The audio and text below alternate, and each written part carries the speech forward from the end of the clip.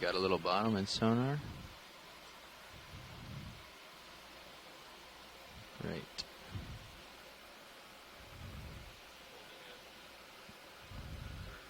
Great. Coming out of joy lock. Coming out of Z bias. Copy auto heading. I'm coming into auto heading as well. And auto depth. Backing.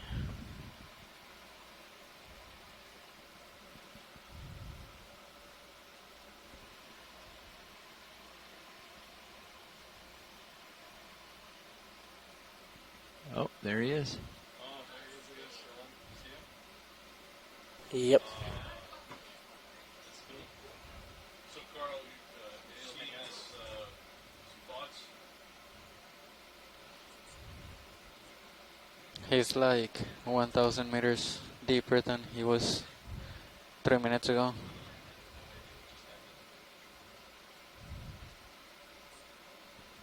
Bottom's in sight.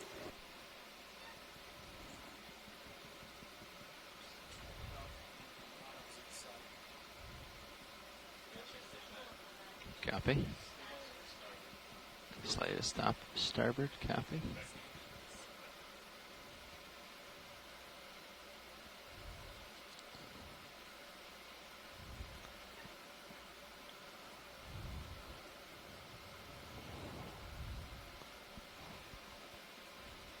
Okay. I'm going to spin around towards my port. Here.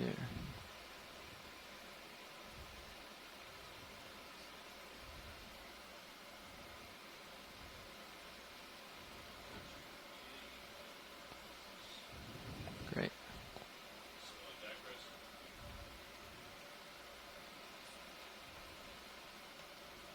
Pushing out. I've got bottom. Nothing in sonar. Oh, there it is. It's sonar.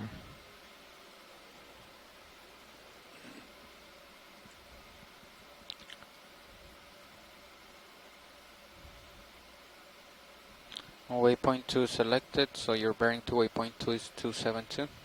Copy. I see myself. Tether looks clear.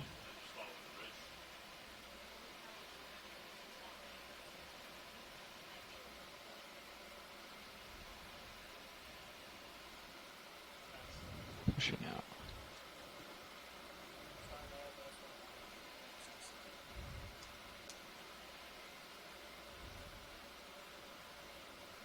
Altitude 10. Soft return in sonar. Nothing big, so we're going to have to drop to get this. So I'm going to hold here. Okay, let's drop. Auto depth coming out, auto heading staying in. Descending.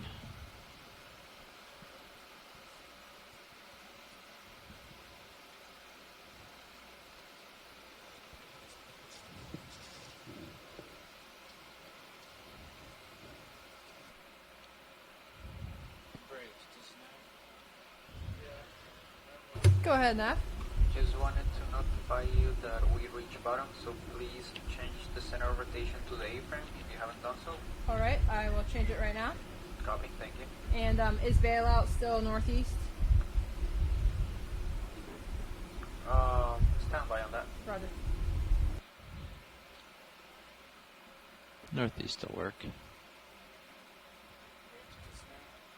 Go ahead, Nav. I think we're good on bailout northeast right now. Okay, center of rotation has been shifted to the A-frame, and bailout still set at northeast. Copy that. Auto heading out. Checking my Z bias.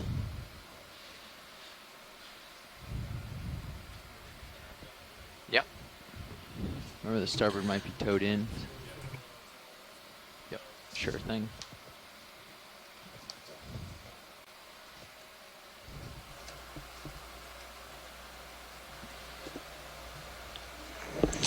This is the Okeanos video engineer Roland Bryan making a general announcement to all those on the ship as well as on the shore in the conference call. Just a reminder that all audio associated with this dive will be recorded with our archive video, as well as being streamed to the world via the satellite and the internet. Keep that in mind as we proceed with the dive today, and enjoy the dive. Thank you.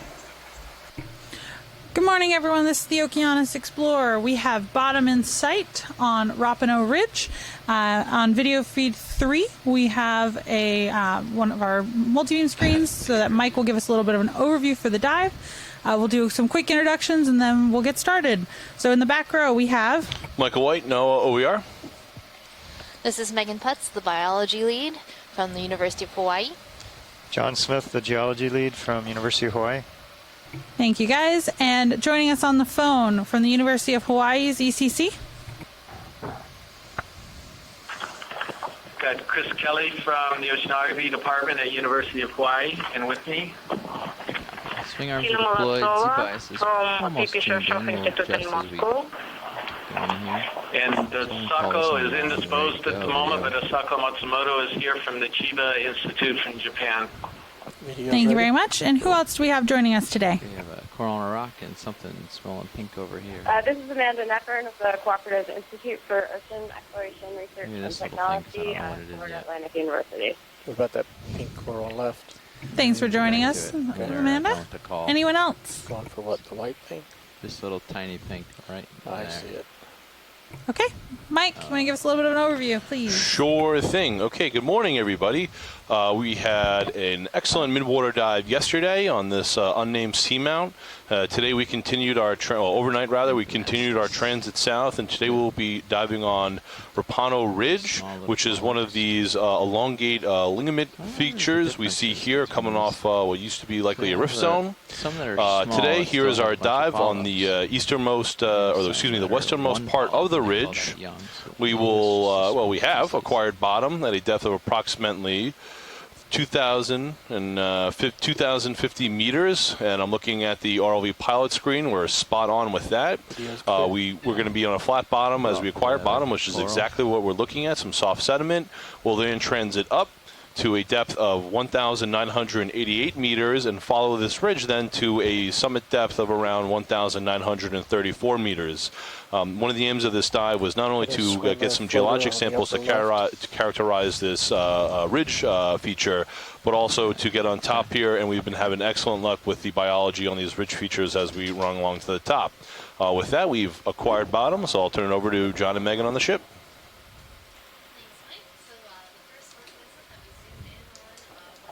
Your mic's not open. Come on. Mic's not open. So the first coral that we zoomed in on was a soft coral or mushroom coral, either in the genus Anthomastus or Pseudoanthomastus. Now we are looking at a pink coral. Looks like a hemicorallium, and on it we have an associate brittle stars. There's a number of them. So good start to a great day. Yep, and we have Check out this this flat area that we've landed in, John. Is this all consolidated, or is it pebbles? I'm not sure. they're these small gravel or cobble-sized rocks, basically. Looks like a gravelly surface, kind of like a gravel parking lot, with a few larger pieces of broken rock or talus lying about. So this is kind of typical. We've seen this at the base of the slopes that we've, some of them that we've been at are in a saddle between two higher points, which is basically the case here. Once we look around and we move over to the base of the slope, we'll probably start seeing more larger rocks and then eventually some intact lava flows, and then kind of a mixture of those as we go up. That's kind of what I'm expecting. Any interest in anything to do? It's the usual story. Going, watch lead. Pilot, when you landed on the ground, was it sort of hard, or did it dragged move? Along. It feels like a sediment. I can actually go back to where my toes were and give you a look. But it was definitely. I just wanted to confirm what he was saying, that it was loose gravel, just in case. So I drug my toe a little So bit. we're going to back See up how and take a serious look you at gotta turn our left. touchdown spot where the skids touched. Oh, right yeah. here you can see we Sediment just on disturbed the bottom, so and it's some rocks. loose. It's not a hard pan or not a cemented surface. But each of these little rocks or cobbles are they look to be coated with the manganese crust, which precipitates out of the water at a very slow rate. This can be very helpful to our annotators who make notes of both the geologic bottom that we're seeing. So we will note the sediment, cobbles, bedrock that we're seeing, and what the animals are associated with. So here, really interesting to note is that where we are seeing corals sort of is only on these large boulders. Yours looks sort of right. Yeah, they coral on the like rock. stable surfaces, and something they want to put down roots for the long term. So the ones that probably land in between are likely not to Copy survive, that, or at least not to 265. survive as long. 30 meters is good. Copy. Also, these large boulders allow current to accelerate around them, making them better homes where more food will come to these filter-feeding organisms. So now we're looking at a scleractinian coral, or a hard coral, also known as a cup coral, because this is only one single polyp that's living a solitary lifestyle on this boulder. The speed is going to be decimal 30 meters going 265, speed So decimal these 2. corals are related to those large coral heads that you might see while snorkeling or diving. Pulling out. Copy.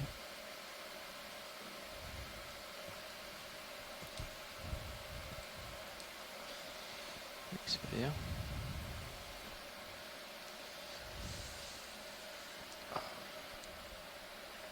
RV and bridge move of 30 meters going 265, speed decimal 2 initiated. All right, we have the ship underway. We just started We're moving. on track. So, if there's any zooms you want, holler. Otherwise, I'm just going to keep headed towards the slope. There's a big rock coming. I see it in my sonar. It's pretty large. I'll push out to that. So there's plenty of fun things living on it.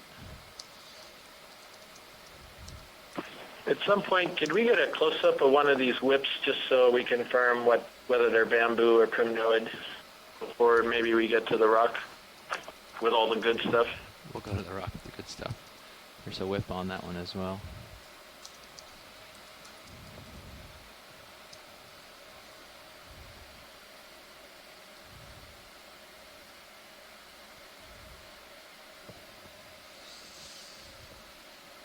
Actually, they look a little different between the two, maybe. Go for the one on the right. And check out this large boulder that's coming into view, just covered with coral. So I'm seeing a number of Chrysogorgia corals, these sort of fluffy looking colonies, and we definitely want to check out this long whip. It could be one of two things, either a bamboo coral or an unbranched primnoid coral. Sneaking in a little closer.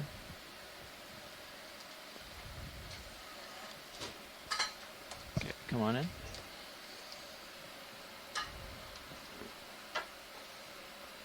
So what we're looking for here is whether or not these polyps have body scales, which would indicate it's a primnoid coral, or if it has an interesting skeleton where there are different breaks in the skeleton, and that would make it a bamboo coral. So this one looks quite fuzzy.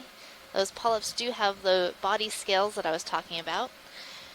So it's likely that this is Candidella gigantea, a type of primnoid coral.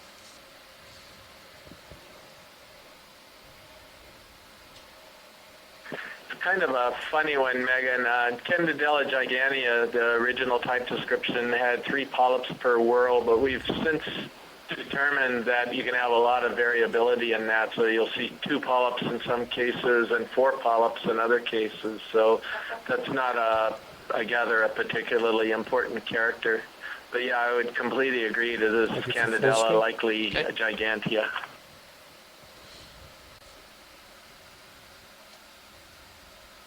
We're also seeing numerous Chrysogorgia corals and in the branches of those corals, there are some squat lobster associates. Clear.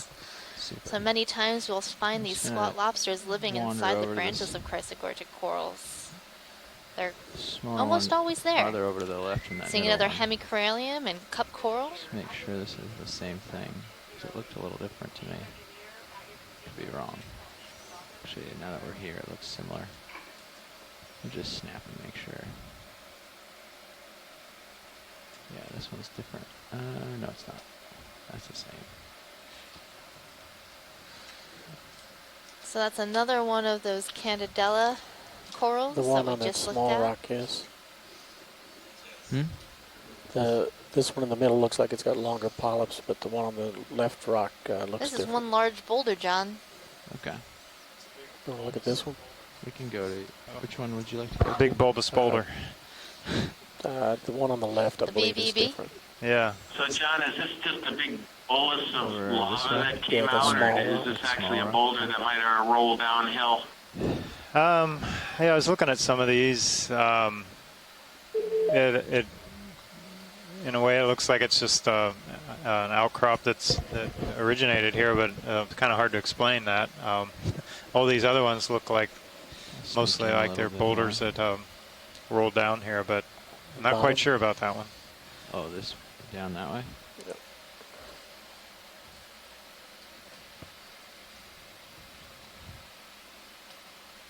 That one's So different. now we're seeing a bamboo coral.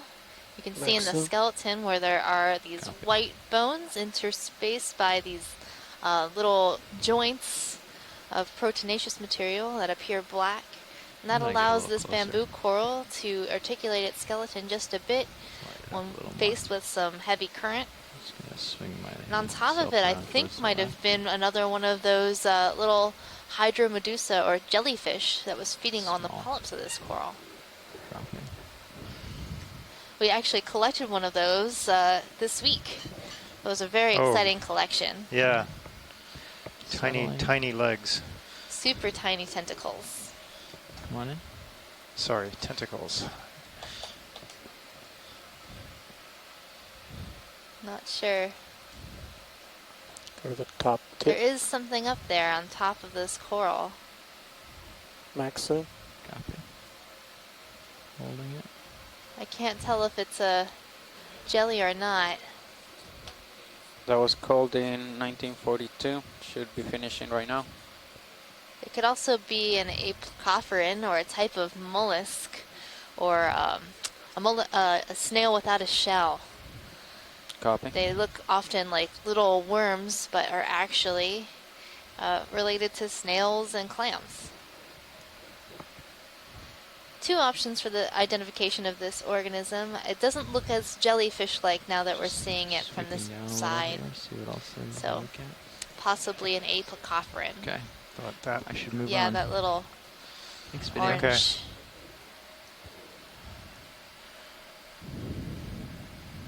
All right, continuing on.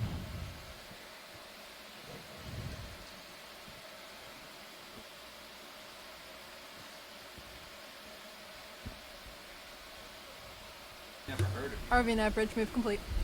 Copy, bridge. Well, since we're seeing so many corals just on these large boulders, I have a good feeling about when we find the actual hard slope of this feature. Yes, so now are we sort of It's probably going to be covered. Absolutely. What is that? We're heading in the right general direction for the main slope. But if you're a coral, you don't want to live on this hard Yeah, or this sort of 281, soft, and then we moved pebbly, 265, so sandy, pretty much in the same ballpark. sedimented area. Thanks. It's I'm going to be gonna hard for you to push out stay this way, there's attached some interesting rocks in to here. wherever it is you land. So if you land on one of these pebbles and become a giant fan or a whip, you might accidentally fall over in the current. Yeah, we saw some large stalk sponge the other day that was actually on a pretty good size piece of broken rock, but it just got too big, fell We over. can do another ship move. You're starting to get a couple returns off to your port there. I might push out that way, because that's closer to 280, which is sort of the way he wants to head. And that's oh, Oh yeah. I did my math incorrectly. Yeah, alright, we'll stick with this then. Okay. Let's keep doing it.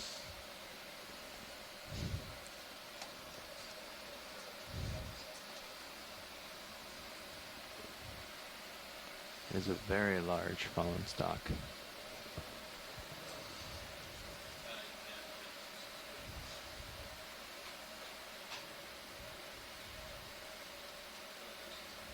Okay, so do you want to now move at 265?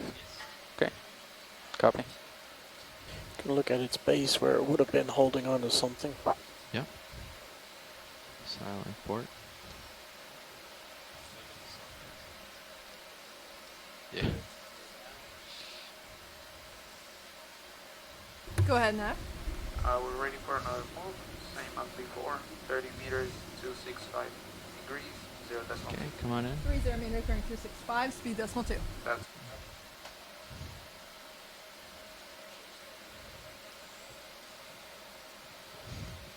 Bad rock choice. So right now we're zooming into a This dead is sponge. a sponge that's almost dead, if not dead. It's still got a little bit of white color to it, so there's still probably some live tissue here. This is a perfect example of what you guys are talking about, where it apparently got too big. This is a really weird stock. I'm not quite understanding this one, but maybe it's on its side. But anyway, I think it's a Faread, is my best guess of some kind. Maybe it's one of those Aspidoscopulia, but the little leaves have broken off, and we're just seeing the main axis. Yeah, I think that's a good guess, Megan. Yeah, quite possible. Cool. It's always better to ID things that are alive. A lot easier. Awesome. Moving on. So it actually looks like it pulled some of the crust off when it was blown over. When they first landed on that, you could see there was some manganese crust that was still attached to the base. So that's kind of interesting. It didn't just separate from the rock itself. The crust is what gave way.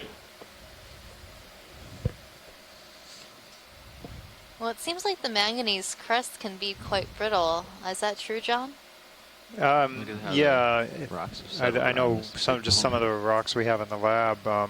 There's some, I think on the underside it's fairly thin, like millimeter or so, and it's pretty brittle. Yeah. If you depends how it's adhered. Sometimes it's really hard on there. If there's a little like a, I don't know.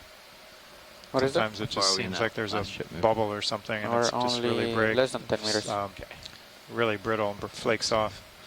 Sometimes it seems super hard once it gets really thick. But yeah, I think if it's thin, very thin, it is very brittle.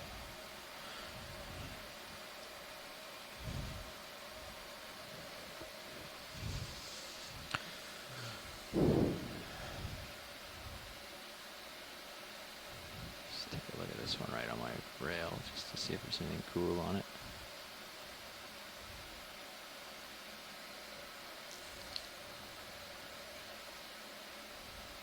Here are some nice colonies on this rock.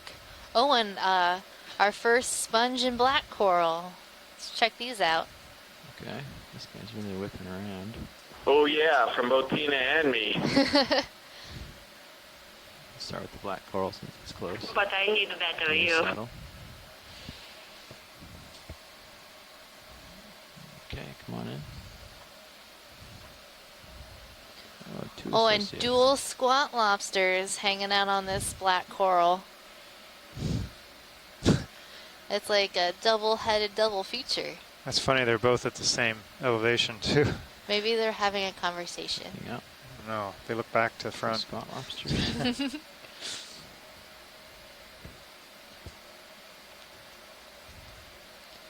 So Tina, is this a Trisopathes? Agree, it looks like Trisopathes. It's very easily to see from the side branches.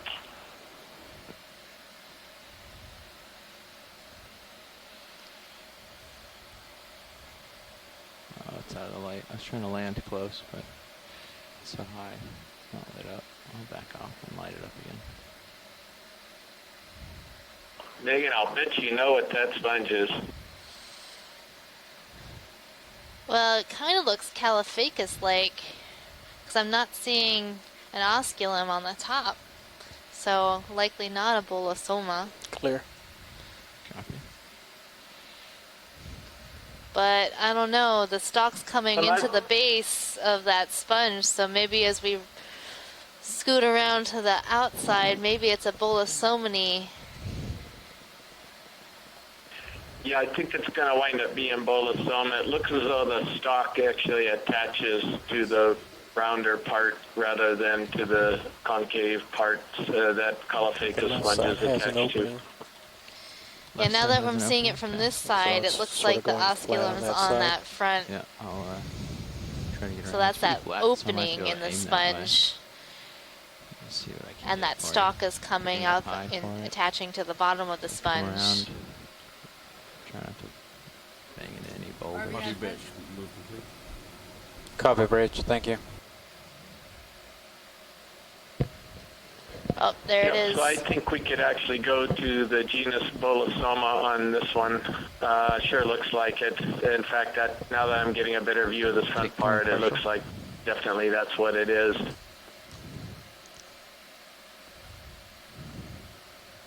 Look at all these little Partial. projections and the holes it's got. It's got quite the surface texture. Yeah, I agree, Megan, and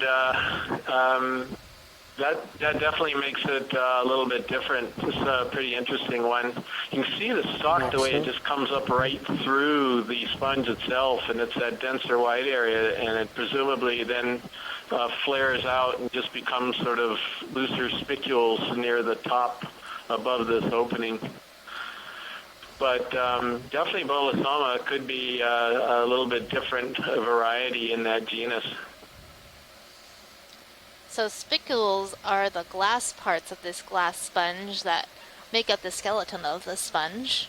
And every sponge has a unique set of spicules, which allows sponge taxonomists to figure out what species this is.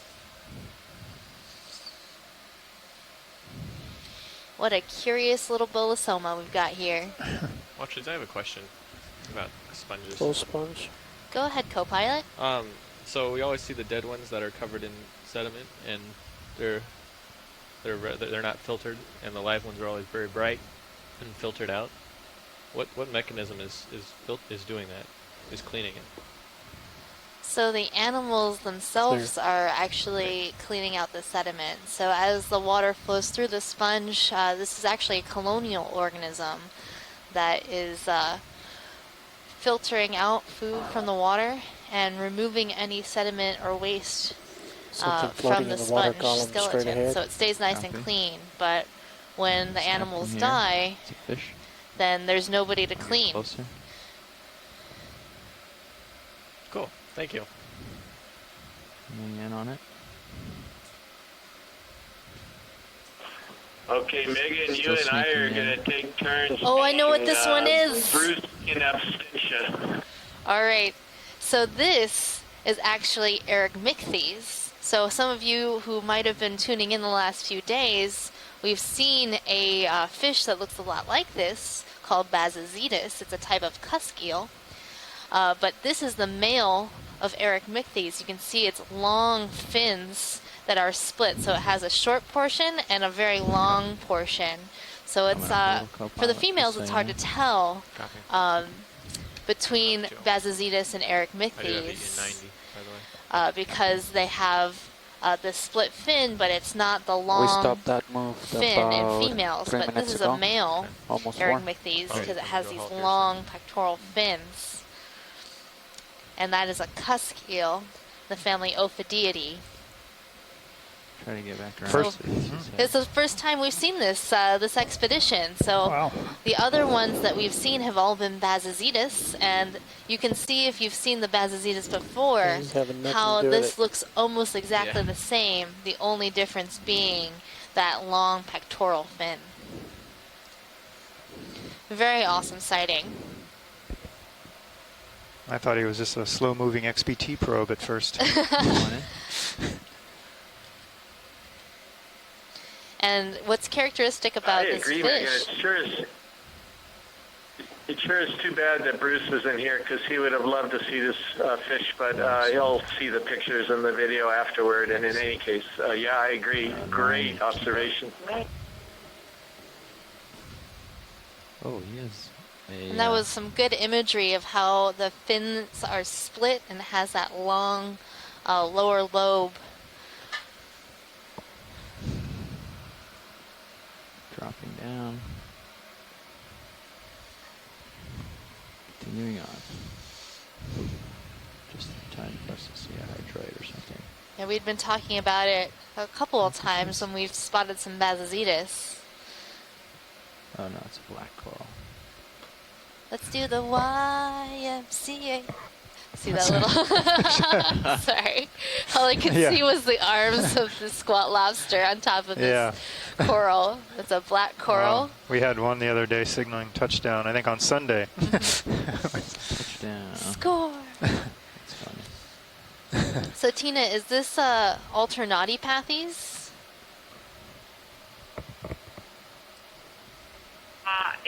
Megan, it's not really visible from the view. Just check below the. I'll drop a little. I guess yes, you are right. It's Alternatipathes.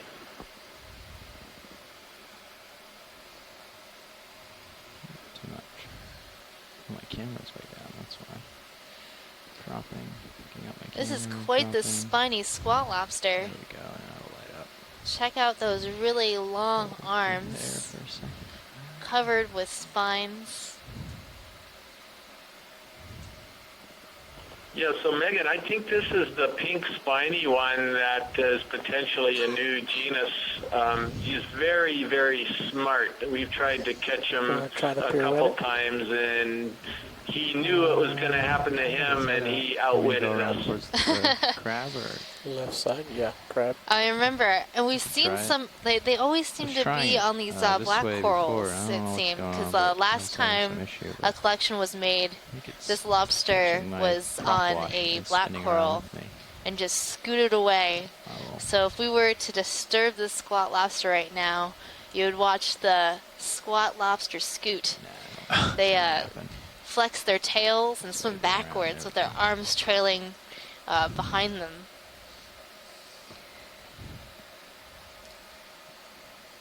Okay. Yeah, sorry. Full screen. Copy.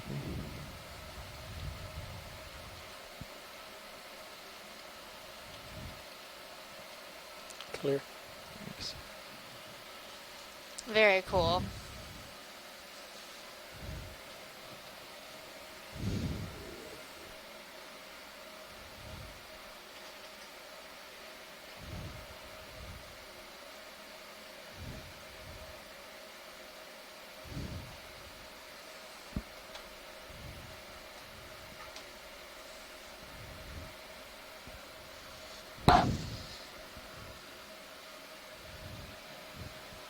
Okay, co-pilot, let me know when you're ready for another move. Copy that. What's your direction to waypoint to? It's right there, 281. Well, I'm glad this dive started off with a fish I know. I got to be Bruce for the day. Yeah. Super exciting. Of course, I love hearing from Yeah, Bruce. He it's has low, so I much think. fish knowledge. It's amazing. Still at, maybe 250, 260. So. I'm pretty happy at 260. I'm not seeing much. Okay, let's keep going this way and then we'll see what we find later. Do we expect a steep face or anything, watch lead? Oops. I'm not sure. Not according to HiPAC. Okay.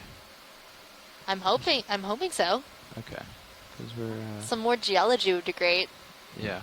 Yeah, we can turn that up a few notches. We're just buzzing along here. We've done probably 30 meters to 60 Yeah, the coming up. quicker we can move along from this area and get to some bedrock would be awesome. Okay. Not that I'm not enjoying these boulders of Random boulders. random communities, but I have a really good feeling about this seamount. Okay. We also need to see an octopus today for our videographers. it Octopus Friday? And video clippers. I may or may not have promised one. But we saw a squid on the descent, so we've got like some cephalopods in the area. Yeah.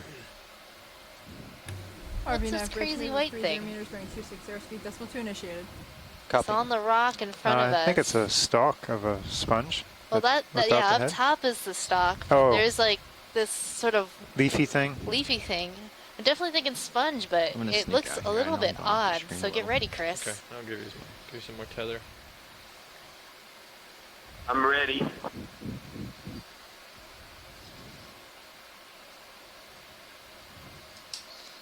All right, pilot, if we can come in on that sponge right there. Copy that. I think I have a guess of what I think it is, Chris. So do I, but let's hear your guess first. I'm thinking Atlanticella. Come on in, you can frame it. You are hot this morning, Megan. You are on it. Lasers are clear. So this is another type of Correct, glass you are. sponge. Atlanticella, which is Atlanticella is in the family Euplactelidae, so it's a vase-shaped sponge. It looks pretty weird, but it actually has a vase. It's attached to the bottom over there on the right. It has a very flowery, petally type of vase, very ornate. I don't know what type of art you would classify that, Megan, if a human made it. But in any case, Atlanticella, almost positively for certain, this is what they look like from their side. You know what they look like to me? Have you ever seen those blown glass works, Chihuly? And he makes these really great, like almost flower-like blown glass sculptures. And it looks almost exactly like this, but more colorful.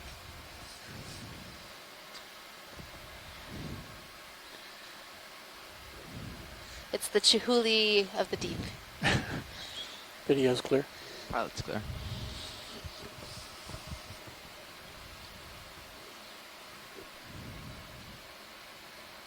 And again, we're seeing this nice, huge boulder, also covered with some pink corals, a hemicorallium, and some chrysogorgia corals as well.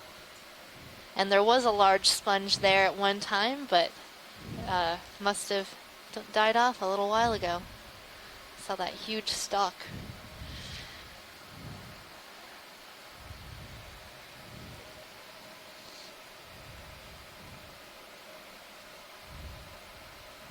It's pretty far out there. So I shouldn't push out to that outcrop? Ideally, no. Okay. That outcrop's a little out of reach at the moment, so I'm just going to sidle towards my port at the end of my tether. I am moving though, so I'll be there soon. Oh, looks like we've got some doing that little more all interesting day. geology to talk about. I'm getting my starter What is and my going port on here? backwards all day. Rocks in view. So Super annoying. this is a contact with the surface we've seen and a change in geological units. So we're also topographically or bathymetrically, we're kind of at the base of a slope of the ridge. You can see it, the angle, slope angle picks up. Zoom fish. So this is all Might be a fish there in the center.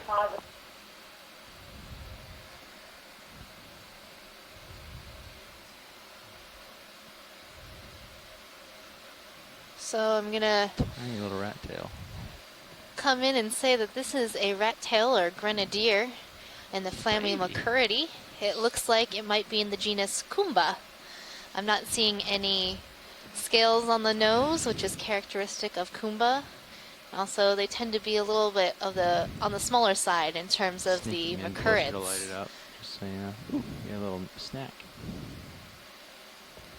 So that is a rat tail fish. I'll let him go.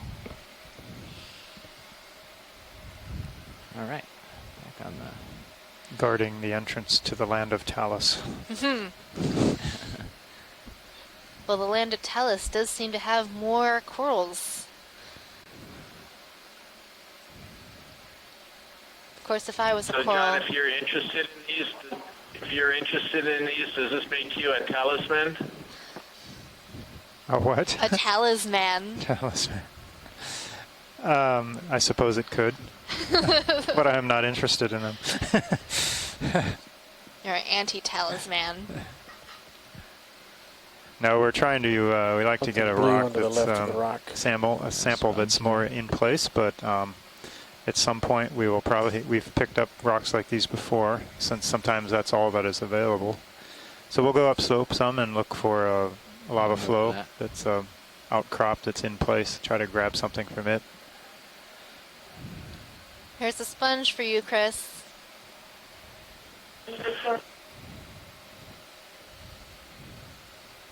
Center up. RV and average, move complete. Copy, Bridge. We're just up. Okay, let me try again.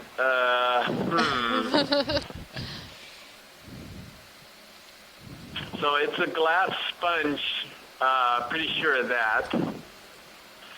Best guess is it's in the family Phariidae. You have somewhat tube-like structures growing from it, from the outside of it, but also you can see the framework, which looks very uniform between these tubes or leaves.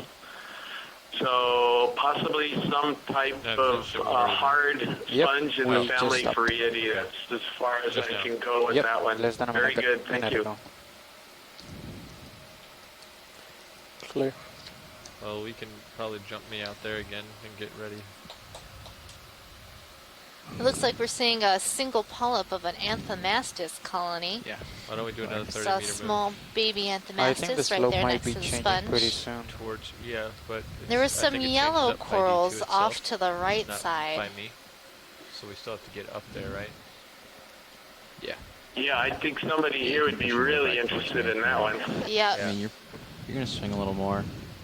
So pilot, if you pan a little bit to the right, there was some yellow colonies that we were interested All right, in. let's do 270 or Heading out to the 260. right. Oh, I see. Yep, there they are. We can do 270. Okay, and then we'll go up 290. We'll go based on what we see. Yep. You are? Ah.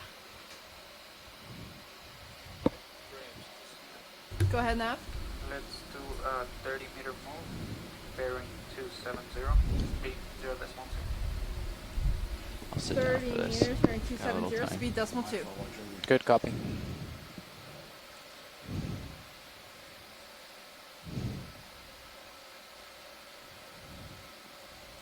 So I have a feeling this is a Come on in here. Acanthogorgia, So you got to tilt but more. we don't know. Gotta zoom in.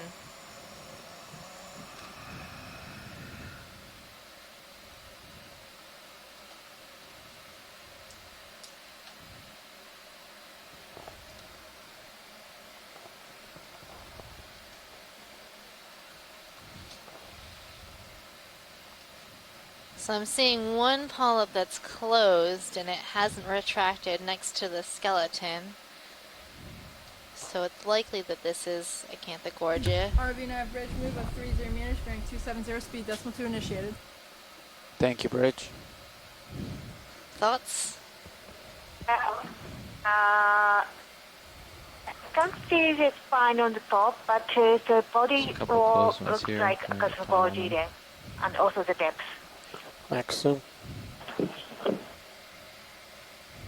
the macaron, super macaron. You need a closer look, watch lead.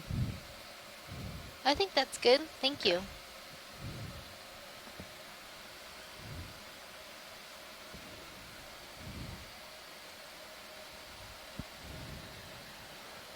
Video's clear. Pilot's clear. Not seeing any of those light things. Yeah, it could be a planar ice. That guy is a possible there. Yeah, condilated. I don't know what it's there. Maybe bamboo.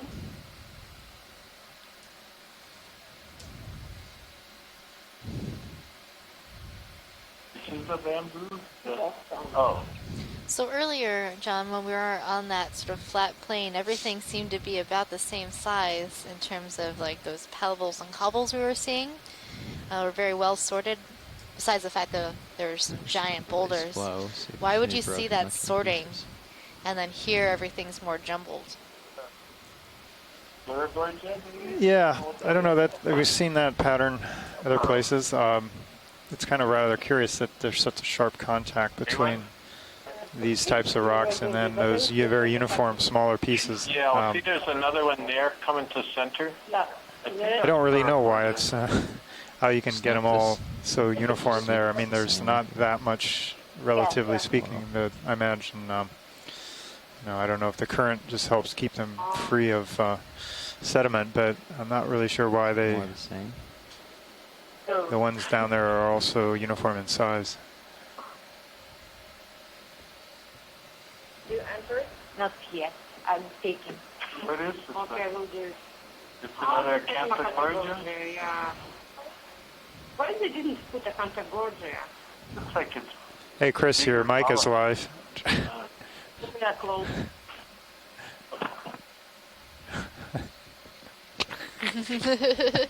You didn't want to hear our continuous banter there? Well, we think it's Acanthogorgia then? Yeah. Then? Is that what we think? We think it's, yeah. Yeah, and then you got some Pleurogorgia. You probably heard us discussing that too.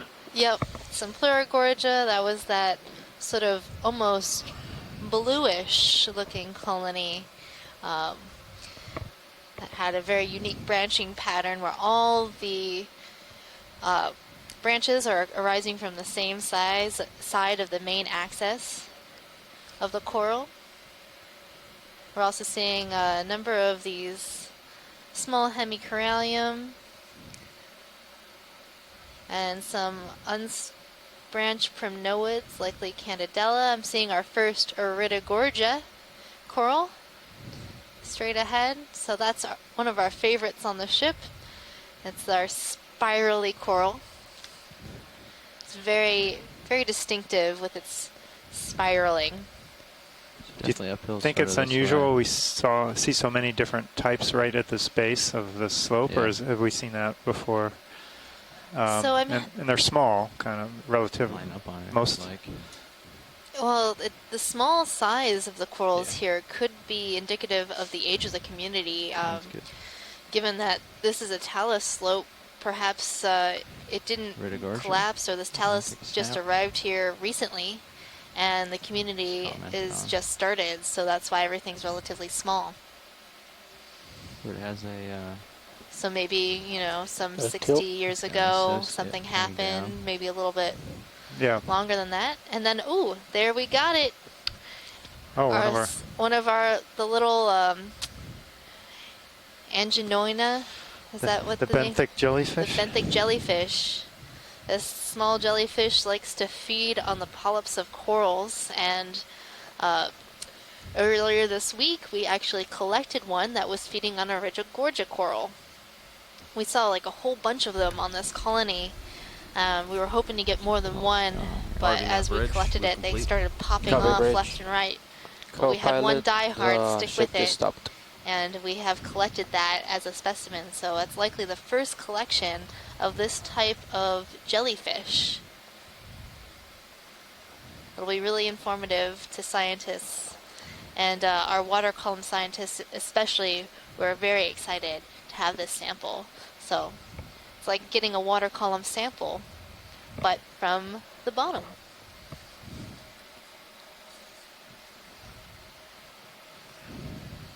You're worried about it being in place versus something that fell down before. Or something that looks in place and situ intact around it.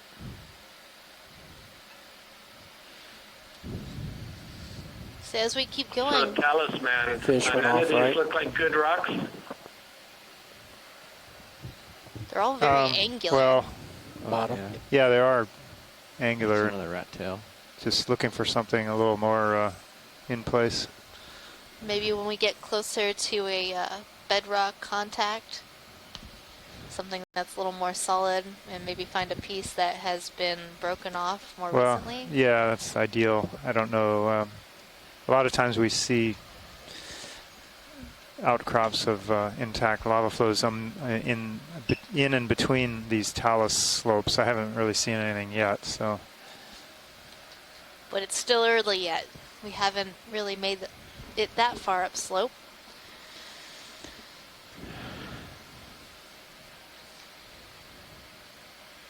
But so far, so good on the dive. Lots of interesting things to see. We're seeing quite a bit of diversity in this community so far. There is another black coral down there.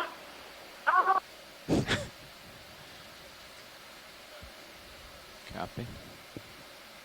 A couple different sponges. It used to be umbrella potters.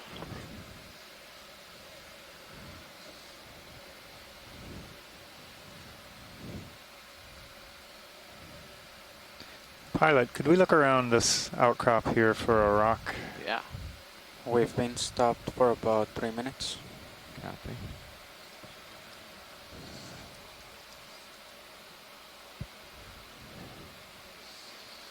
Maybe that roundish one that looks separated there, like a toe. Near the bottom? It's in between those two pieces, where they broke. That kind of one right in the center, almost below the lasers, slightly to the right. Okay. Yeah, just below the lasers now. And there's a fish upper left. This piece here? Yeah, that one, if we could see if it's available. Yeah, let me see the fish real quick. Bye, fish. Just run over with my heading. Snap in for an ID on the fish.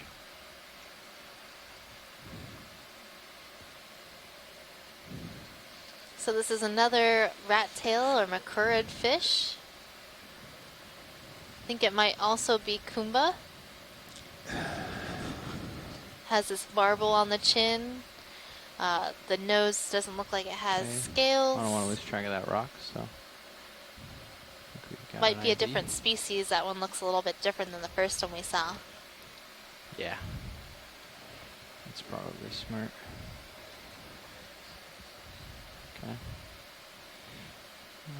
All right, now we can look at I'm gonna rocks. get in with the fingers and poke to see if it says. Oh boy, oh boy. The thing is, the fish, they that's swim away. cemented The in, but rocks, we'll poke it they don't anyways. move so quickly. Thanks.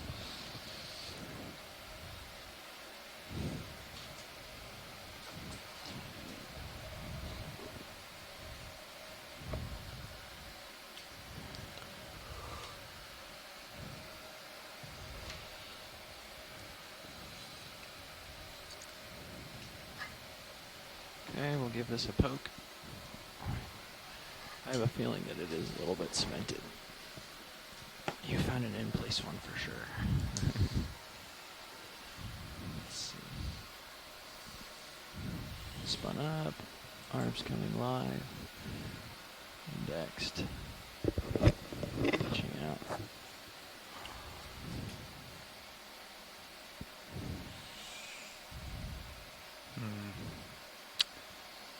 Yeah, one of the ends there.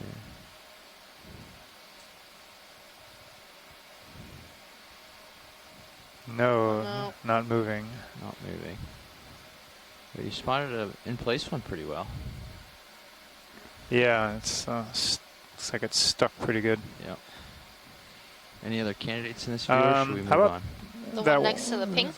The one right next to the, right below the, well. That one? Try that one while you're there. No, go ahead. Where are you talking? I think the one that's right next to that coral, right near the where the manipulator is, slightly to the left. Out here? Yeah. That one sort of, the jaws are on now. I'm picking up. Swimming worm, far left. Yeah. Maybe either that one or the one right to the right that you knocked away. Here? That Yeah. one? I'll snag it and bring it in a view real quick. Decide if we like it.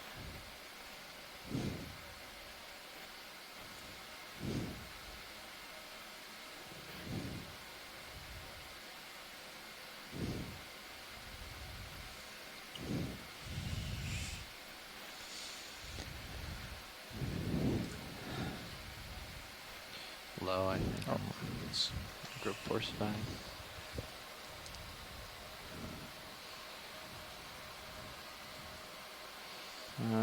Let's see the other side. Yeah, what do you think? Is it what you're looking for?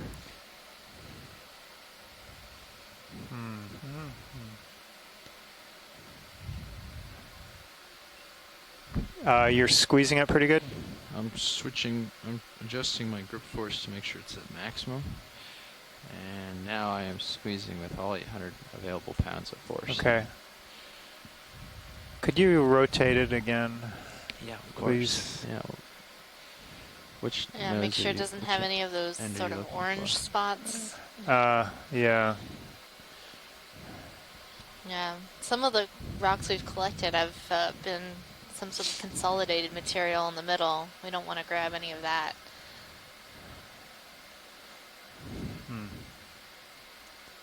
What do you think? That's a little more for me. Sorry.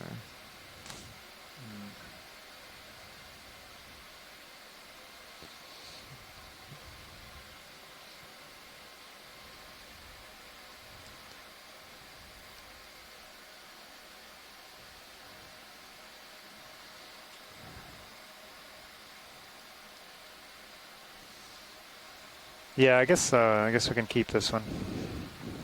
You sound very excited.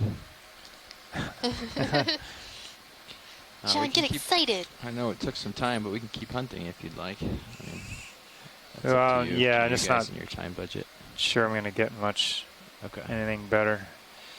Okay. It's better to get something now than so not get anything at all. It's hard when they're unsure to like dedicate the time to opening the box and all that.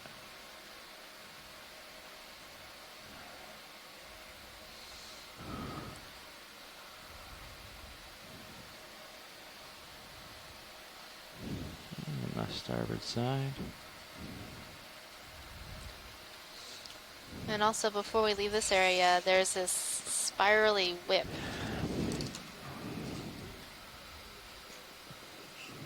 Yeah. So there's a spirally whip off to the right side. Can we look at that before we leave here?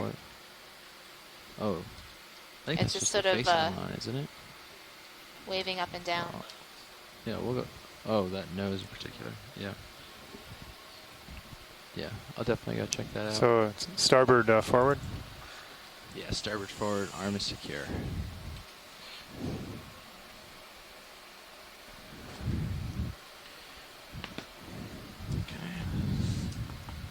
All right. Sorry. While I was throwing the rock, you asked for something. Yeah, on the right side, there's this sort of spirally whip that's waving up and down. Yes. About mid-screen.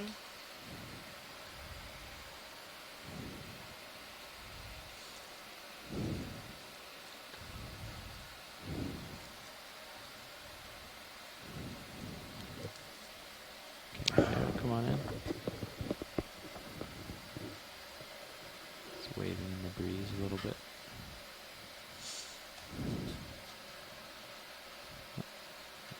Doesn't want to be looked at. I'll come. Go ahead, Nav. I see down here I'm going to go out towards the base where it's waving around less. A little bit. I just wanted to know how the ship's handling that and if we're fine to continue the dive in this heading. Up here. So this is a we different seem to be type of holding black back fine. coral The wind is still off called of our bow. Stichopathes. Nothing has been ramping up, and I'll just keep monitoring it Because closely. it kind of looks like a stick. But it seems fine Right, now. John? All right, sounds good. Thank you. It does.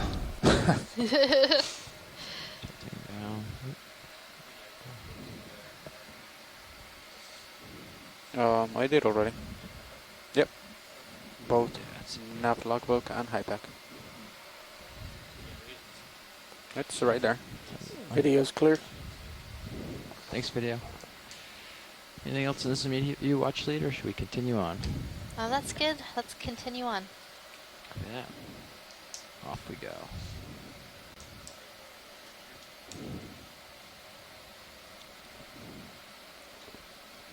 Oh yeah, look at that. Some nice outcrop. I did there. already. It's made some weird thing. Oh, that's crazy.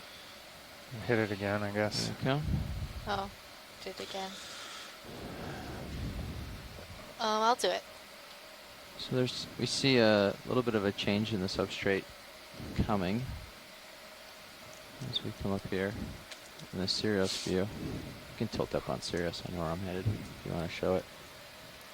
Show it off. Oh, I see. It's sort of localized. Yeah. I see some lava flow across. Oh, I got that too.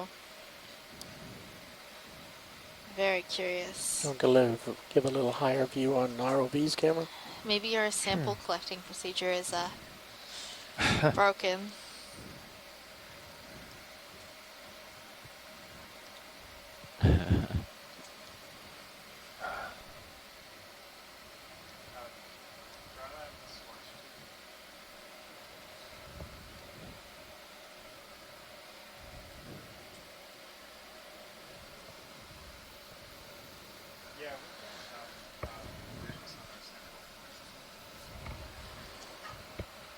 He's trying to just hail the dry lab, I think, only. I hear him. Let's check out some of these Fish yellow left. colonies. Yeah, I'm lining up for the fish. Oh, and first. the fish.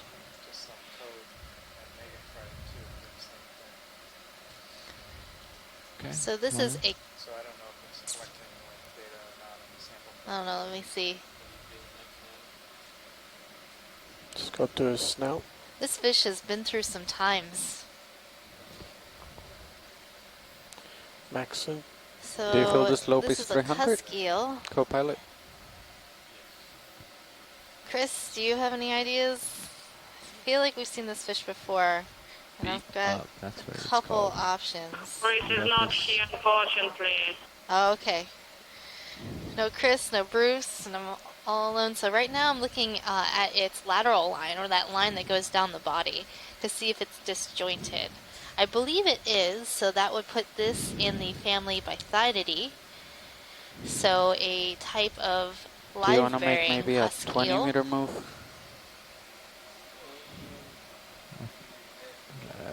Gotta adjust a little bit video. Oh, the waypoint Get close is to the rock face, oh, so I couldn't keep actually, following him. it should be still Come around this side to 280. follow him.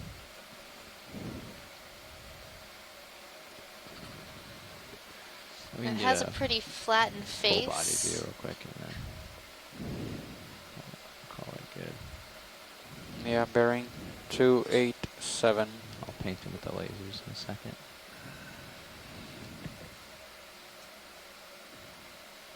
Okay, coming up to paint him with the lasers. So I think what we were seeing before was Cateatix hawaiiensis. So it's likely that this is a live-bearing cusk eel. Species Cateatix hawaiiensis. Great. That's my best fish ID. Thanks, video. Nice work. Okay, you were mentioning something else before I got distracted with the fish. Ah, yes, the yellow colony, dead ahead. Dead ahead, not to the left. I think they're both the same, so either one. Alright, well we've got a nice fan view of this one. So Yeah, let this me one has the snag- better angle. Snag that. I'll put a toe in for this video. I've got a second. Try not to toe in on the fish. Am I okay? They look clear to me, yeah, okay. I thought you were... Oh, you can't move. I thought you were telling me to watch out for something. I didn't see it. So we're seeing a number of corals in this area. Thanks. I'm seeing pink coral, Come on, some Amber dear. hemicorallium. It's a type of precious coral. Some primnoid corals, and looks like this might be another Acanthogorgia.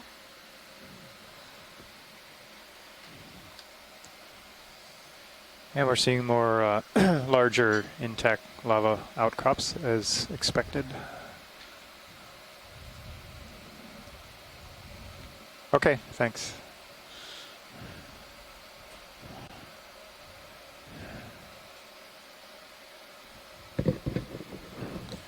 Pulling for full.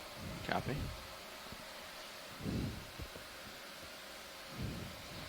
And I think the one right behind it might be a bamboo coral. The white branch to the a bird just to the right of this yellow. Clear. Would you like to snap at that bamboo coral Yes, to make sure? please. So I'm looking to see where it's branching from, either from the nodal points, those brown locations, or from in between the brown nodes. So this is a nodally branching bamboo coral. Okay.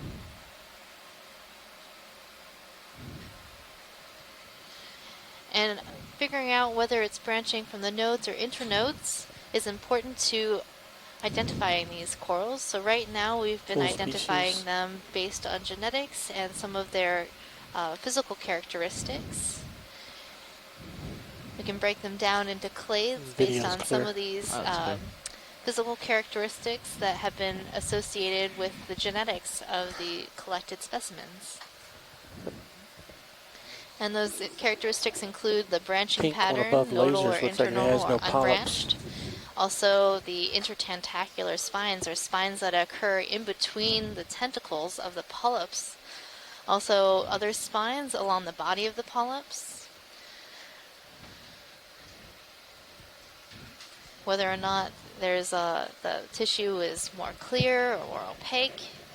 So we've been looking at a lot of different physical characteristics and pairing that with the genetics and trying to see if we can do better at identifying these bamboo coral. I've been learning quite a bit about bamboos on this expedition.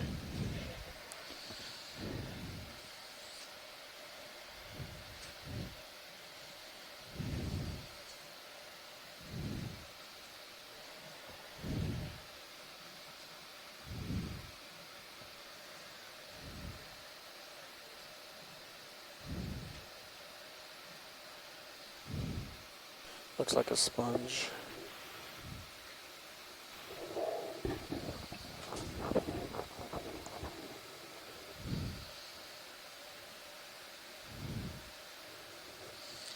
We're also seeing a number of different types of black coral. We saw some alternatipathes, some stichopathes, perhaps some abellopathes.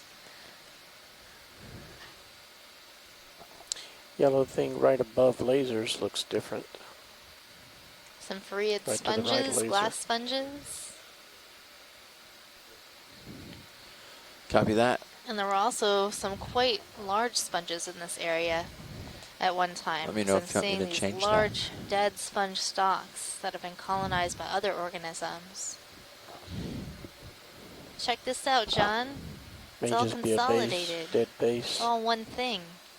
Yeah, and it's really steep too. It's picked up from like about 30 degrees to about 60 degrees.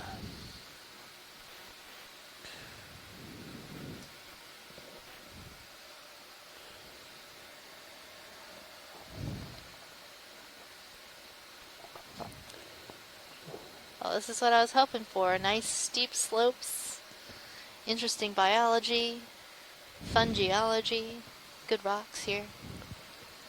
Good times. Mm-hmm. Those pink corals near. So has there been any work on Rapano Ridge? I know, right between understanding the dates of the seamounts and the musician seamounts, there was one study that dredged a couple of the features up here in the musician seamounts, but other than that, a lot of they're not as different as I thought. The seamounts have remained unexplored completely. And the ones that have been dredged, it was only for geological aging and dating of these features. So this is the first time any biological work has been done, and the first time that anybody has gone down to observe these organisms in situ and this geology in situ. So we are the very first people to see the views that you are seeing now. And this may be the last time we see this particular view. Right, because we would probably, if we came back, go to a different part of the seamount rather than repeating the same track over and over again, unless there was something that we needed to either collect or monitor over time. But to answer your first part of the question, this particular feature, looking at the maps in the literature, the papers published, does not appear to be one that was sampled. but it fits in between the some of the other ones as far as the other maybe a dozen or so seamounts that were dated, and so this would be in the range of 80. I don't know, so middle 80s million years old, so say 84 million years old, in that range. If you followed the progression of the timeline and the hotspot trace. Of course, we don't know till these samples are taken back to the laboratory, cut up, sliced up, ground up, and then other studies done with them to get the chemistry and the age, absolute age of them. So we don't do that on the ship. We can do some preliminary visual analysis, basically, and then we package them up and send them off to Oregon State, where there's a group there that will work up the rocks and make them available, make the data and the rocks available to other scientists. So you're looking for specific chemical makeup, and that will tell you about the origin of the rocks and also how old they are? Right, so you look at the geochemistry, what the minerals, contents, and other relationships are, and then you can compare that with samples taken from other places in the world ocean, hotspot traces, pure hotspot traces such as Hawaiian chain, mid-ocean ridge systems, back arc basins, and then you can place that where the chemistry of the lavas fits in amongst all those others, and then you can also date them separately. So does every hotspot have its own signature, or are they just very similar to each other, and does the signature change over Northeast time? at this point is not very smart. There is kind of a typical signature range for hotspot volcanism, and it's different than, say, mid-ocean ridge volcanism. I think each hotspot trace has its kind of peculiarities, though I don't think they're drastically different. And there's some variation over time, I guess, or there can be some slight differences, especially when you start talking about secondary volcanism that comes up later on.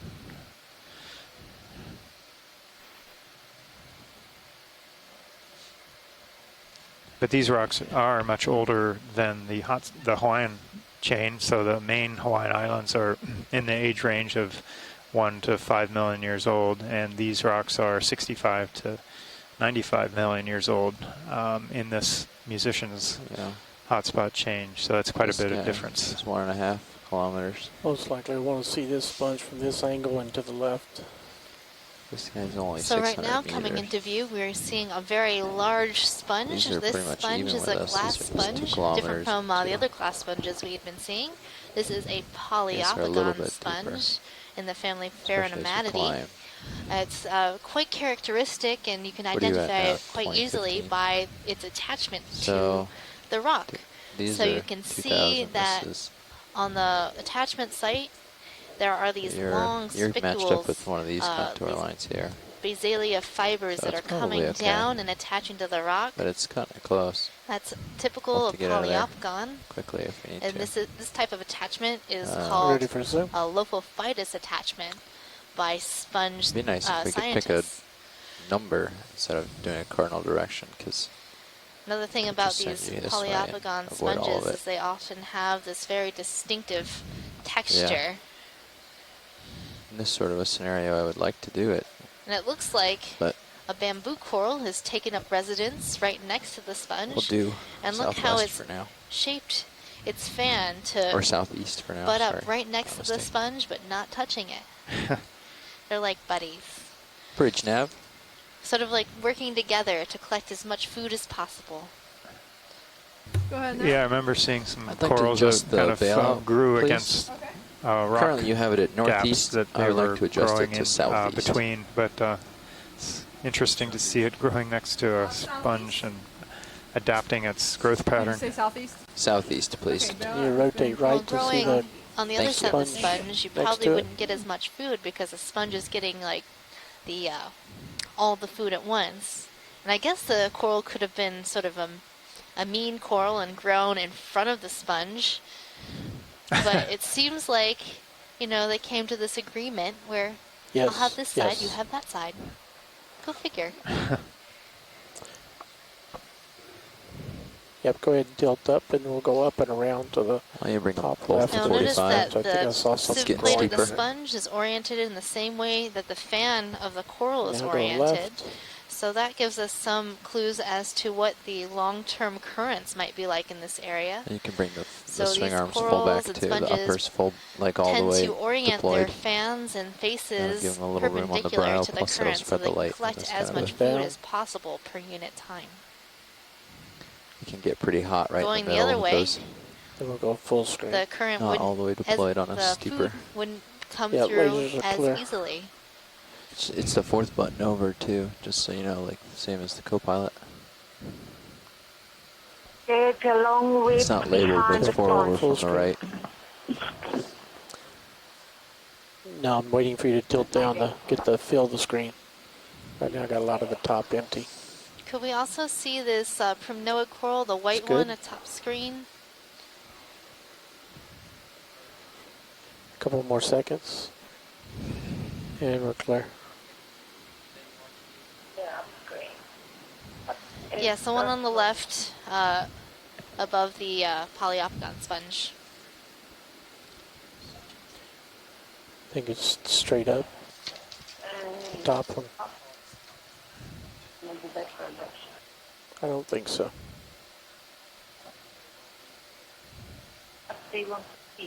So we want to see this different Primnoid coral up close just to see if we can see a certain pattern in its... Yes. So I'm thinking that this coral might be in the genus Narella, but the way to confirm that identification is to see the body scales of the polyps, see if there's 3 body scales, which is typical of the genus Narella.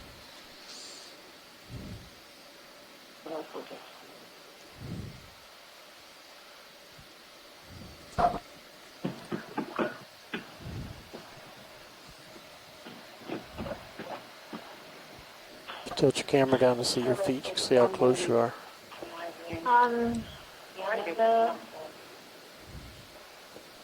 Yeah, no, keep your camera level. You don't need to tip down at your feet. You've got the view from the manip cams. You think it's fall summer?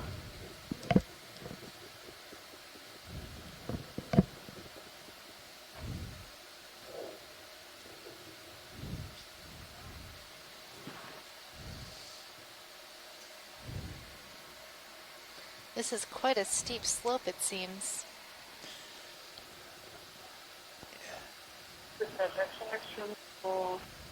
Yes.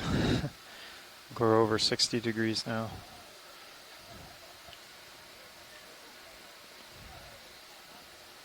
Okay.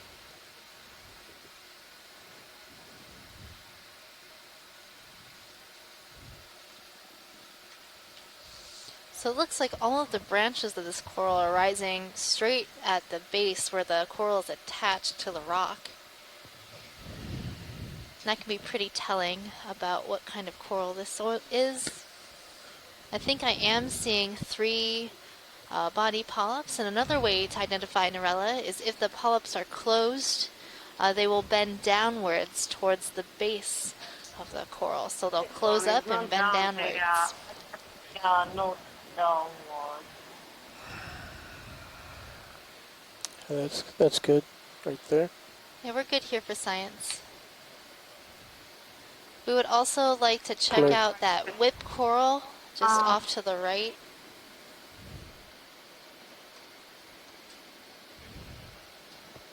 Yeah, there it is.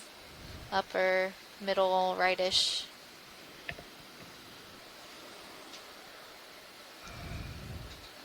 So that coral is an unbranched bamboo coral. Just to the right of the middle, that whip.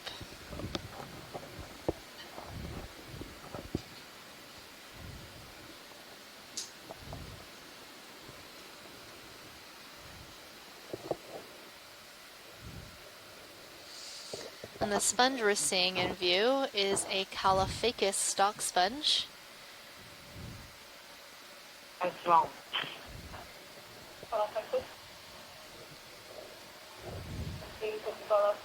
Yeah. Why?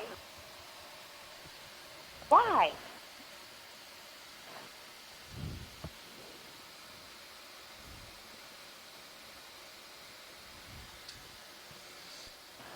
And it looks like there might be a squat lobster on the branch of this coral, this unbranched coral.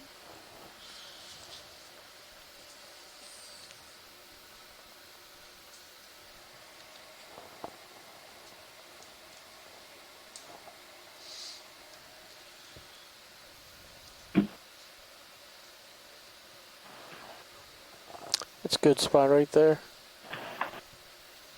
So these polyps are relatively long for a bamboo. That's pretty interesting. Seeing long intertentacular spines in between the tentacles of this bamboo coral.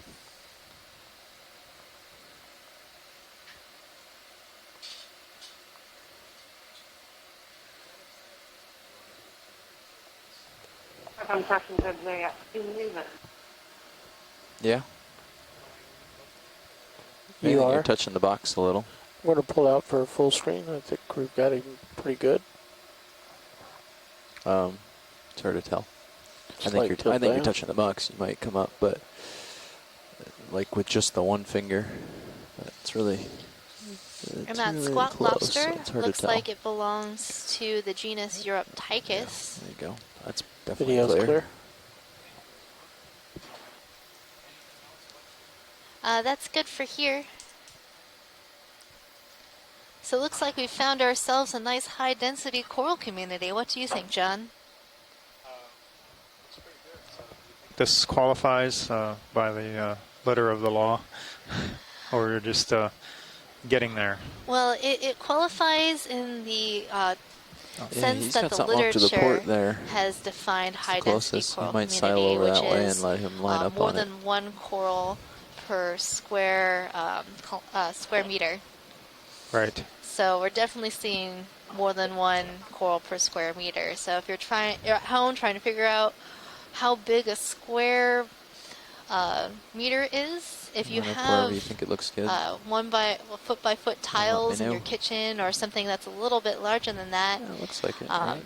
go 3 tiles by 3 tiles. That's approximately a square meter. A little bit smaller if they're foot tiles. 295. Yeah, that's a good way to. But that gives a good reference it. sense of Degrees. how big we're talking about in terms of space. So they can be corals of any size. Yes, you corals guys of could any get size. what? Sponges Do you want too. to start with 20? Sponges are sort of counted in this community because Okay. we're talking about the entire thing here, not just corals, but Great, also Jarl, you sponge nav? communities as well. And look at that stalk.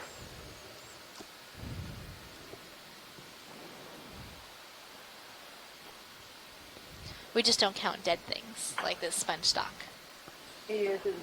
Okay. even though it's sort of part of the community. And on this dead sponge stock, we are seeing some hydrozoans, as well as some barnacles. So even when dead, these corals and sponges provide habitat Tilt for a up to lot the of top. other invertebrates in the area.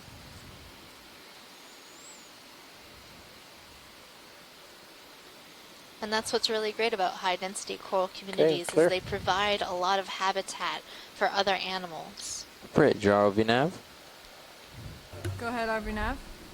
Another ship move, if you don't mind. So I'd be interested in checking out this large bamboo We're going to go a coral distance fan of 20 that's right behind the meters sponge stock, at a if bearing possible. of 295 degrees at a speed of 0.2 knots. 20 meters, bearing 295, speed decimal 2. That's correct. Thank you.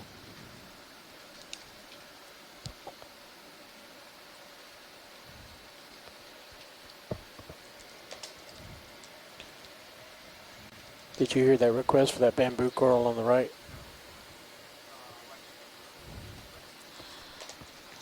Pilot, that was the bamboo coral that was right behind the sponge stock we were Arvinav, looking bridge at. move of 20 meters, bearing 295, speed decimal It's 2. over to the right, the big Thank you, bushy Rich. one.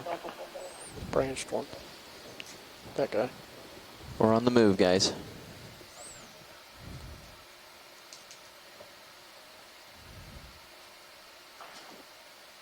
And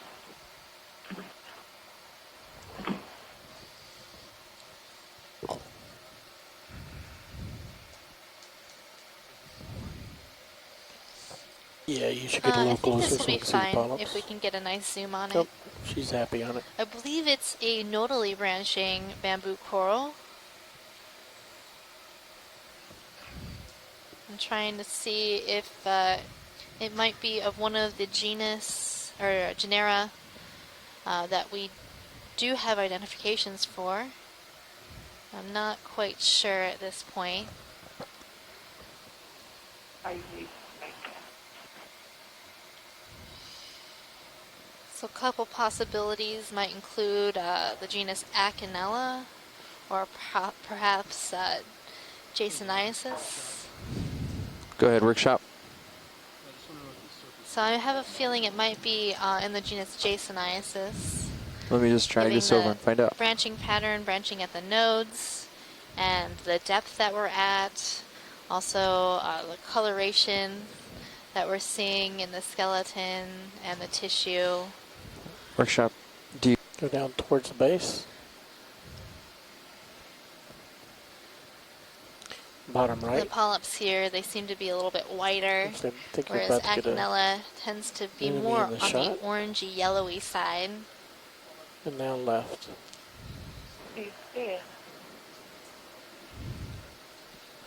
That's the base. And that's a nice good view of the base.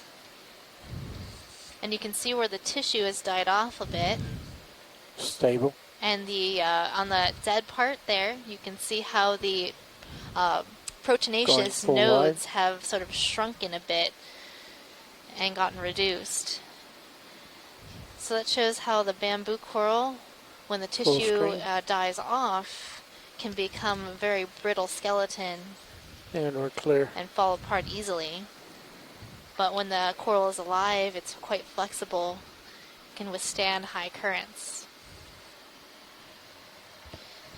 So that is a bamboo coral, a possible identification of Jasoniasis. It's beautiful. Beautiful? Bambootiful? Bambootiful.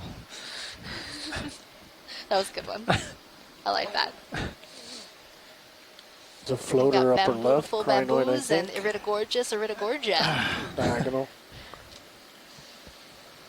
Oh, let's check out this sponge lower Okay. screen below the lasers.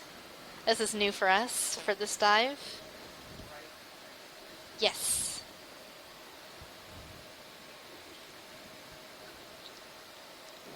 RV nav bridge, move complete. For you. All about Okay, guys, that's it for the last move we put in. How many calls you had? well, this time I was expecting Almost 4 minutes ago. well, today, twice yesterday, this morning. So Chris, Mic's your open. mic is open. Also, we've got a sponge for you. So if you're not going to talk about the sponge, Don't talk at all. right?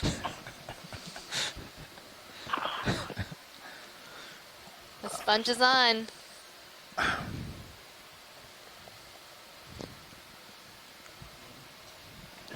Sorry, guys. I guess the mic was left open again. I just came in from talking to somebody, and I was talking a different subject. But anyway, the sponge is, I think it's a Tretopleura, is that right? I think so. That would have been my identification for this. It's very leaf-like in structure and nice and tall. And definitely one of our first observations of this on this dive. But we did see one on a previous dive this expedition. You can see the framework of the sponge.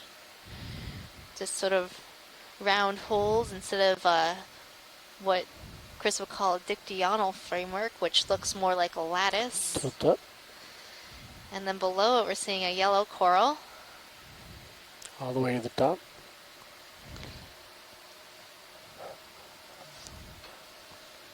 And on the back of this sponge, we're also seeing some associates. Looks like hydroids. Video's clear. Growing out of the back of this sponge, taking advantage of being up in the water column and feeding. And also in this area, we're seeing a number of these unbranched primnoid corals, Canagdella gigantea. And those polyps on these Canadellas are quite large, and that might be why the name is Gigantea.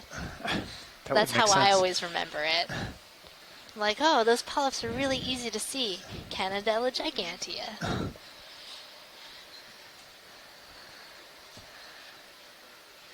Some of the other primnoids, the polyps are quite small, and you're trying to look for those body scales that I've been talking Fish about. left. And it's hard to see. Fish on the left. Might be even the same fish we saw earlier. Nope, no, this is different. This is an ophidiid, a cusk eel in the family Ophidiidae. You can see it has these sort of reduced fin rays underneath its chin, and they're split. This one seems to have sort of a little bit of an inflated abdomen, maybe, perhaps. So perhaps this is a female, and she has been through a tough life. You can see all the scarring along the body. Let's just kill lasers and go for the But these are also some of the larger predators at this depth. These cusk eels.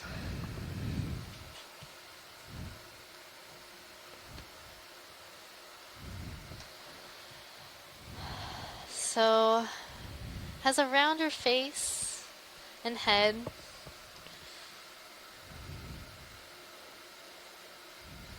Perhaps a spectrunculus or Yeah, you just touched your toe on that little boulder there, that little Basagigas nodule. Can lace him now.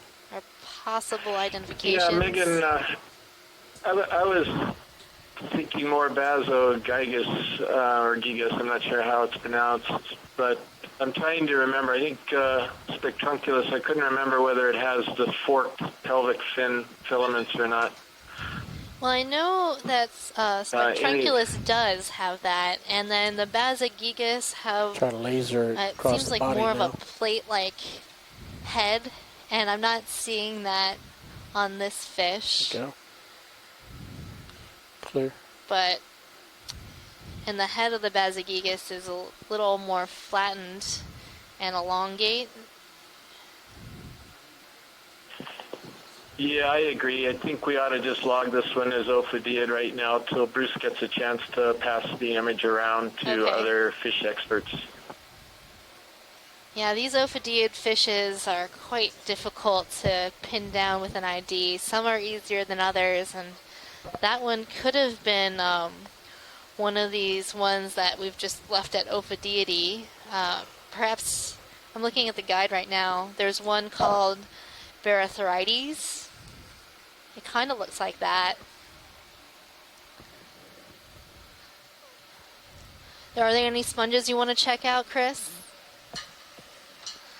Yeah, I was actually looking in through the window and saw the big polyopogon that you had gotten to, and I think I also saw Caulophacus in here. It looks to me like the stock ones in the background are Caulophacus, and these two small ones in the foreground, these are Atlanticella again, which you've already got good images of. So, yeah, I think we're good on the sponges. I don't know if you've imaged all of the corals yet, but perhaps you have, because I was outside for quite a while on the telephone call. Yeah, so we've been checking out all of these yellow colonies, and they all seem to be Acanthogorgia, and seeing the vase-like Atlanticella, some Pleurogorgia. Yeah, in the background, I think we have two different sponges.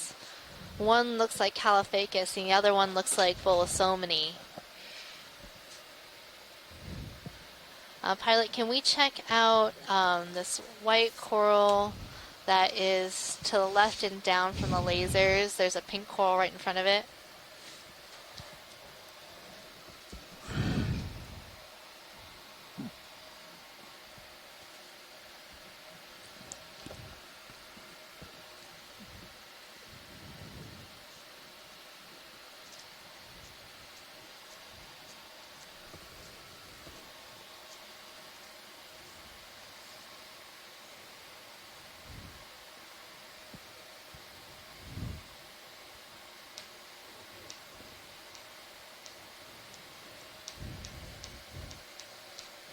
Looks like we've come across another contact, John. On the right side, we're seeing more of this pillow flow type feature, and on the left, we're seeing more broken angular talus. Yeah, I was just writing that down in my notebook. The slope has kind of changed a bit too. Again, and once we got to this contact, it looks like this is perhaps where a lot of this lava emanated from, at least this one flow that goes down slope. And then there's probably another flow uphill that's generated all this talus over time. That's kind of overlapped this other flow. So here on this coral, we're definitely seeing the 3 tiers of body scales on this Primnoid coral. So I would definitely think that this is a Narella, and then some of the polyps are closed. Specs. There aren't that many, but the ones that are closed are bent downwards toward the base See of the what she coral. needs to. And that's also very typical of the genus Narella. Go full screen specimen.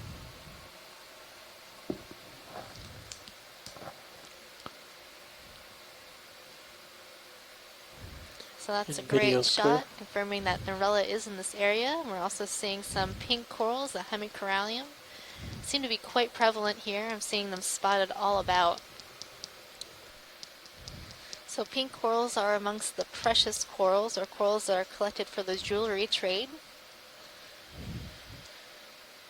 And that's what you see in a number of the coral jewelry that you might find. That's those really beautiful pink, I guess what you call stones, but they're actually coral. Other precious corals include black corals and gold corals, which are named based on the color of their skeleton. So we're seeing a number of black corals during our dive, and they come in different forms. So we've seen some Bathypathes, which are those feather-like colonies, Stichopathes, which are that spiraling, unbranched colony, and then the shallower water corals in the genus Antipathes are what we generally use for black corals and collect in Hawaii for the black coral jewelry trade. But our depth today is much too deep for that type of coral, the Antipathes grandis, Antipathes grigii.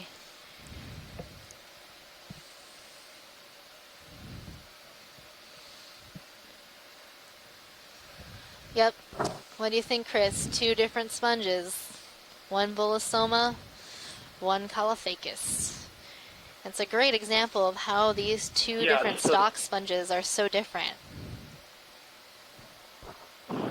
Yeah, this is actually great because the coloration of the top parts of them is quite similar, so it really kind of highlights the difference, and it's how the stalk attaches to the sponge. So the one on the right is Caulophacus. The stalk actually attaches in the concavity that you can see on the left side, whereas this one down below is a Bolosoma, and the stalk attaches on the outside, the round part, and not in the concavity.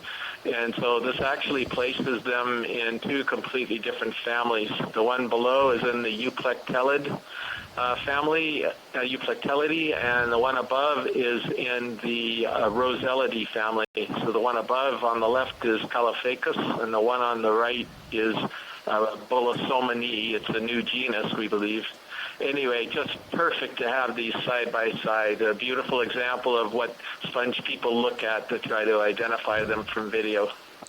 And I think it's really interesting how these two families have come up with the same stalked morphology, sort of completely divergent from each other, but coming to the same stalk conclusion, but with a slightly different attachment.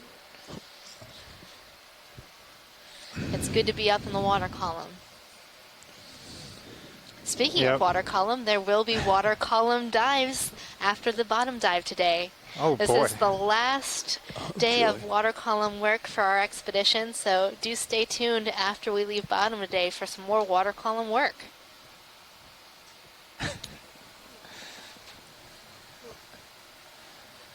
Your public service announcement?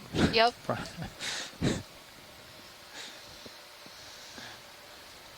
And look at the surface texture on this Caliphacus. It's got these like little bubbles.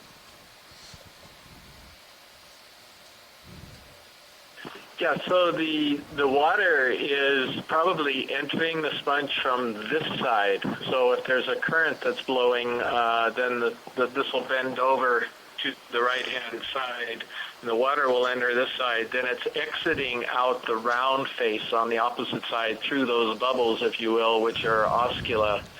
I think that's how it works. It may be able to, if the current is coming from the other direction, may be able to do it in the opposite direction as well. And then the bolosoma, I believe, will potentially do the same thing. The water could come in through this side, but in this case, it's hard to say how it'll bend, but I think it'd come in this side, and then it would leave out the opposite side, the round side. It also has those little bubbles, or osculum, for the water to exit the sponge. But again, this one can probably do it both ways. The water could come in the round side and then collect after going through the tissue, collect in these large openings, and then exit this way. We used to call this the ET sponge. I don't know if you remember that, but it certainly looks like ET, the extraterrestrial, to us. Beautiful. Thank you. It does look like ET. That's how I remember this one. I'm like, oh, this is the bolosomini. It looks like ET. You're full wide. So scientists like to give, you know, little fun names to things. Helps us remember, and also makes our job just a little bit more enjoyable. Not that I don't love my job. I do. This is really great. But anytime that you can just add a little more sunshine to your day, it's always better.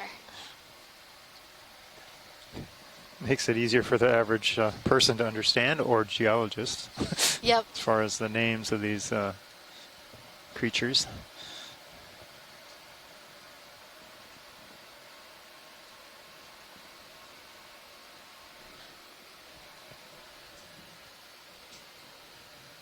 Got a sea star up the upper right. I don't know if you see that, or whether you've imaged it already.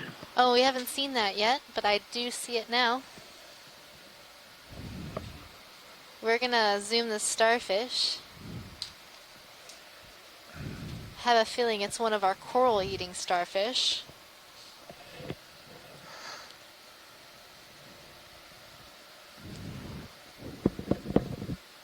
Basing that on how it seems to be sort of bouncing around. It's probably just consuming a coral right now.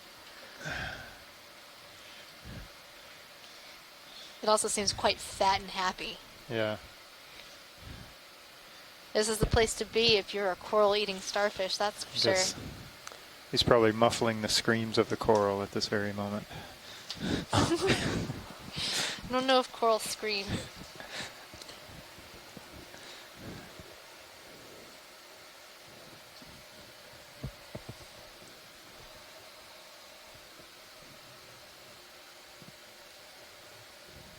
But it's always interesting to note what type of coral these stars are feeding on. Gives us a little indication about what they choose to eat. Are they picky? Are they not picky? Do we always see them on the same coral, or they just Gotta tilt down? We're like, ooh, a coral, delicious. Or maybe every coral except for one type of coral.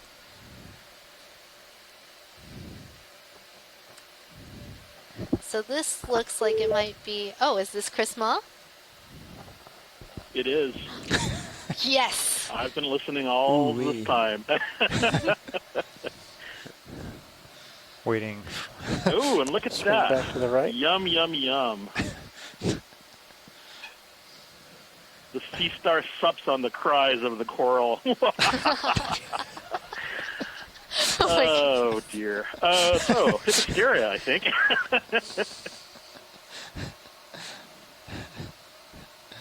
And, yeah, well, this is beautiful because it really does show, you can see the ends still have the coral polyps on them, and then from the base up until the point where the sea star is present, and it's a primnoid coral, if I'm not mistaken.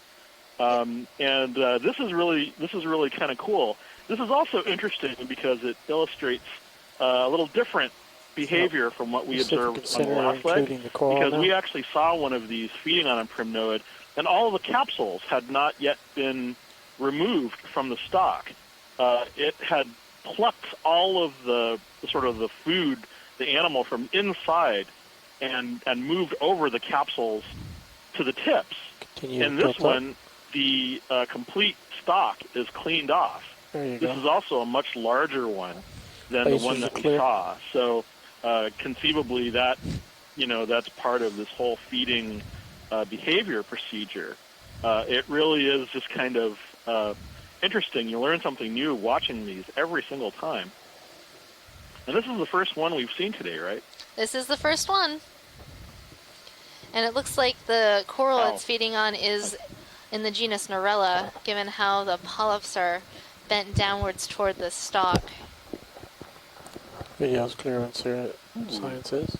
Okay, so it's Hyposteria. I think it's probably safe to call it Muscipula, but I think the last time that we saw something feeding on one of these primnoids, when we collected it, it turned out to be a new species because the fine details revealed further information, something more closely related to a North Pacific species called Hyposteria heathi. So even though I think we're safe calling it Muscipula, one of the shortcomings of imagery is that, of course, you can't examine the specimens really up close. And even though the imagery is really good, there's sometimes no replacement for examining one. And that's not an argument for collecting this particular species, but simply to say that when we look at the number of species in this kind of habitat, we're probably underestimating the diversity here.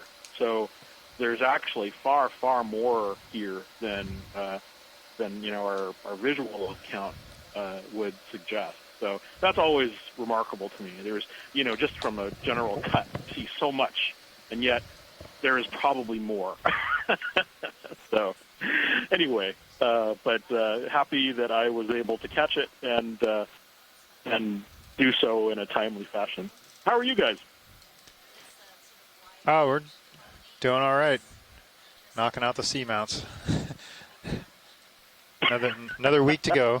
You guys are towards the latter end of your dives here, aren't you? Right. Yeah, we have one more week to go. We arrive Honolulu next Saturday, and we have 5 more. So all the good ice cream is gone already, huh? It's getting slim. Yeah. So we have. This is the one. Yeah, that Haagen-Dazs, it's all gone by the first 3 days. Another 20 meters bearing what? So that coral. Anyway. 295. Yes, looks like you're getting onto the polyopogons and other things. Always a pleasure. Thank you for keeping me in mind. All right. Thanks, Chris. Have a good day. For that? You too, Chris. Bridge, ROV nav. So this sponge is a whopper. That's one of those polyopogons, one of the biggest sponges down here in deep water. And they have lophophytus attachment. You see all those threads at the bottom of it, a beautiful example of one of the huge, massive sponges. And we have no clue how old these things are. We had a little discussion about this the other day. And there's been some speculation that they're really old. Some of them get to be really old, but no idea. Anyway, beautiful, very, very large polyopogon sponge, glass sponge.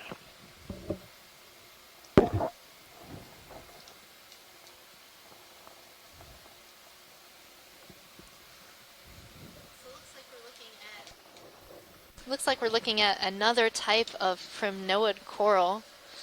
You'll see that it's branching in a very unique pattern. Looks sort of like a candelabra. So all the branches are rising from the two Bridge, main nav. branches. Go And ahead, some of Nav. those branches are sub-branching. Another ship move, please. Okay. Let's do 20 meters, bearing So 295 Megan, there's degrees a at 2 possibility tenths that of an this knot. could be something called That's 20 meters at Calyptrophora 295. angularis that has this very That's correct. library Thank you, Bridge. branching as well. The polyps looked like they were Calyptrophora to me, but I don't know what you thought. Yeah, well, they looked very small, and that's pretty typical of Calyptrophora. It was just this sub-branching at the end that was confusing me, and I wasn't quite sure. It looks like the other side of this coral is a bit damaged. So, yeah, but all of the side branches from the main branches look to be about the same length, which would indicate angularis. ROV nav bridge move of 20 meters bearing 295, speed decimal 2 initiated. Thank you, Bridge.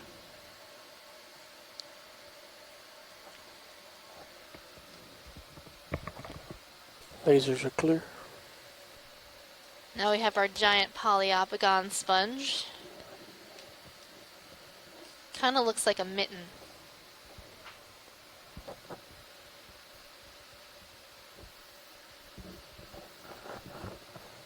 All right, off we go.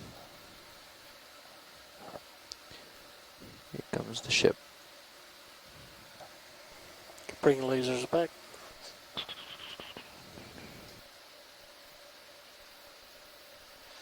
So the lasers that you see on screen are 10 centimeters or 4 inches apart.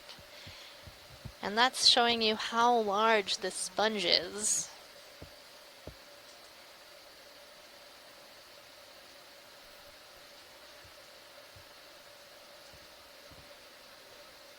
Correct, you're full wide.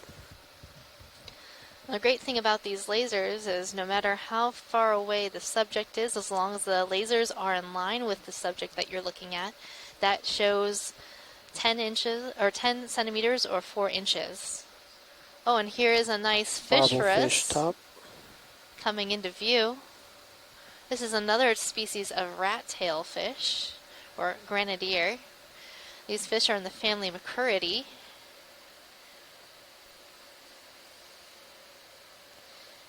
And what I look for to identify these fishes are, is there a barbel on the chin? How big is the head in relation to the body? So this one looks Lasers quite clear. large and has these long filaments on those lower fins underneath the body. So this might be a Coryphonoides species in the family Macuridae.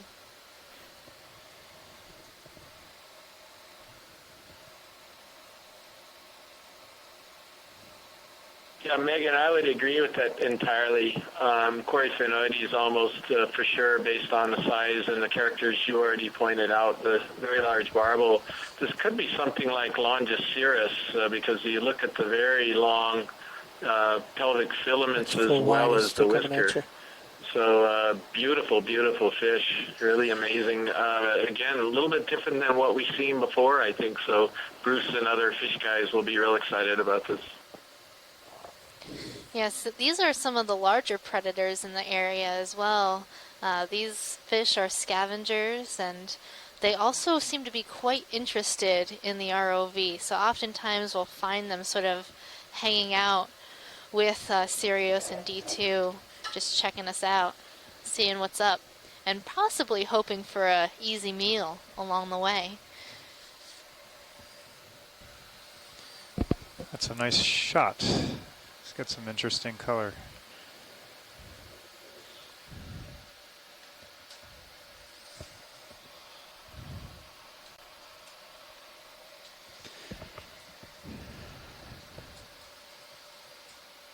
Another large polyopogon sponge.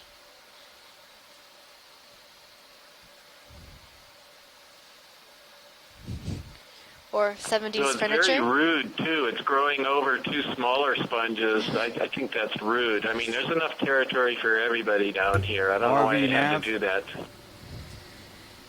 Yeah, well, that Is this the bridge? Galapagos sponge has probably been there Thank you. a lot longer, so I think those other sponges just chose unwisely. Or maybe they chose wisely. Who knows? Maybe they like the current acceleration that might have occurred underneath this sponge. Who knows?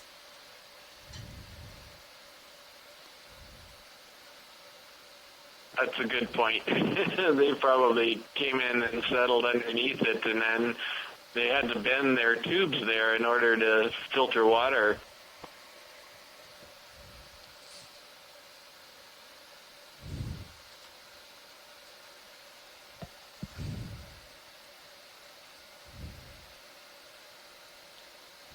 Well, there's a lot to see in this area.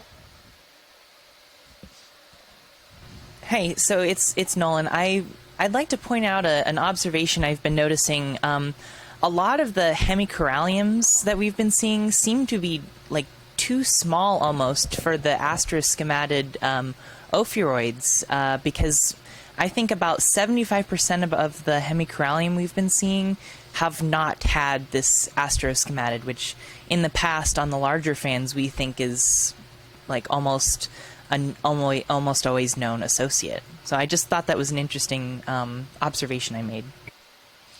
Yeah, Nolan, a lot of the hemicorallium in this area seem to be pretty small, so maybe there was a recent recruitment event, and so we're seeing relatively young colonies. So these small ones could be possibly, 20 to 30 years old, where these older, larger colonies that do have the astroskematid star on it are likely a bit older in the 60 to 100 year range.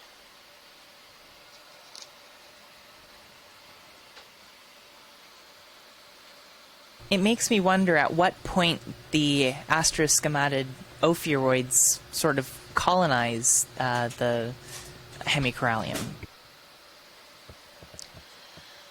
Yeah, I don't know about that. Obviously, if you're a large snake star, you want to find a home to get you up off the bottom. That's going to be a relatively large fan. And because these corals grow so slowly, in your lifetime as a star, you're going to want to find the coral the correct size for you. You're not going to be living there as long as the coral is going to be living there. So that's a really neat observation, and also really important for the scientists who are studying the associates of corals.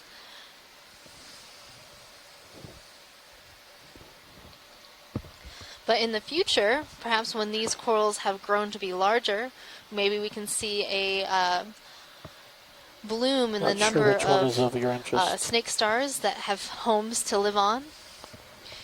So in a few years, maybe 20, 30, 60, 100 years, this community might be full of large hemicorallium fans.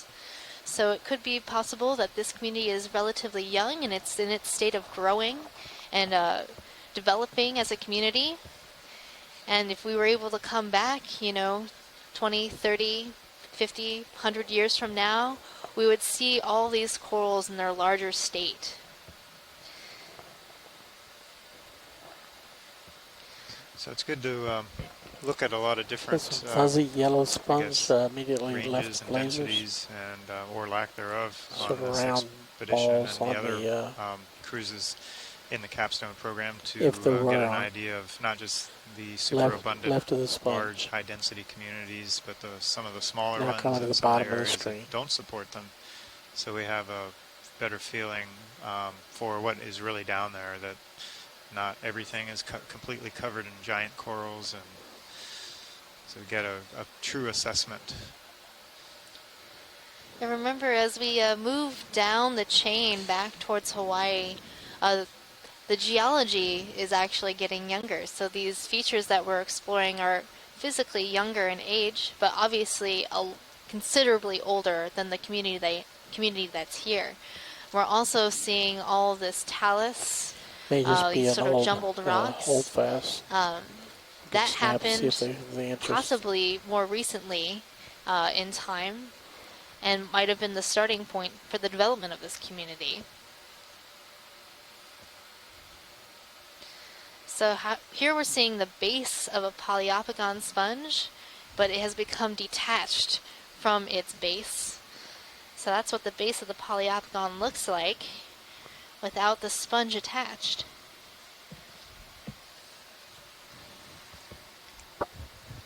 Yeah, hard to say what happened to the sponge, but yeah, it gives a beautiful view of how it attaches to the substrate. So those threads really grapple and anchor into the substrate, and why it lost the rest of the sponge is unclear. Maybe it just died and eventually fell off, or maybe something very large knocked it off. Not really sure. And I'm seeing another caprellid amphipod, one of my favorite families of amphipod. They're really interesting in that their back end is reduced to just some hooks, and that little amphipod was holding on with those back hook-like appendages, and they mainly just have the two front sets of helipeds to, capture food and do their amphipod thing. But also in that little patch of Poliopogon attachment, there was a number of organisms. Some brittle stars and other things have taken up residence.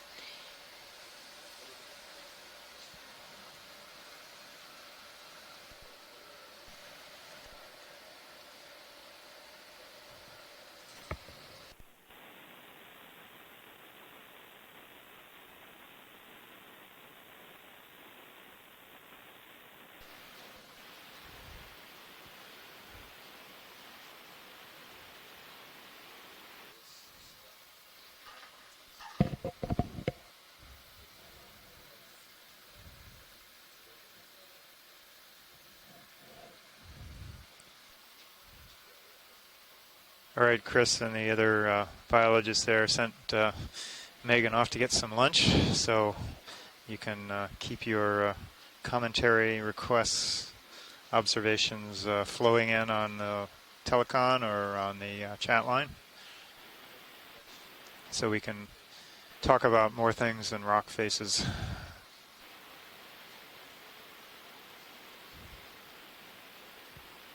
Okay, will do, John.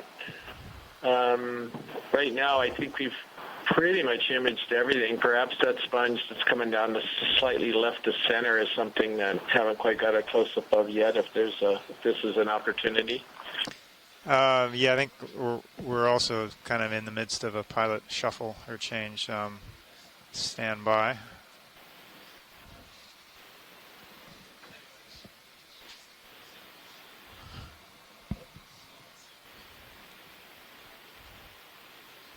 Yeah, I think we'll be able to get it. Just stand by and we'll start over again once everybody settles in.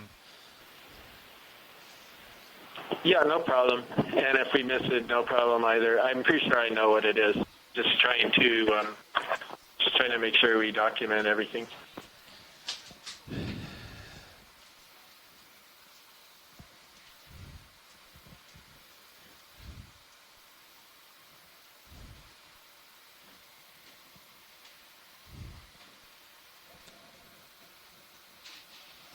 Yeah, pilot, once you get settled, there's a small sponge to the left of screen, a white thing we'd to take a look at it.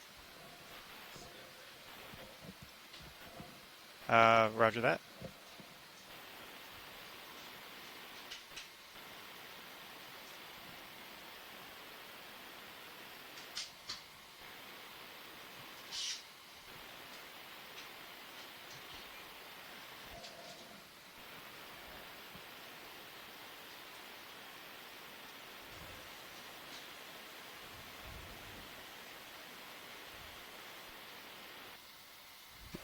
I don't think you do either. No, I do. Okay. Let's go take a look at this sponge. So it's lower left one, right, Chris? This. Yeah, that's correct. There it is. I think they're gonna. Okay. Still a little bit lower left, but it's coming to center. Your laser's on. No.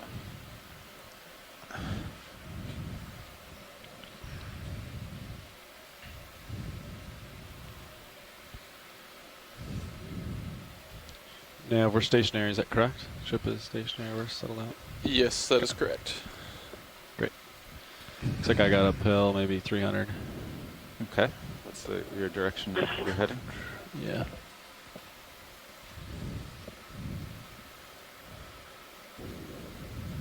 So it's sometimes it happens where as we get closer to something, we think we know what it is, and it starts looking funnier and funnier as we get closer to it, and that's what's happening here.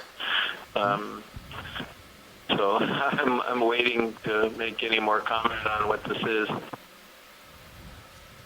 Yeah, it looks a little funkier than I thought it was going to look. A video, let me just try to... I think we've seen these on this expedition before, but I'll leave that to you.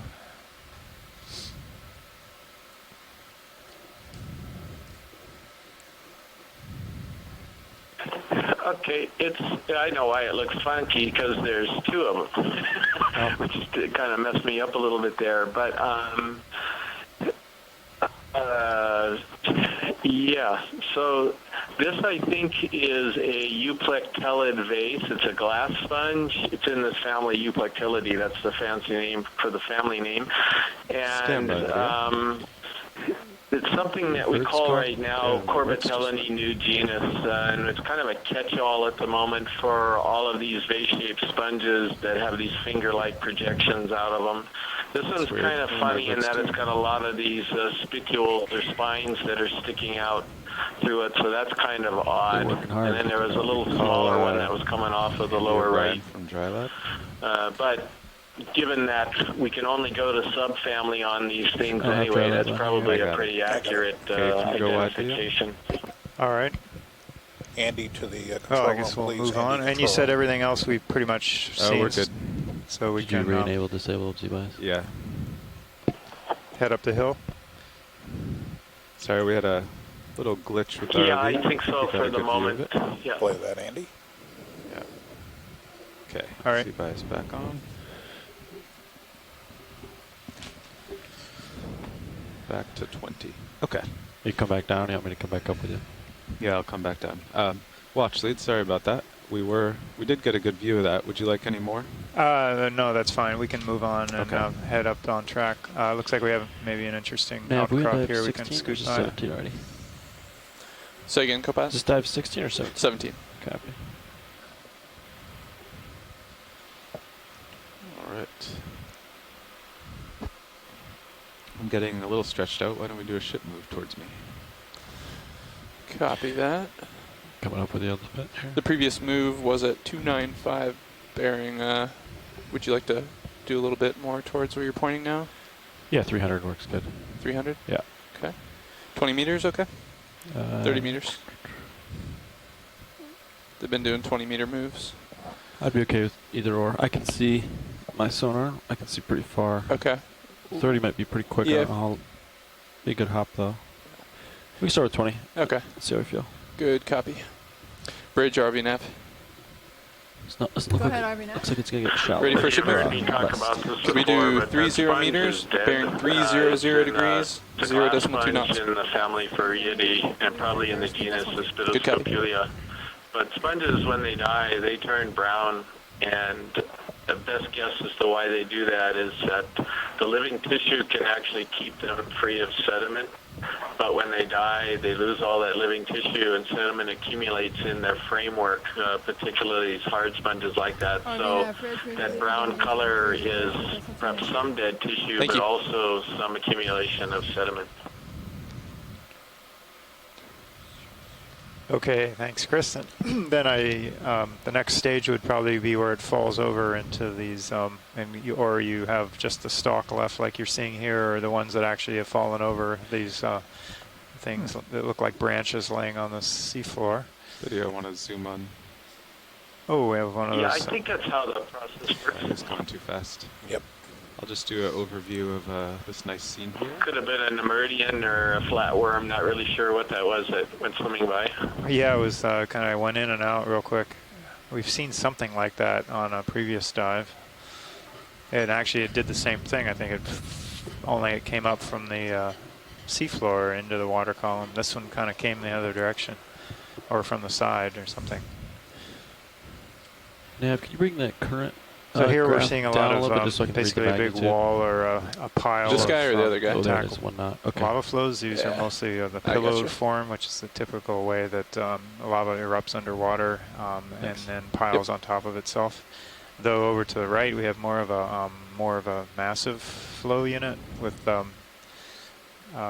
different morphology So we're getting some, and USBL more of these kind of blocky to the north. features with, I guess, more organized fractures that are mostly vertical or nearly vertical. What samples do we have? Just one rock, starboard forward. Copy. I wonder why it's starboard. It doesn't look very big. Maybe. Can we zoom its white colonies just above the center of the screen? Looks like Copilot's going to verify that. Okay, pilot, there's a Maybe request they for jotted it zoom down wrong. and a colony. I think the one just guess that's above the center of the screen. Okay, what? Which one? Tina, can you specify a little better which one? The Actually better to Chrysogorgia now. Chrysogorgia just in the middle. See anything in there, Copilot? just in the middle, so right in the middle. Kind of fluffy one there? Yeah. Yeah, the fluffy one, I guess. There it is. All right. Oh yeah, we have a. Exactly. Yeah, nice. Okay, keep an eye on my port swing arm there. Copy that. It's pretty far stowed. Yeah, actually they are pretty good. Actually, are they symmetric? It looks like I can't see the starboard one. Yeah, they're pretty close. See it?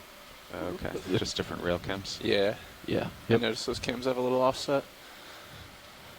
Right. Okay, I'll hover here. Can zoom video.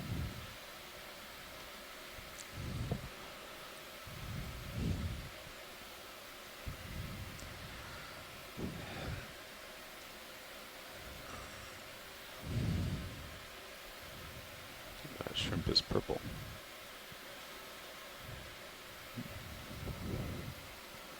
Yeah, so our main screen is frozen, but oh, here we go. It just unfroze. So we think it's definitely in the family Chrysogorgidae, and we think it could be in the genus Rodaniridogorgia. Coming down just a bit to give you some more tether. It's somewhat similar to those really Delta beautiful 8. spiral Iridogorgia too, but this is slightly different in the way Should it be better for you. branches. And here's another one of these beautiful purple and pink shrimp that seem to live with this, which we've seen before. And I don't know how close their relationship is, but we were seeing these in Rodaniridogorgia as well, and I don't recall ever seeing a shrimp with this color before. So beautiful image. Yeah, we've seen, I think as you mentioned, some of these same colorized shrimp, a few of these, at least on previous dives. I don't remember if they were on the same coral or not.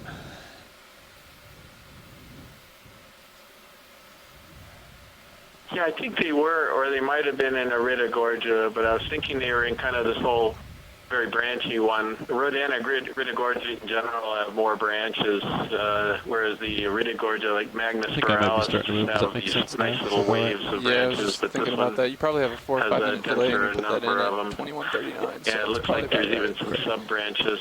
So it's kind of a curious coral, but really, really beautiful. Thank you for that. All right, Yeah. I guess we'll move on. Okay, want to get the whole specimen video? Lasers are on. Coming up a bit. There we go. Okay, whenever you're clear. All right, going wide. Doesn't look overhung, but it does look pretty vertical right in front of you, Carl. Yeah. Okay, watch lead. Anything else on this rock here? No further requests at this time. Okay. It's an interesting rock formation. Yeah. Is it columnar basalt, kind of? Watchley, do you agree with Copilot? This is columnar basalt. Yeah, very common in the Pacific Northwest. Yeah, or nearly so. Yeah, I think was looking for the classic hexagonal faces. I think I see some here. It's definitely a massive blocky flow with a outcrop with some, looks like some lava flow right over the top of it. It's very common, Pacific Northwest Cascades. Okay, working back to center. Coming up. I was over on starboard to look at this boulder. Watch lead nav.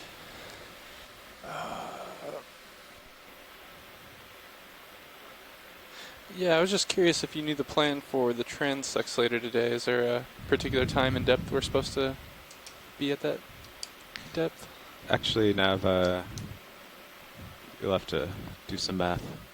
Okay. It's our standard 876543. Okay. And do we need to be at 800 by a certain time? That is, we have to be there so that we get to 50 meters at 1830. Okay. What were those depths again? 876543. Okay, we're just gonna step through all of them. They're the normal 10-minute transects? Yeah. Okay. And then we've been giving.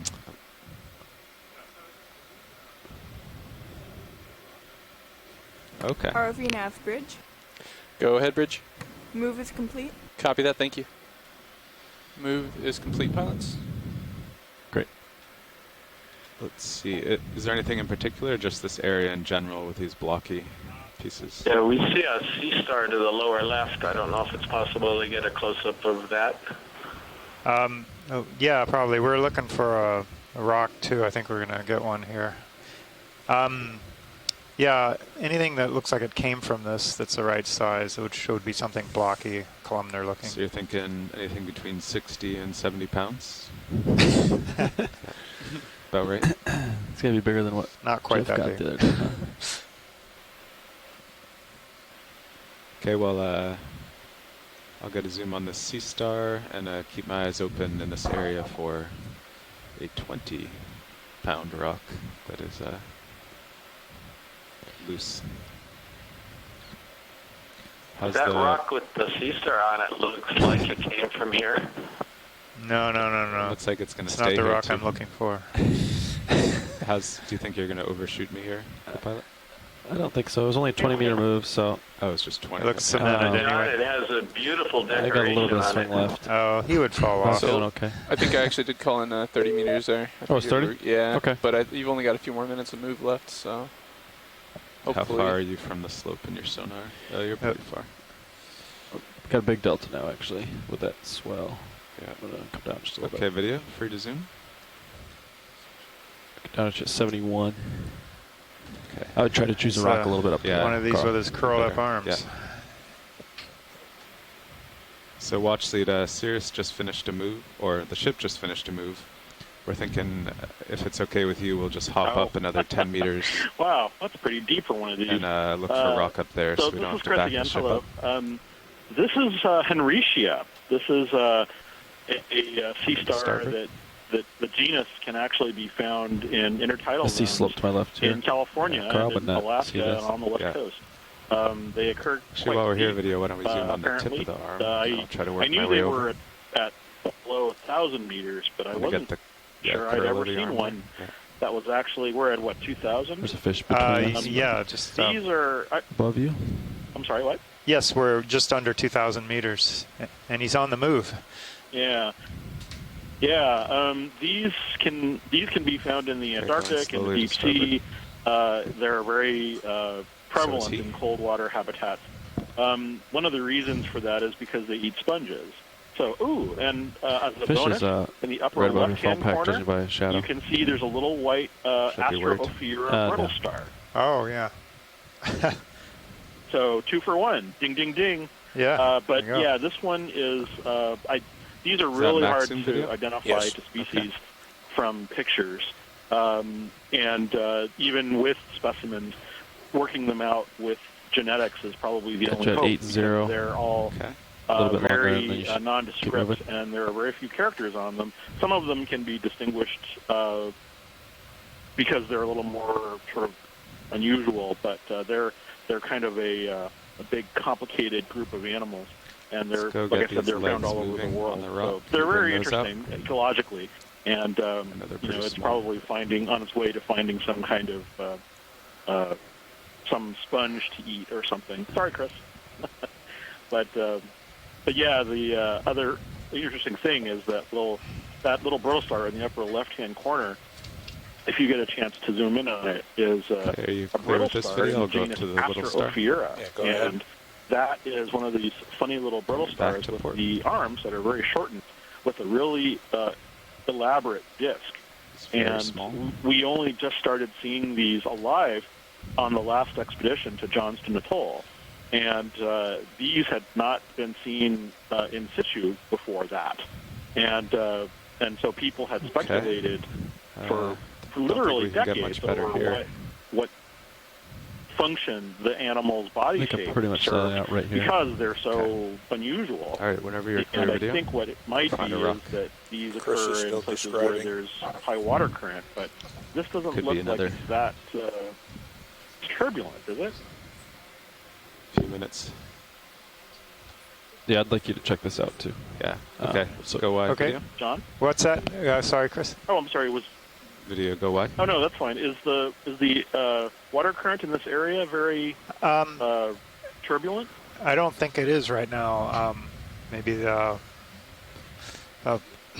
pilots can give us a update on the currents. I didn't think it was very low much. here.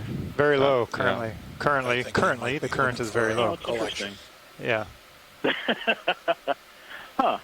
That's curious. Well, maybe there's something to do Try to with keep my delta pretty high as I'm over top of you, and I'm pretty current close regime. to this, but I'm okay. Another definitely settling out here, so. Right. But that might be, or that might So just now be an returns are not incorrect getting any closer. hypothesis. Huh, weird. Anyway, but yeah, two interesting echinoderms at a small scale like that. So very interesting. But yeah, I'm gonna guess that large sea star is probably on its way to finding some sponge to eat. So that's an example of bad timing for me to set down for zoom right when the ship stopped. Thank you for taking a zoom in on that. All right. We Thanks, couldn't Chris. stop the ship. And good luck with your rock. Yeah. Yeah, we just did a ship move, so we kind of have to move on here and find one somewhere. But we are we're getting out to a safe spot again. Ship All right. should be settling out. Yeah, I'm looking for a rock. Yeah, I'm settled out for sure here. Yeah, you've been watching that sponge in the middle? Yep. Okay. So looking for something about 20 centimeter cube. I think should be about the right weight.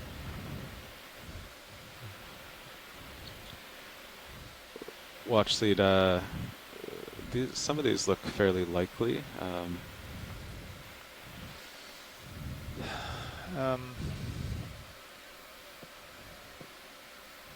Yeah,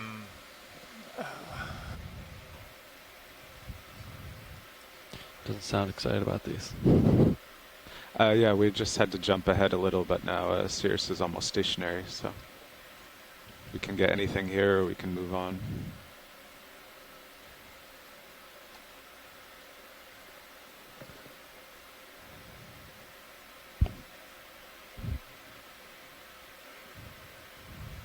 Oh, so the ones down below had something that looked more promising. I'll be able to check to the right here, too.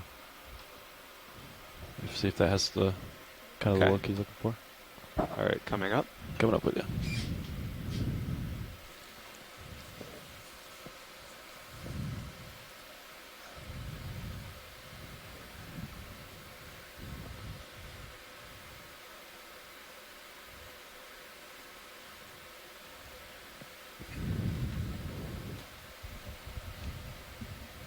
Okay, well, I'll just slowly survey all this area and let me know if there's any biology you'd like to see or any rocks you think are good-looking candidates. yeah, if we can get a sense of this area first.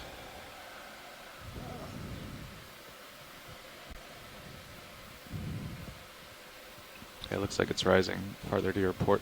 Yes. Or this is like a cliff I can't see over, right? Possibly. Right? Or it's a depression. It's a pretty hard return. Let's turn you a little to port, because that's the way I want to go to. Great. So I'll line up with this then. Okay. Megan's back, so the pressure's off me on the biology.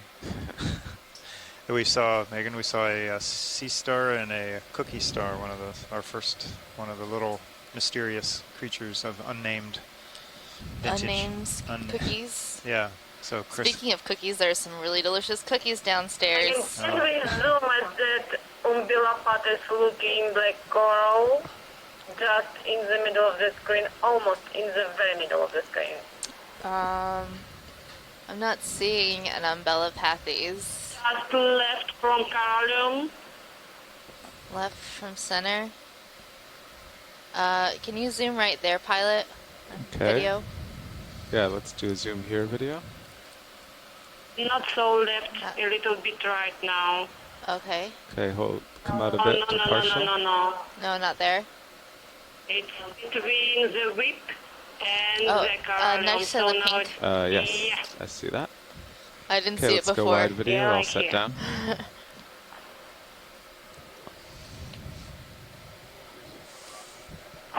I was looking for it, that's the reason I mentioned.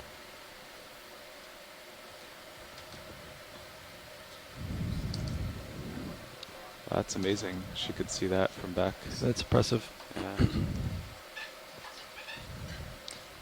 Don't miss out on that pizza. It's delicious.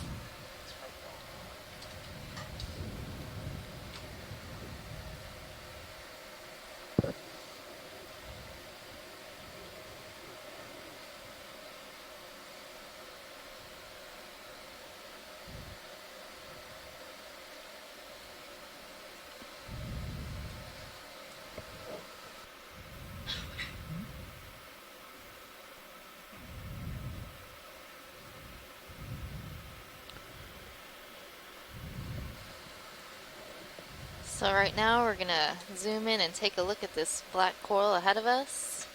And other things that you're seeing in your view right now, we see a lot of Okay, video, pink free to coral. zoom. So those are hemicorallium, pink corals. Now we're looking at this black coral that almost looks like a star. It's behaving for us now, but it is waving. So this black coral is in the genus Umbellapathes. Spinning to the right with it. And up.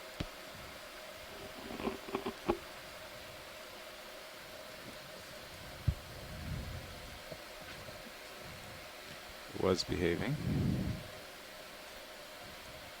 Let's do a whole body, whole specimen image. See if it will wave back to center. That's a pretty good image. Thanks a lot. Thank you, pilot. You're welcome. You happy with that video? Yep. Okay, go wide. Okay, watch lead. Anything else here before I take off? I think we're good here. Okay.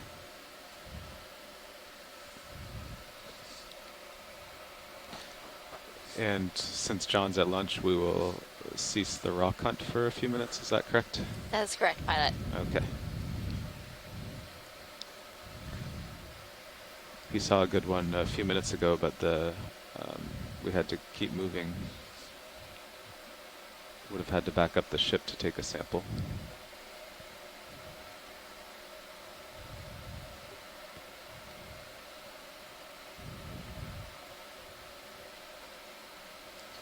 So I've seen a couple of these turbocharger sponges. Those Farreid sponges, the glass sponges, the family Farreidae, that have these tube shapes that allow water to pass through and accelerate that water, much like a turbocharger might Ooh, accelerate big fish. water. Nice Yep, big fish. Big fish on starboard Oh, side. yeah. Just wanted to grab it. These are still on. Yeah. Let me know if you want me to kill them. Okay, video, let's go from here, and I'll creep in.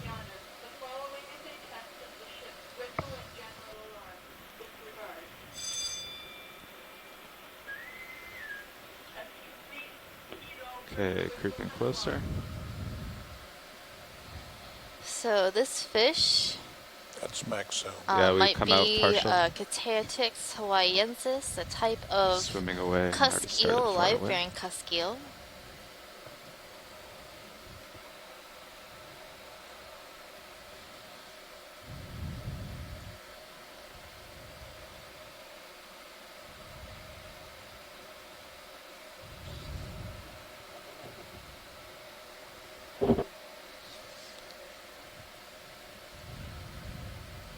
And this cusk eel is in the family Bathydidae, Okay, and not put lasers off. like most cusk eels, which are in the family Ophidiidae. I don't know, I'm getting pretty And far a out there good now. identifier for these types of cusk eels is the disjointedness of its lateral line. Sponge So between I'll your notice toes. that there's a Nice. line along the body that starts up Okay, we'll above just have the to be eye, happy with this as and he then swims it away. sort of jogs downward quite quickly, and then continues across the Okay, middle of the let's let him body. go.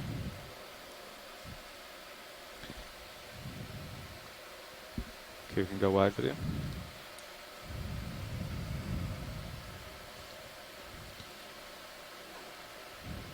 Well, unfortunately, he swam away to the end of my tether, but we got some images.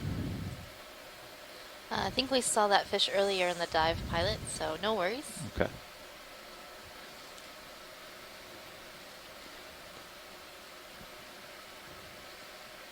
Kind of looking more 280 now, Nav. Copy that. Would you guys like to put in another ship move shortly? Yeah, let me just get up a little further so we don't have another passover. The Cirrus responds within a few minutes, right? Yeah, 45 minutes. Yeah, 45. Yeah. I'll just pick up here. We make sure we do a shorter move as well if you like. Do I see another fish left center? Is it? It's something blowing in the wind. No, it's something else. Okay. It's a coral blowing in the wind. Yeah. Let's do another move. 30 meters at this heading. 30's okay. Yeah. 280, yeah. 280. Copy. I will look around here in the meantime. Bridge RV nav. Go ahead, RV now. So in our We'd like to field do another of ship view, move, we please. have a very 30 high-density meters, coral carrying community. 280 degrees, 0.2 knots. Seems like the hemicoralliums, these pink corals, are amongst some of the more dominant corals that we're seeing here, but we're also seeing a number of Acanthogorgia corals, the yellow corals, bamboo coral, and primnoid corals. Excuse me, Megan. Yep. Big dots Sorry, coming down. could we use zoom tether. in on that yellow cup-shaped thing that's right in the center of the screen right now? Okay, pilot, can we zoom that sort of yellow cup RV in nav, the middle of bridge that move rock initiated. there? Copy, Sure. thanks, Bridge. Video, let's do a zoom from here, see if it's of interest. Move is underway, I pilot. think it's a dead sponge Copy that. base, probably Atlanticella. Oh, can we get lasers back Yeah, on? so this is actually, it is a dead sponge, but I don't think it's Atlanticella because Atlanticella is a soft sponge and it would just kind of all come apart. So I'm trying to remember, I think this was the kind of sponge that we collected for the very first time this past year, some of the earlier cruises this year, and I don't even remember the name of it. It was a new thing for me, and I'm going to have to go back and look at my notes.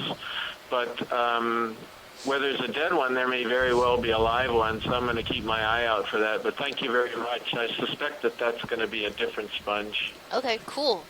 Very exciting. There's a very small live one just below it. And now we have a swimming crinoid, so everybody at home All do right. the crinoid dance, flail Let's your go in on arms. this crinoid.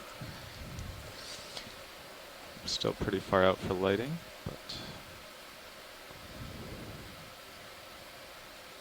It's a good way to get up and stretch if you've been sitting watching the video feed all morning. Or, you know, all evening if you are in a different time zone than the Hawaiian time zone. And watch how the crinoid sort of closes its pinnules as it lifts its arms up through the water column. That reduces drag and allows that okay, he's crinoid to getting keep far its away. position in the Just water let 'em and go. swim downwards.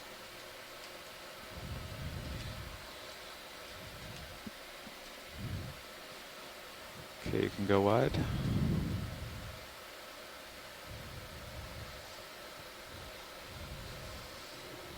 Chris, have we looked at one of these Faria near Okos yet?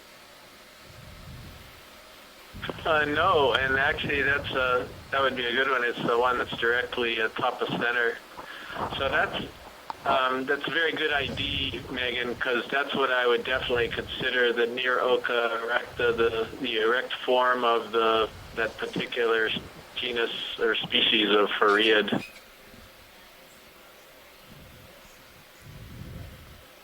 Okay.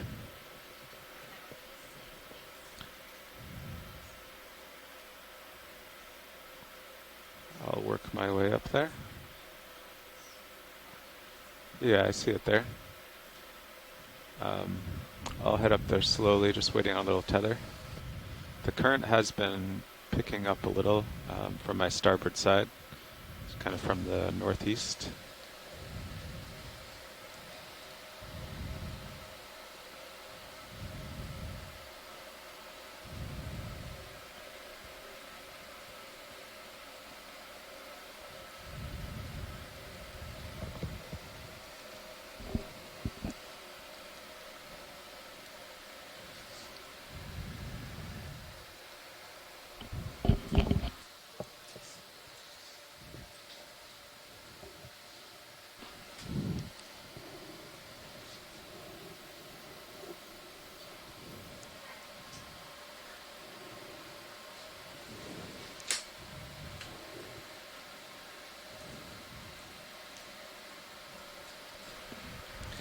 Okay, I have a little more tether, moving up to the tall white sponge.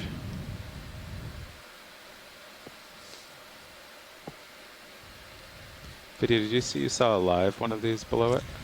I just saw it was a small round sponge.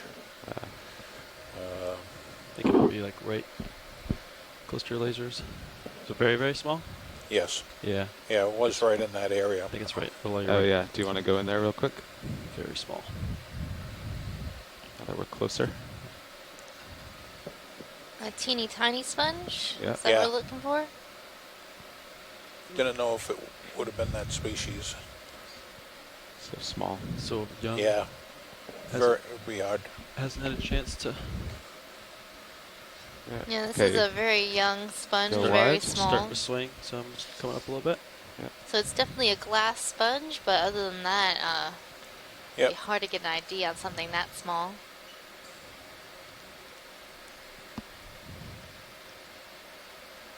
Right now we're looking to zoom into this nice tall sponge coming into center screen. So we believe that this sponge is Faria near Oca erecta. So it's a sponge that looks like Faria oca, but it has this very erect form, which is why we call it Faria near Oca erecta. This sponge is pretty easy to spot. Go ahead, Chris. Yeah, I was just going to describe it a little bit. These aren't that common, which is surprising, so it's kind of interesting to see them.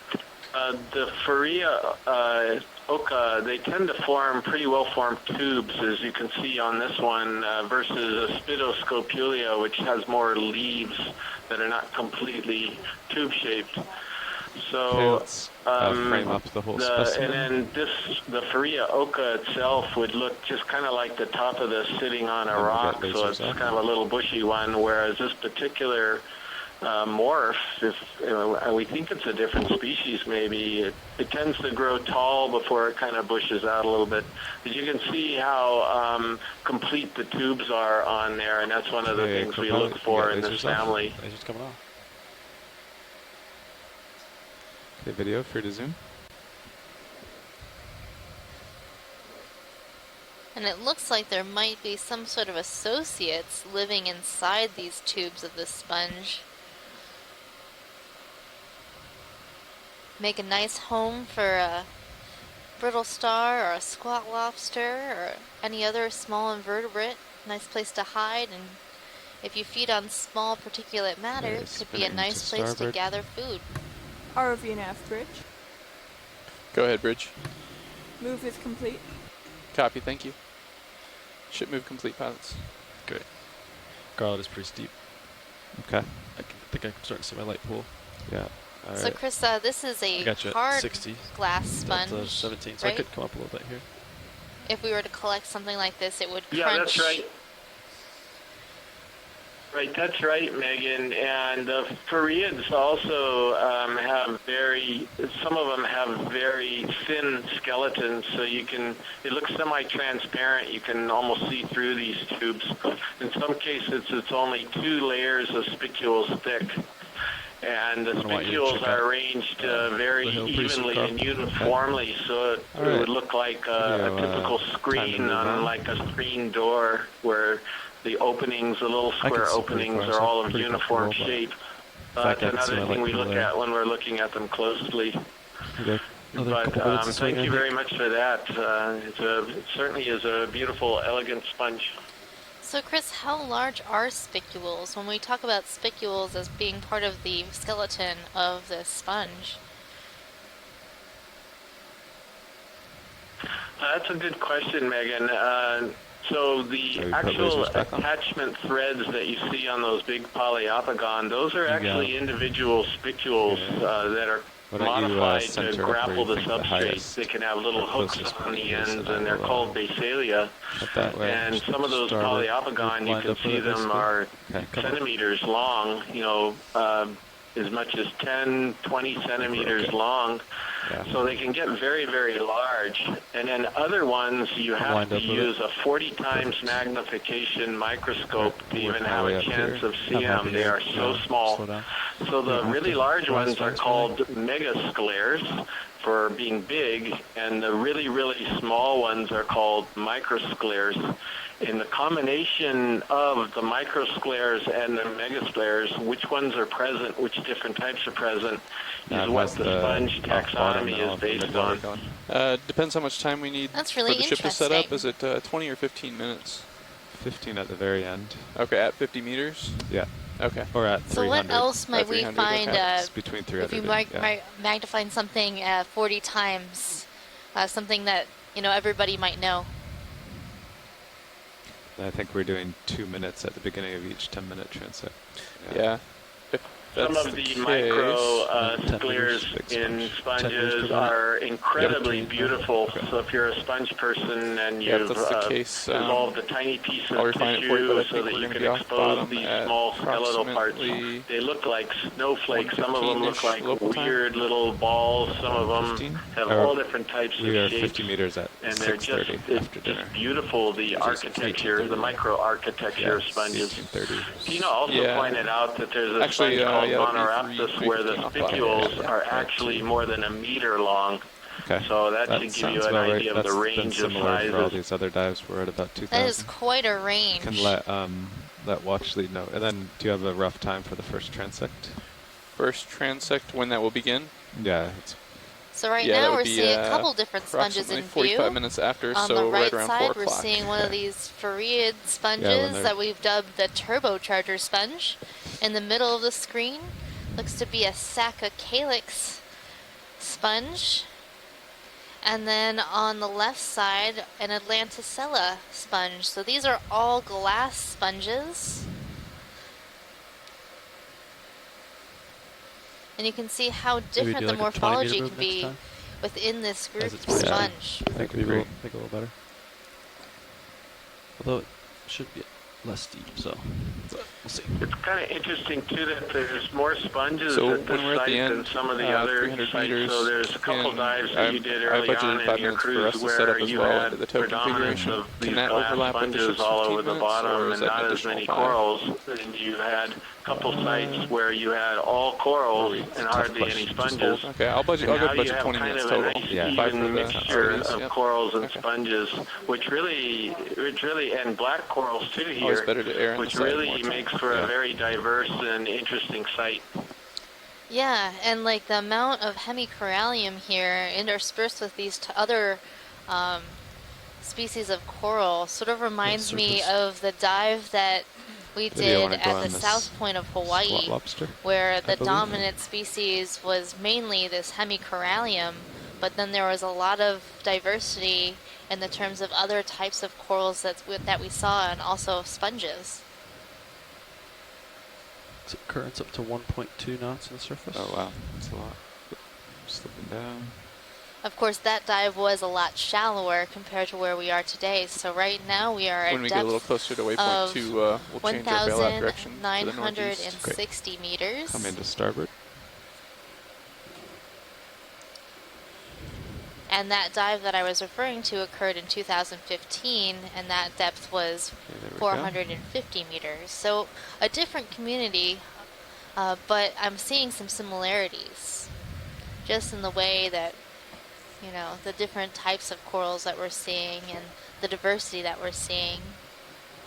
Right now we're looking at a squat lobster. This squat lobster is likely in the family Munidopsidae and genus Munidopsis. We come down, actually no, you're getting pretty close. After this zoom, I'll jump ahead. Okay. Although, we haven't called a ship move in a while, have we? Should be just settling out. Okay.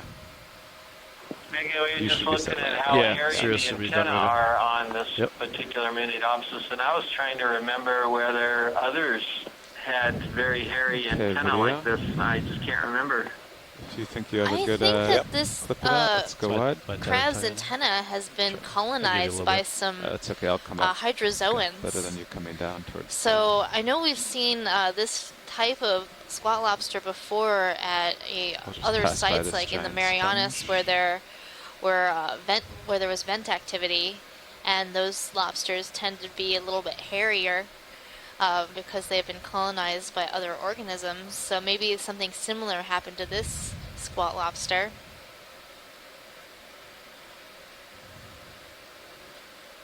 But that's really interesting that it was only on the antenna, but I don't believe that was actually a natural thing on the actual crab's antenna, that it, you know, is like that. I think it's a organism that colonized.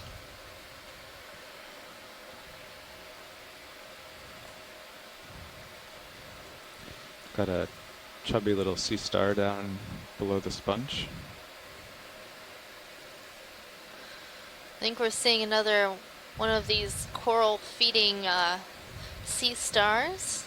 Looks like this one's also eating a primnoid coral. Let's do a nice zoom on this and see if we can confirm what it's eating. Okay, I'll get closer. I see you're 90. If you keep going, let me know. Okay. Move Yeah. on. I think I've settled out. When did that move stop? Now I think it's been like 7 minutes or so. Yeah, stopped at about 21:09. Oh, okay. Wow, you're swinging a lot then. I wonder if the current. I wonder if it's the current or something. Oh, I think it has its Yeah, it could be. stomach out. So if we see it from the opposite side, so from the right side, might be able to see its stomach extended out and around the branches of this coral. You move your heading around a little to follow me. Copy. Coming to starboard. So sea stars, when they feed, are really interesting in that they actually sort of push their stomachs outside of their body, wrap it around whatever they're trying to feed on, and digest it outside their body.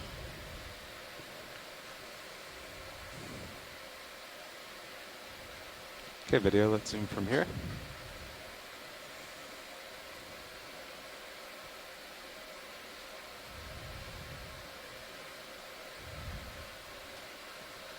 So it looks like the Tilting down. coral here is a Narella primnoid coral.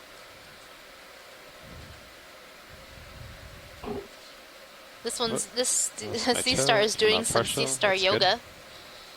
It's got one of its arms just sort of up in I got returns right at my 12.5 what would meter that line. pose for my be? star. The tree pose. Okay, can come in a little tighter, video. It's doing some sort of dance move, but you can see this sort of fleshy bit that's wrapped around the coral stalk. That is its stomach. Maybe it's holding its stomach in It's a little shy, doesn't want to show its stomach off. So this sea star is likely Hippasteria, Okay. and it is again feeding on a Narella primnoid coral. Okay, can we go wide video?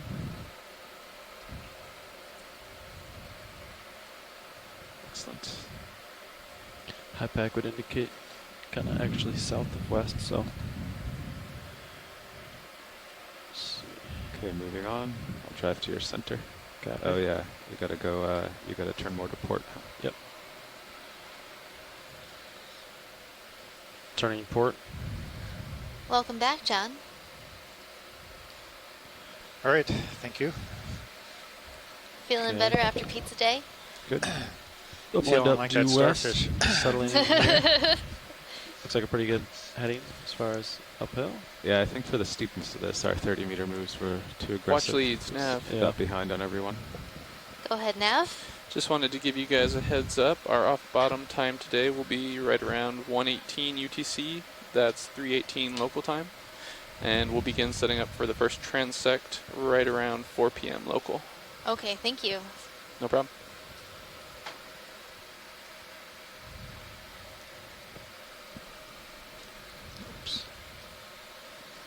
We're seeing another fish, center screen, going to the middle.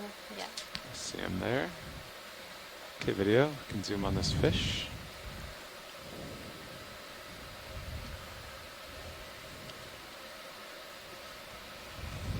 So this is a macurrid fish. Common name, rat tail or grenadier. This fish looks like it might be in the genus Kumba. These fishes tend to be a bit smaller and have a nose that does not have any scales on it.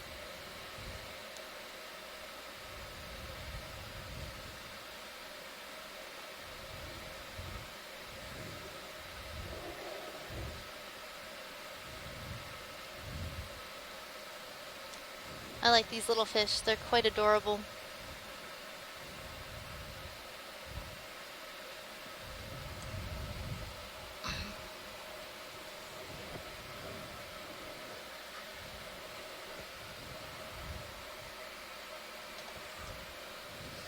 So Okay, we've we'll seen let this him go. fish today, so we can let him go. And then there was a bamboo coral right below center screen that I'd like to take a look at. Okay, so down from here. Yep, it's like right below the lasers. A little bit further. And just to the right. I see it. That's This the one here. one. How we doing, co-pilot? Doing good. I'm just All sitting right. here, settled out, so you got time. So when we were zooming in on that How's Kumba, progress, Nav? I caught a little glimpse of this bamboo Doing coral, okay. and I We'll was probably curious have to to see average if it was 0.07 an to make both Acanella. So waypoints. Chris, when we Copy. zoom in So if here, they let wanna me get another know move what in you shortly. think. Great. Should get less steep, so I think we could move quicker on that ground easier, but We only have one sample too. Copy yeah, that. that's true. That's true.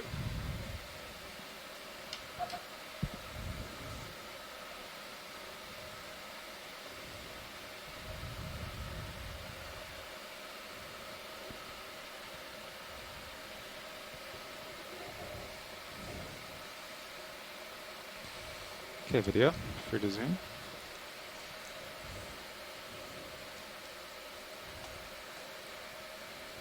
Oh wait, it's not a bamboo coral. It looks like it is a chrysogorgid coral. And it looks like it has a double plane to it. So this coral is in the genus Chrysogorgia.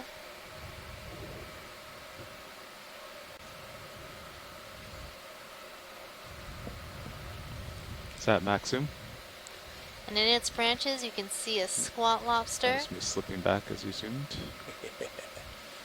Double You motion. can see that this is not a bamboo coral. since there is no Come alternating into starboard. nodes and internodes, those black and white pieces in the bamboo skeleton. And also, the polyps on this coral are have a very distinctive shape that is different from the other corals. They have more of a snowflake look. At least that's how they appear to me. More delicate? Yeah, a little more delicate. The base of the polyps are narrower, more flower-like. Can't really see the squat lobster. And you can see the legs of a squat lobster hanging out in the branches. Okay, we have lasers on. We can do the whole specimen. There we go. It tricked me into thinking it was a bamboo. Well, we were following the fish, though, so it's just sort of an afterthought. That looks like there's a black coral that's a little bit different, just off to the left side. Oh, yeah. I'll have to It's like a tiny little sidle tree, over. yeah. There's a bunch of corals around here. So right now in line with the lasers. Yeah, see it there? Trying to avoid, there's a pink coral.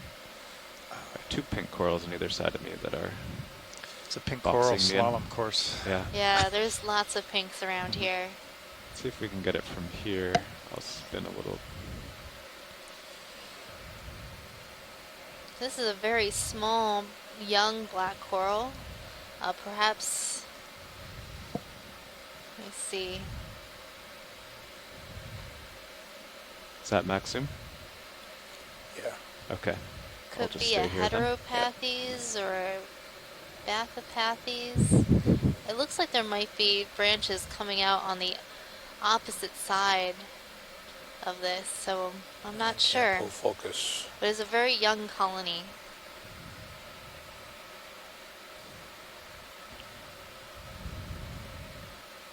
Yeah, it does look like there's 3 axes.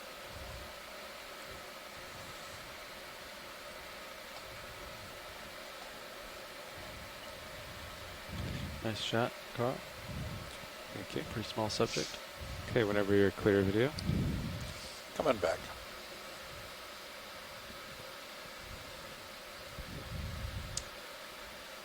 Those are some great shots of these corals. Yeah, nice. Could even see the little, the little filaments on the arms of the lobster, on the claws. What are they called? Those, the little seedy or little hairs. Is feelers. So which way does Hypack say we should go? Just basically anywhere to the west? That's where Yeah, your from face- Sirius to waypoint 2 is roughly west, I think. Okay. It's got just north of west. Roughly the same direction as our last ship move. We did 280. So corals are growing, are if we larger spin a little as we're to moving starboard, up. you'll square up. Well, the substrate looks a little bit more stable up here. It's also steeper than when we started. Wow, look at this. It's 285. Yeah, it looks like Kind a of lot of classic piers. lineup of everything's facing. It's a good shot of everything kind of facing the same direction. And you can see those Bolosomini sponges, the ET sponges, are both looking at us right now, facing in the same direction. Oh no!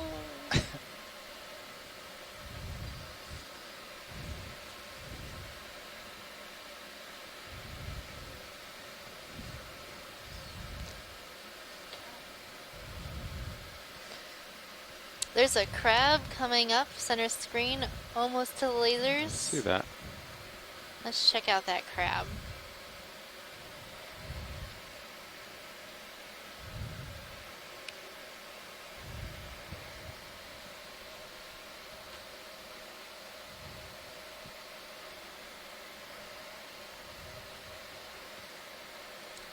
I have a feeling that this crab is our good friend Paralomus. Okay, let's do a zoom from here video.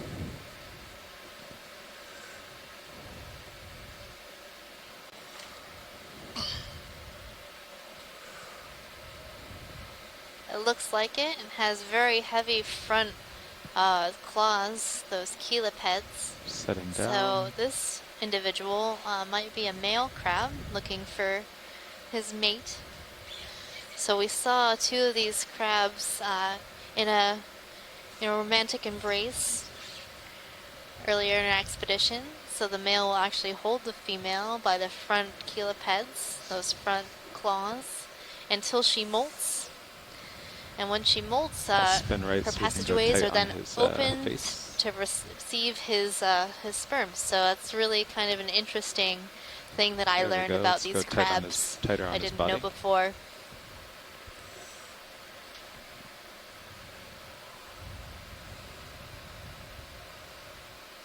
Now we're getting a nice up-close view of his face here. He's twitching his His antennal little filaments. things. It's interesting. It's like he's playing the... Looks like he's conducting some music. Playing the castanets is what I was thinking. That has to go to music. I'm joking with our videographer, Caitlin, sitting next to me, and looking at her screen and mine, and we're contemplating future productions.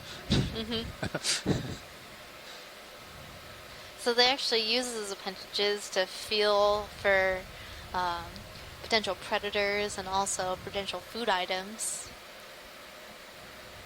Or to show that he's annoyed with us. That maybe. too. Well, generally when they're annoyed, they'll move their mouth parts a lot. Right. Yeah. So if you've ever picked up like a blue crab, they'll sort of move their mouth parts in a chittering sort of way to show how angry they Okay, are you at happy you. with this video? Yes. All right, we can do the Or if you wave a stick over their crab head, with they lasers. do the hey Yeah. thing.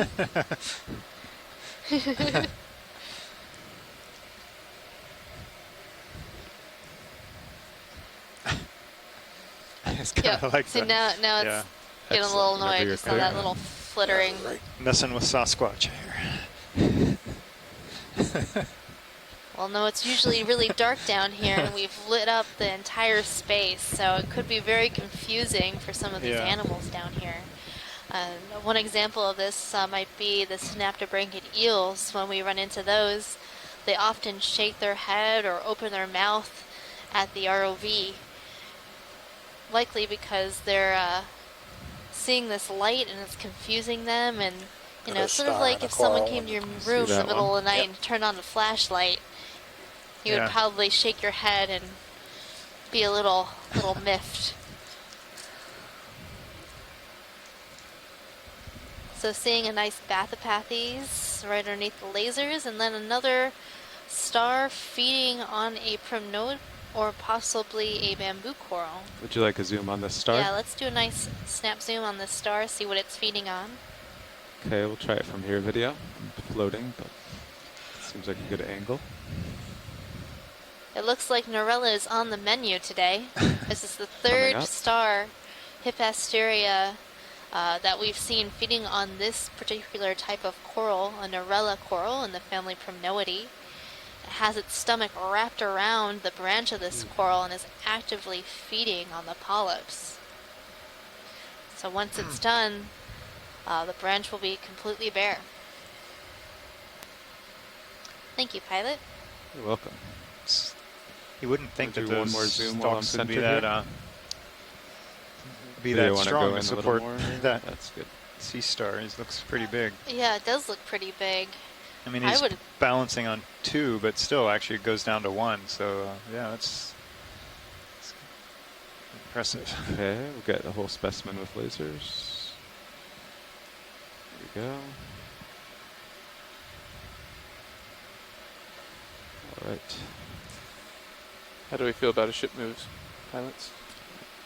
There's a lot here. Why don't I get out a little bit ahead? I'm sure there'll be something for me to look at in the 4 minutes it takes Sirius to go. We do need to average about 0.08 to make both waypoints today. Okay. I mean, even in the background, I'm seeing some stars feeding on things. It's quite the place to be. Of course, See, you're a what's your sea camera? star that likes to feed I'll go on ahead corals. to your camera's 45. and You then want to be in a place that has a head for- high density of coral. There's 44.7. Perfect.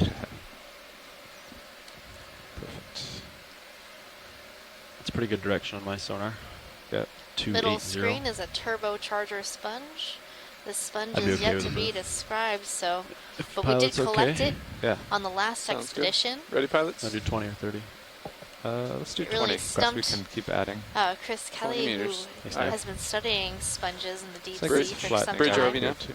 Yeah. Go ahead, I RV agree. nav. Could we do a ship move, please? Sure, go ahead. 20 meters, bearing And now that 280 it degrees looks like we're coming at upon 0.2 a knots. sort of Copy. ledge. 20 meters, bearing 2. Right. And you'll see that all the corals are even Good more copy. dense near that ledge and are lined up perfectly with the ledge, all the fans facing the same direction.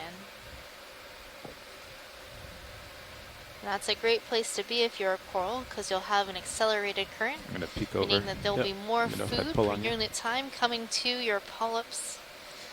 Corals cannot move from the place where they settle, so you know, if you can't RV move, nav you want to bridge, move find a place initiated. where all the Thanks, food Bridge. comes to you. They don't have the internet. They can't just, you know, order online. Ship from Amazon. Next day service. Yep. Just Ship move underway, pilots. Copy that. We drop a target on high pack where I am for a ridge top. Copy that. We can try to track it along, stay on it. There's some quite large corals coming up soon. That's really exciting. So if you've been with us since the beginning of today, you'll notice that at the beginning of our dive, there are a few corals interspersed, and they are relatively small and only growing on I boulders have a inside feeling I this can't make it field to that of giant one just without pulling on you. small pebbles and sediment. I And as we agree. moved upslope, there was talus and spotted with a number of small corals. And now that we've come up to this top of this ridge, we're seeing a lot of large colonies. So watch lead, we're just waiting on Sirius to move. Looking around right here, and then I'll jump ahead to that large coral. Sounds good. Thank you, pilot. But yeah, it does seem like we marked it on high pack. We have come to some sort of ridge crest. It's not exactly where it should be based on our bathymetry. Could just be a small one.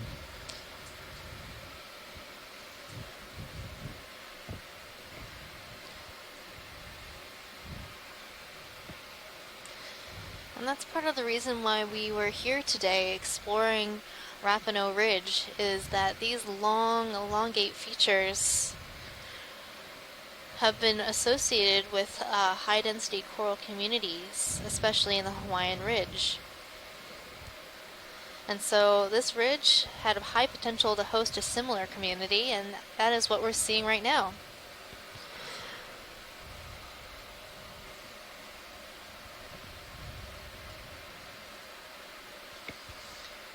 Yeah, pilot, could we get a zoom of that coral colony? Sure. I want to see if it's branching nodally or internodally. It looks like a nodal brancher, just from my experience. Just has that feel about it, but you never know until you zoom. Sometimes these corals can be tricky. You think it's one thing, you zoom in, and it's something completely different. We have a minute here, so I'll set down and get a good zoom.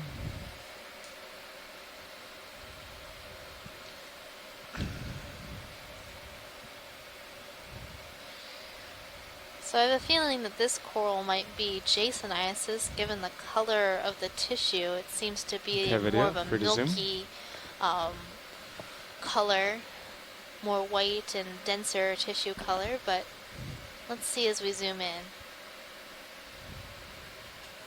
So we have these beautiful HD cameras on the ROV that can really resolve a lot of detail in the polyps, so you can see the individual pinnules on these coral polyps.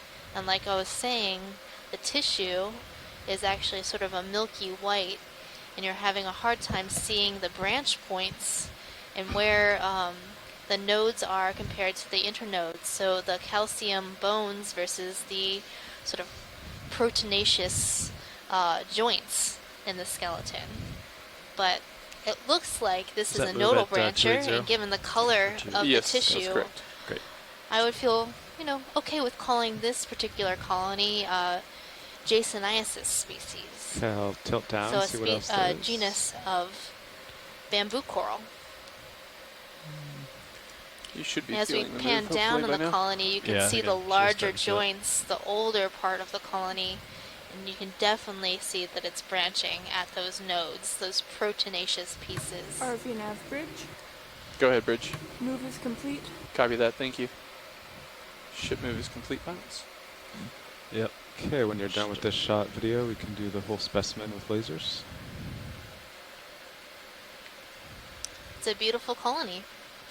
And right now we're getting a nice full body shot of this coral colony with the lasers in view. Those lasers are 10 centimeters or 4 inches apart.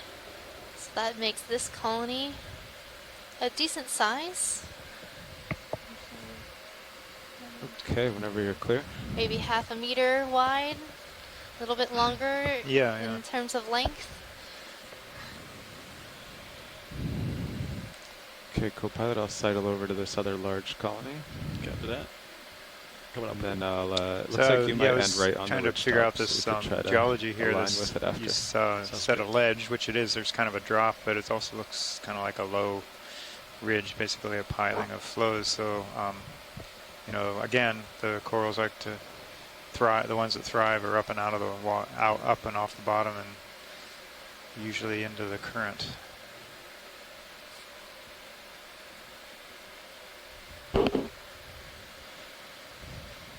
So many corals. Do you think any of these rocks here might be loose? Probably. I don't know yet if I want one from here. Okay. Okay, well. Wouldn't be bad. It's just, It looks a looking bit for the jumbly, best. the best of the best. What makes it Yeah. the perfect rock, the most beautiful, pristine. Well, some of these, these most likely came from this outcrop, so probably they actually would be pretty good. I see one lying there, all alone. Well, it looks like a lot of these parts of this sort of Okay, let's ledge, go in on these polyps. pillow type formation have started to fracture and break off. Yeah, and that will create and lead to all this broken rock talus scree that you see downslope when we were ascending the slope. Come down a couple meters, co-pilot. Absolutely. So right now we're zooming into this very, very large colony. This colony is the family Primnoidae. 14. Excellent. I think I'm just balanced on something round here, so I'm not the best. Will we turn the lasers off? Okay. That seems steadier.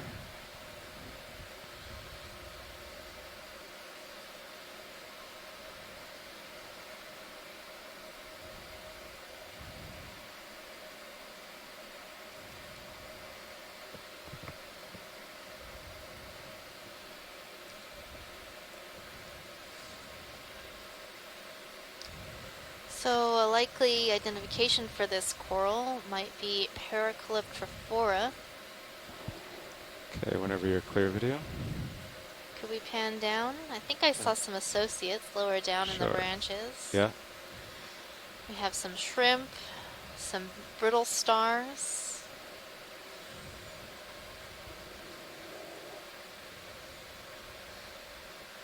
So large colonies like this are often homes to other invertebrates. Just off to my starboard, would you like me to turn to keep you in view? Sure, you can turn They a few make degrees. good habitat, places to hide. Gets you up out of the off the bottom and into the water column just a bit. Can we do lasers back on? There you go.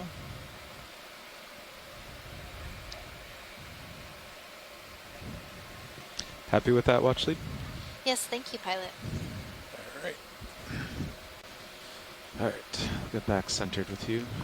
So, based on your sonar, yeah. So that's about 45 to starboard for you, or more like due west.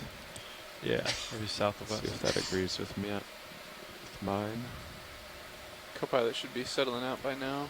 Copy that.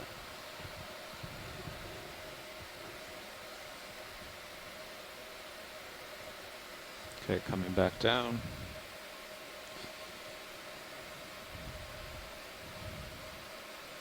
Turning port with you. Okay. Yeah, I guess turn to get the local high there. 10-4. We want, we want to eventually be heading kind of southwest.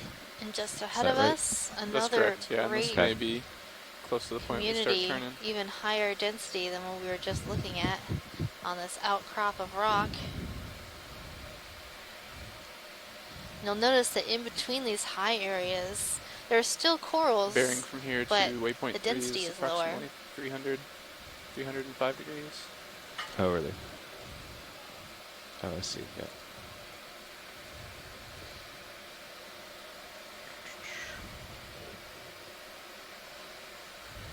Right. Oh, I'm sorry, that was the meters. Sorry, yeah. that's 229. I was just going to ask. Also, it seems like the size of the corals on this sort of lower that's relief the way I'm headed, is so smaller, perfect. and up on the higher relief they're larger. Yeah, and it looks like the high back data may have just been off a tad. Yeah, where the good ridge was. observation.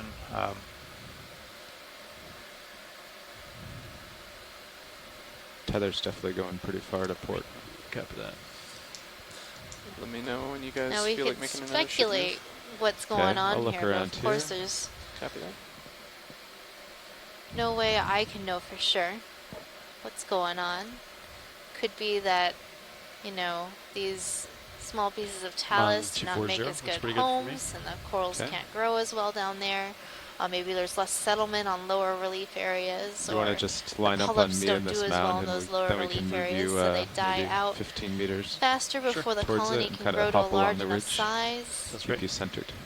So you want me to center you up? Yeah, or center up this mound ahead of me. Yeah. Then Those we'll high move you to the relief top of it. areas are By the really next one. ideal, so more corals do better up there. Perfect. Something like to let it settle out there. 250 maybe. Right. So this area is going to be really challenging for the annotator because a lot of these primnoid corals and the bamboo corals look very similar.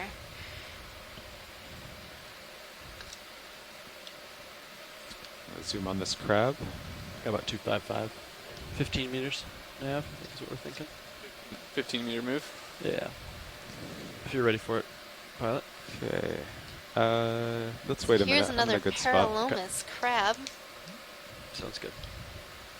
Is this the same one we saw before? Yes, it is the Okay. same kind of crab. Can go wide. Video, we can go wide. Yep. Yeah. Just much paler. Oh yeah. Maybe it's because I'm farther.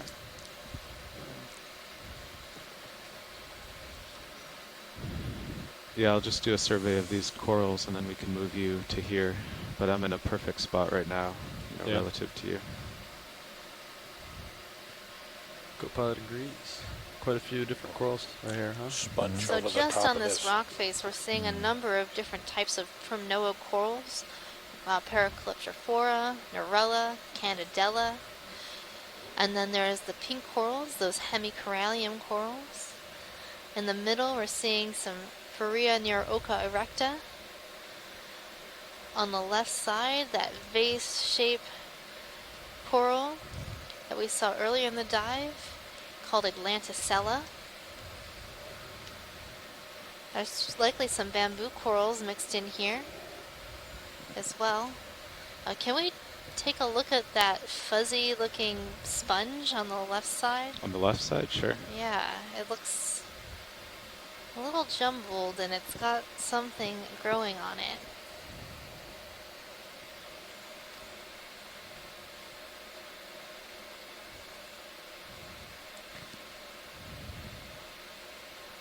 Let's see, there's some giant corals off to my port side here. Yeah, those large corals are likely Paracalyptrophora. They often have a number of associated organisms like brittle stars and shrimps, other small invertebrates.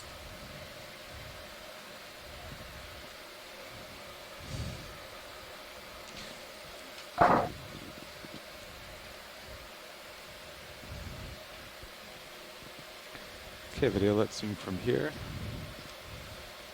Kind of wedged in between two giant corals, but not touching.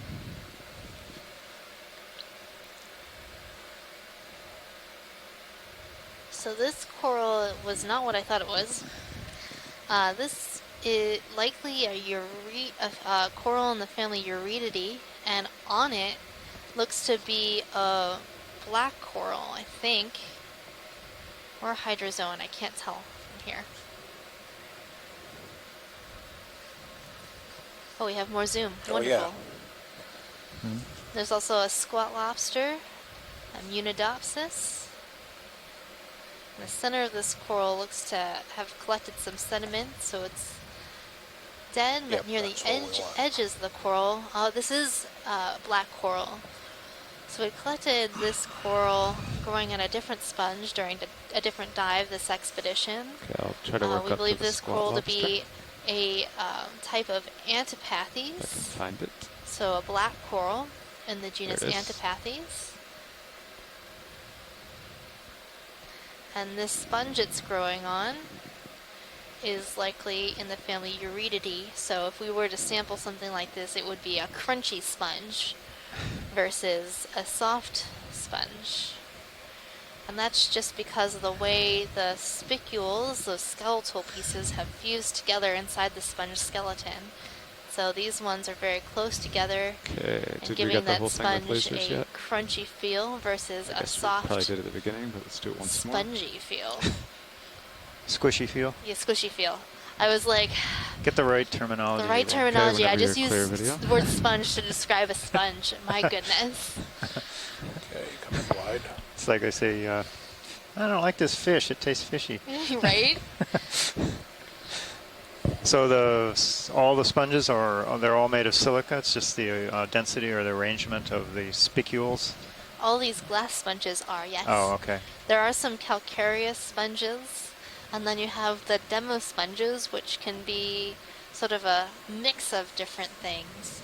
The demo sponges, which generally grow shallower depths, can have like hard rock-like morphologies. And they could have a different arrangement of like some spicules, some other things, but I don't know that much about demo sponges other than they're weird and Chris doesn't identify them. Well, okay.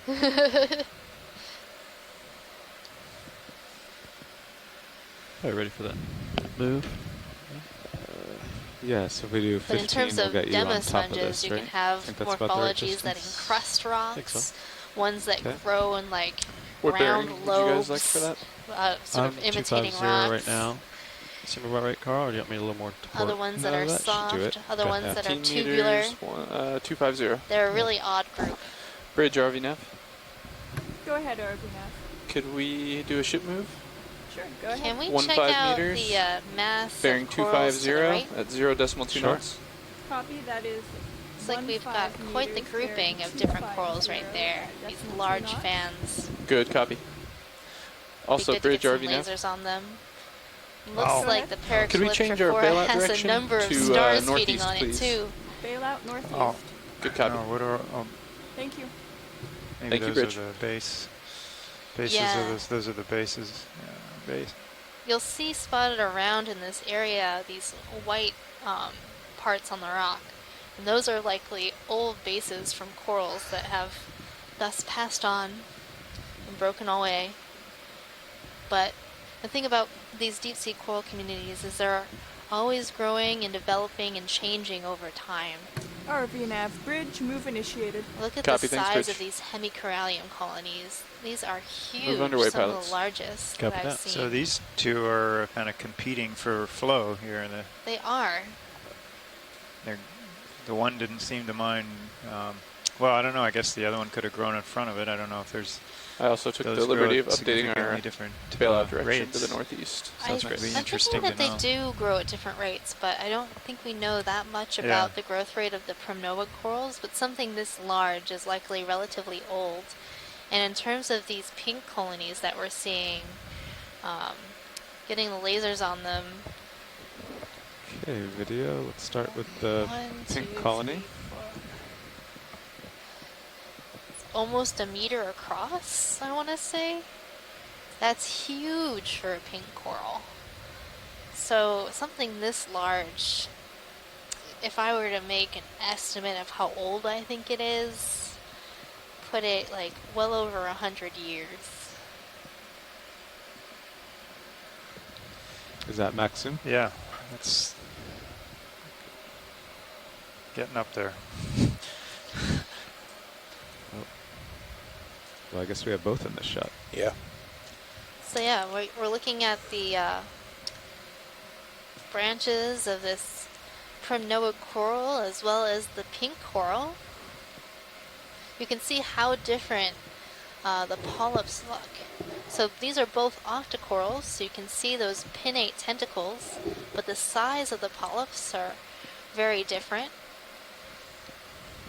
And you can see on the pink coral there are no spines or anything, but on the primnoid coral you're seeing that texture of the body scales. Then wrapped around some of the branches you're seeing some brittle stars and other small associates too. Okay, video, let's go wide and I will look for associates. There's one straight up. Okay, you can go in there. The thing with hemicorallium, these pink corals, is they're very, very fragile. Yeah. So it would be very easy to break. A fish that gets a little too excited can swim right through a colony of pink coral and shatter it to pieces. I've seen it happen. Okay, I'll rotate right to the big star. Go ahead, Bridge. Move is complete. Copy, thank you. And here on this Ship move Paracliptrophora, complete. you can see that while the polyps are closed, they are bending downwards toward the base, but they're not abutting against the main axis of that coral branch. You can see the damage. Also, the polyps are a lot smaller, and that's how you know this coral from a Norella. The starfish has been, sea star's been feeding, I think. Yeah. Gorging himself. Picked a good colony. It's pretty chubby. Yeah, that star is, looks like he ate a little too much. See how inflated that star looks. You picked the it does not potential, have right? its stomach Buffet, extended if you will. outwards at the moment. It's kind of set for life, huh? Yeah.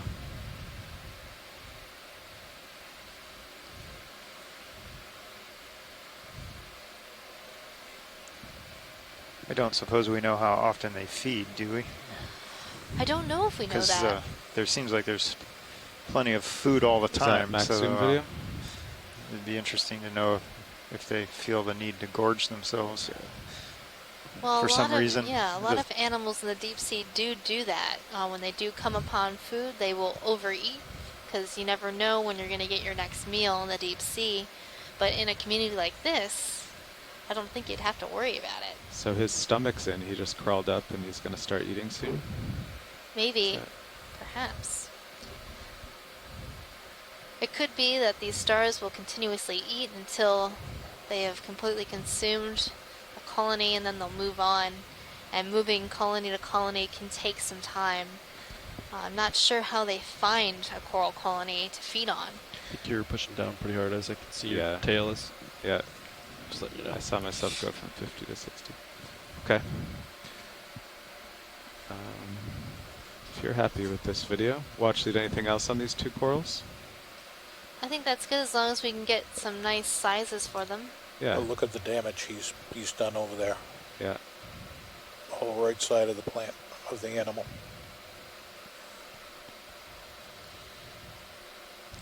So living here on this rock has been really good for these corals.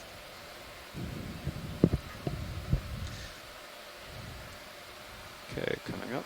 Yeah, and that tells us something about the geology that Yeah, it's it been was slowly stable for increasing. as long as these corals have been living, and then I was probably gonna some stop, time but before. It was so steady, I just kept So going. even though this looks like an I'll just let you isolated know. boulder No, that thanks. Yeah.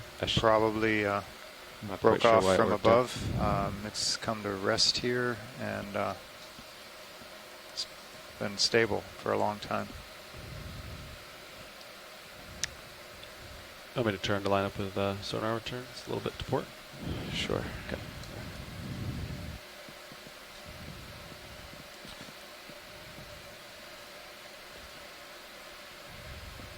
Okay, well, we have found the ridge top. It's a little offset from where the bathymetry shows, but we're just going to start following it to the southwest towards waypoint 3. Sounds good. Oh, let's check out the Okay. sponge before we go. That's sort of interesting. Looks like a crazy hat.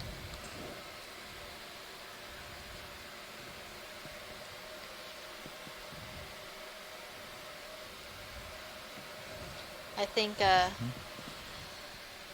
ECC at the University of Hawaii is currently empty. They've gone out to lunch, so Chris is going to miss out on this crazy frilly sponge.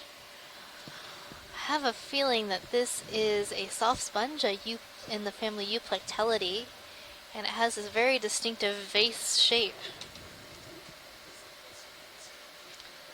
Though I'm not sure if we've seen this sponge before.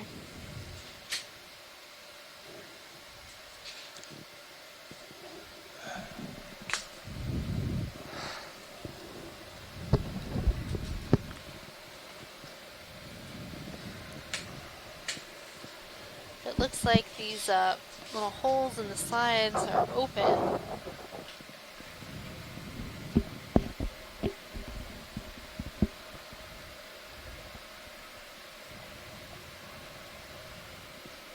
Okay, video, you can frame it up.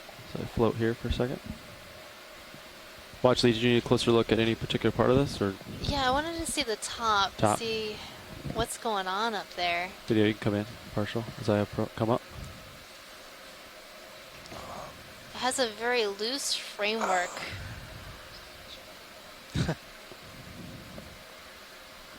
Of spicules, so you can see all these little lines and threads, and it has this sort of ring of spicules around the opening or the osculum of this sponge, and some really odd tubular structures that have open holes on the side. Kind of curious if this is the same as the small vase that we collected before, but in its like more adult form.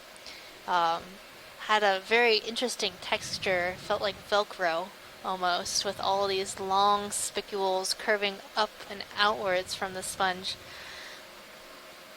But this one looks very mature and it has a number of associates, but it looks a little bit odd. It's sort of leafy and hat-like, and the other one was a perfect vase, tubular and rounded. Too bad I can't call Chris and be like, look at this sponge right now, you have to see it. So weird.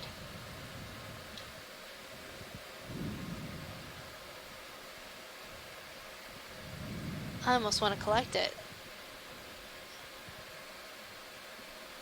Well, I'm looking through the guide to see if it looks like anything, and because it doesn't have a sieve plate on top, it's not a Regadrella, but we have a picture of something kind of wonky and tubular that is identified to Regadrella, but that one has a sieve plate over the osculum,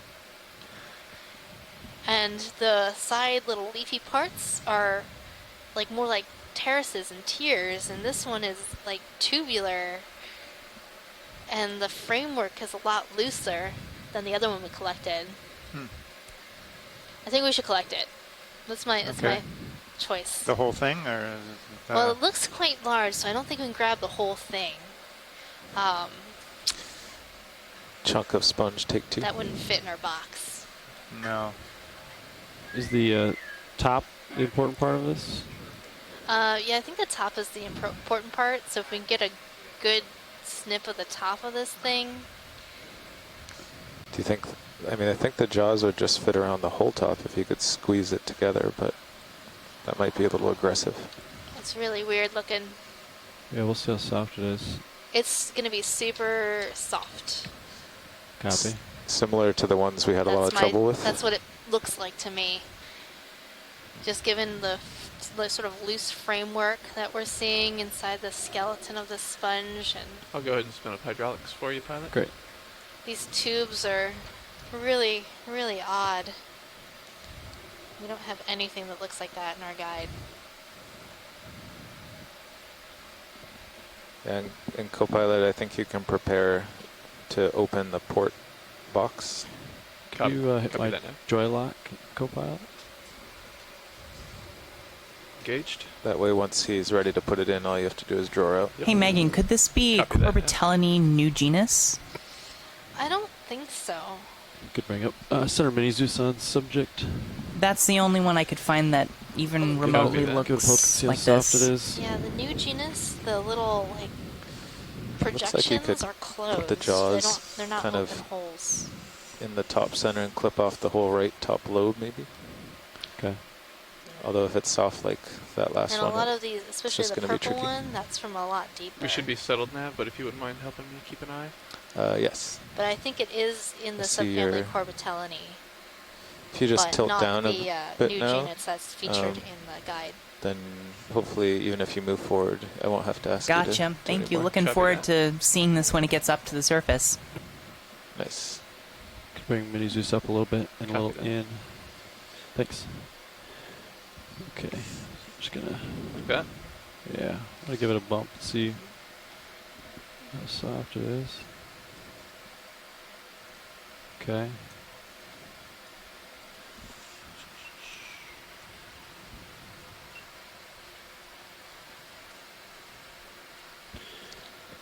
Carl, you think you do a second. cut or a grab? What do you think? I think a cut from the lobe, the dip on the upper left to the dip in the lower right, maybe, if that's enough. Because then you'll cut it and you'll squeeze the rest So in. like coming down on it, down, back, or up? I was thinking right where you are, just like this. Okay. And with a really low grip force. Yeah. Like 1.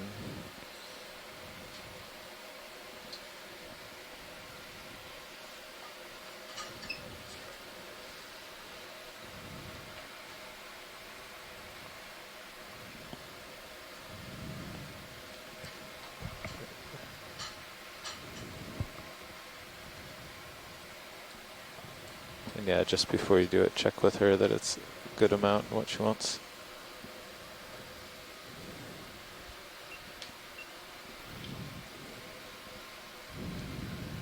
So if you spin the jaws, Take them this way. Gonna bring them in partial. Right now they're pretty much level. They're not coming Could you up. like grab yeah, I would just the spin cap them. of this sponge? I would spin them even more, like that. Yeah. See if she likes that. Yeah, watch. If I close the jaws now, do you think that'd be enough? Would it be easier to grab it a little bit lower down and like grab the whole top half or top part? Is it too big? Might be hard to get It that in should the box. fold then. and like. I'm worried I'd cut it and then it would kind of topple away. Kind of like cutting a tree and it'd fall over. I'm worried. I kind of I think agree with that. it'll pull away more like cotton candy, like that other sponge I made you try to grab. I like. So whatever you think is gonna work best. I think what you're doing, because you're right. If it's too much, it'll go away. Do you want to see if Pilot Cam has a better? Yeah, you can bring it around. The pilot cam? Yeah. I just kind of want one of Sorry, those It's tubes the- on the side, if Oh, possible. over here? No, this one here, close on your left there. Yeah. Yeah, this guy. The one enter. The yeah. one, gotcha.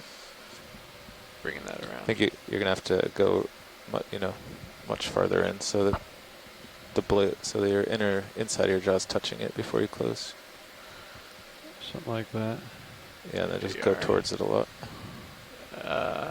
Keep. Oh wait, don't. Got it. I mean, move the jaw towards it another like 4 inches. So that the fingers will almost wrap all the way around it. Okay. Yeah. Like that. Yeah. And do it complete close, you think, or like a partial? Let's see here how it does.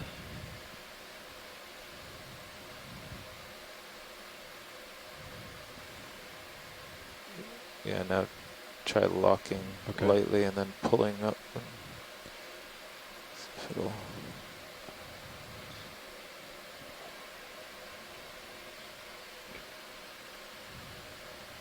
Look at that whole lobe. Okay, I'm indexed. Do you see the jaws moving? Zoom in partial on mini Zeus. You're grip lock too? I'm in grip lock, so Oh, nice. if the jaws are moving. Okay, so the whole jaws are steady, so I think if I index in and kind of wiggle it loose, yeah, hopefully it breaks off and it doesn't drop it. Okay. Sounds good. Here we go. Yeah, jaw definitely looks steady. You can zoom out on mini Zeus partial once I start bringing it away here.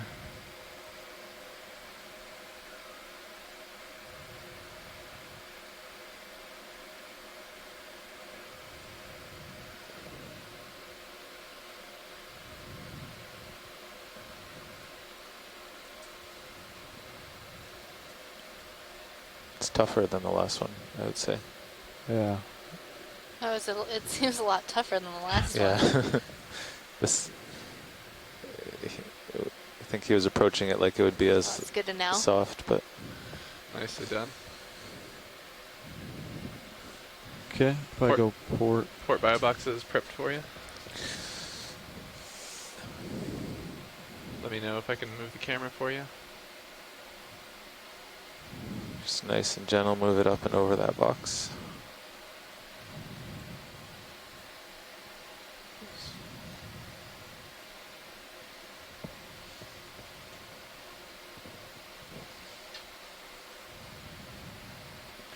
Ready for extension? Yeah. Copy that. Extending drawer. Arm is clear. There's a small chance it'll hit on the port side, but. Coming out slowly.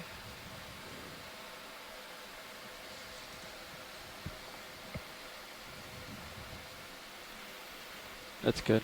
Copy. It's gonna hit that rock. Oh. There. Oh, you're good. Stable. Let's see if If it's a floater. If it's a floater. Get it as deep Yeah, as you I think can. this is going to be a floaty one, so. Be ready to close that box, co-pilot. Copy that. Alright.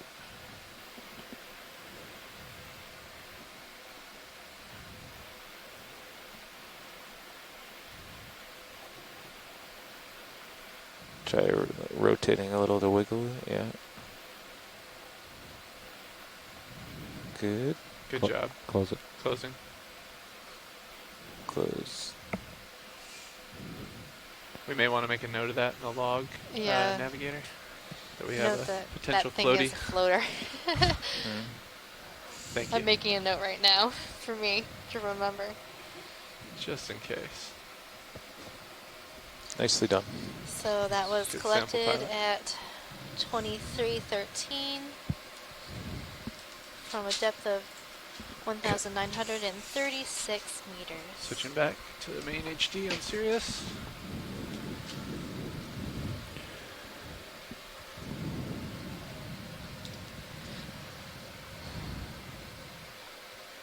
Well, I'm glad we grabbed this Spinning down curious hydraulics. sponge.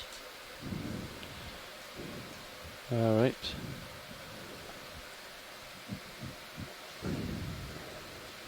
It was definitely tougher than I thought it was going to be. I thought it was just going to be like that one we tried to grab that turned into mush. Yeah, the very, very mushy, brittle one, kind of. There's some beautiful bathopathies by a dead sponge Tether's stalk. good. Deltas are good. We should be completely settled here. Video we full wide. Yes. Great. Just really close. Yep. Copy.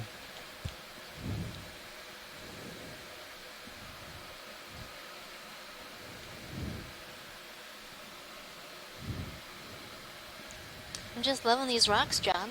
They're all covered Yeah. with coral. Yeah, I can't see him.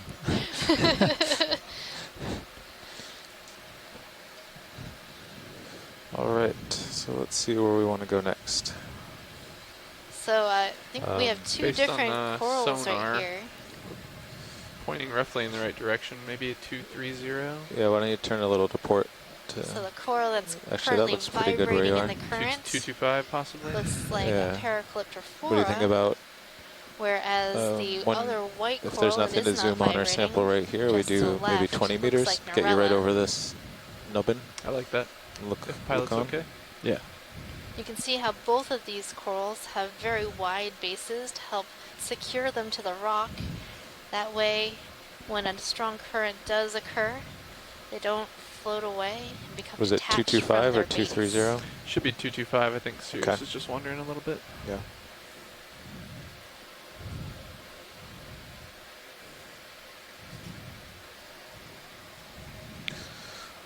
All right, I'll call that in. Copy. Thanks, Nav. Bridge nav. Pilot, can we zoom that yellow colony? Go ahead, Nav. That's right We have near a the ship lasers. move 20 Absolutely. meters, bearing 225 degrees at 0.2 knots. Copy. That is 20 meters, bearing 225 at decimal 2 knots. Good copy, Bridge. Okay, video, you can zoom from here. We'll see if I need to get closer or not. Trying to. Yeah, I'm not sure if this is the same as what we've been seeing or something different. Yeah, it looks the same. It looks like a Canthogorgia, this yellow colony. Just trying to keep my eyes out for any plexaurid corals. Okay, video, I Because think. Sako Matsumoto Move studies initiated. plexaurids. Copy that, Bridge.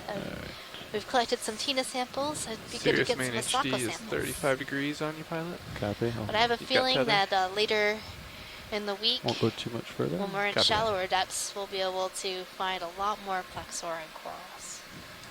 It's a little bit deep here for those.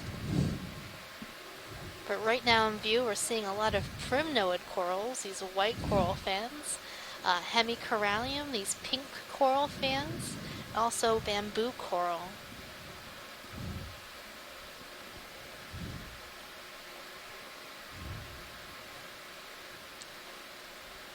I think I might have our first zoanthids in the bottom right-hand corner.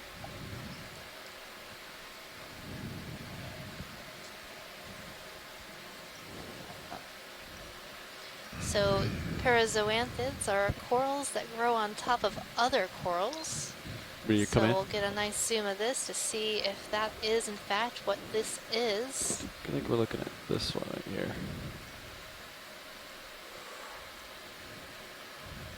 It looks like it. So parazoanthids, you can see the tissue is overgrown, this primniwoid coral colony skeleton. They've basically taken over the skeleton for their own. These parazoanthids do not make their own skeleton, so they have to use another coral or another sort of base to grow on. So parazoanthids grow on other corals. There are other types of zoanthids that grow on other things like rock and sponges. And then there is one type of parazoanthic coral called gull coral that we have in shallower waters that overgrow bamboo corals and then create their own skeleton after they've overgrown a bamboo coral. But the other coral has to be there for settlement.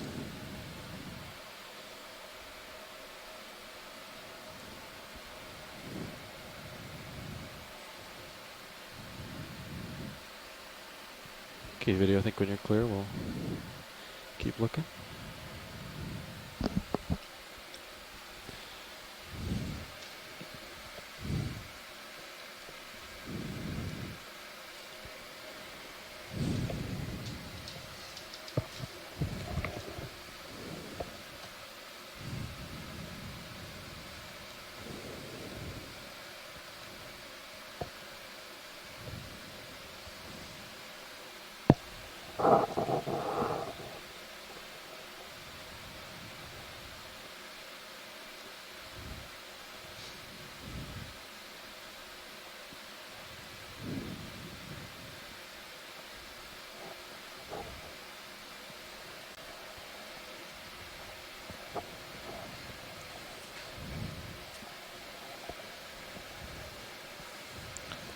Current isn't really So if pulling you're the just tether as tuning far in, over now. this is Megan Putz, your biology Yeah, I was lead. noticing that. And John Smith, your geology lead at Is there the anything University we of should do Hawaii. We're both other at than the keep an University eye of on it at the Hawaii. moment? We are coming to you live from the Okeanos Explorer, Still feel a America's little ship bit, for but not, ocean not as much. exploration. Plus, you're also not We are as on currently sharper diving ridge on as right when we Rapano came to the Ridge top. in the Musician Seamounts. Yeah.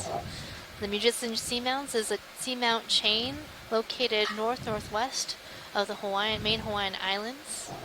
We are currently exploring for Nav the off first bottom was time 315 local, these correct? seamounts. ROV nav bridge. Go ahead, Bridge. Move is complete. Yeah, we've been Copy out for that. over 2 weeks, and we have another week to go. We are diving on many features, about 20, 22, 23 different features, different seamounts or ridges, and a couple archaeological sites at the end of the cruise. But so we're doing one dive on each of these seamounts, and first time that any camera system, to our knowledge, has been down on these seamounts. So you're seeing live with just a slight delay, first time, what we're seeing. It's really exciting work, and we're happy to have you with us exploring this area.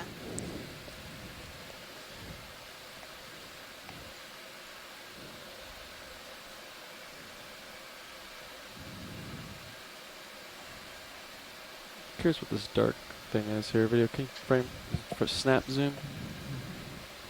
Almost looks like a fish hanging out. Yep. Is it? Or a closed Oh, it's crinoid. a dark crinoid. Yeah. Yeah, let's zoom in on this. Yeah, video, come in.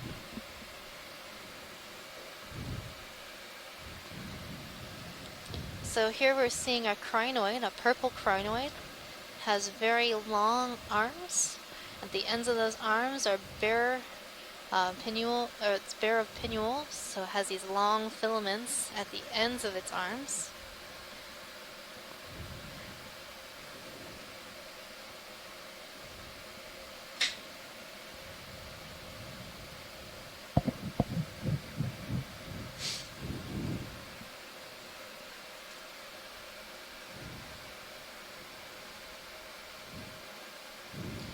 So the name of this particular crinoid is Sathrometra. It's in the family Xenometridae. And it's very distinctive with its coloration and Great. long Thanks, video. filaments at the ends of its arms. We should be moving, pilot. Looks like it's perched on Great. top of bamboo coral.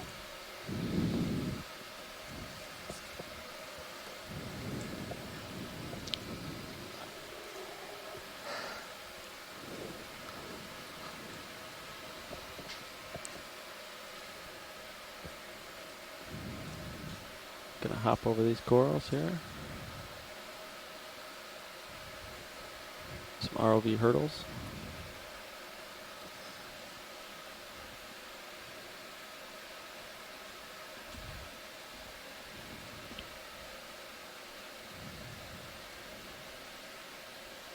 Looks like the bottom's broken up a bit here, John. Is this pillows or weathering? Or Ranging out what's your going sonar on? to see what's out there. Copy, thanks, man. Yeah, it looks like it's could rising be, just a few degrees to your starboard. Just flows breaking up, at least some of the ones in front of us. I think they're kind of pillow lobe flows.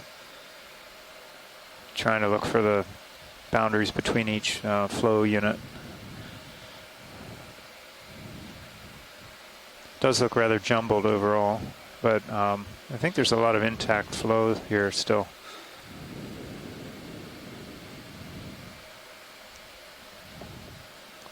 So the ship ended 4 minutes ago. I can start getting ready for the next move. Copy that. There's only 20 meters. Now that we're not on such a knife ridge, are you guys comfortable with 30 meters again? Yes. Yes, Yeah. sir. Okay, and this heading seems good? Yeah, I think Yeah. 225 will work again, or Okay. 230. Let's see. Currently I'm at 230. I think we're seeing a different And that sea seems to be star, relatively this centered orange with sea the star. rise in elevation. Does 230 sound okay? Yeah. Yeah. Looks Okay. good. Okay, video, we'll try to do the sea star floating just to not disturb other corals here.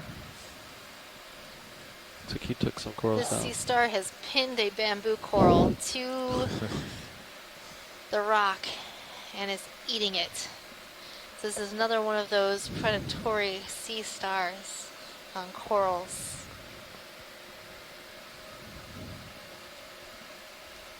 Okay, I'll call that moving. Thanks, Nav. Bridge nav.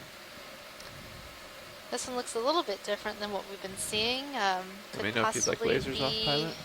Copy. We'll keep an him on for now. Evoplasoma.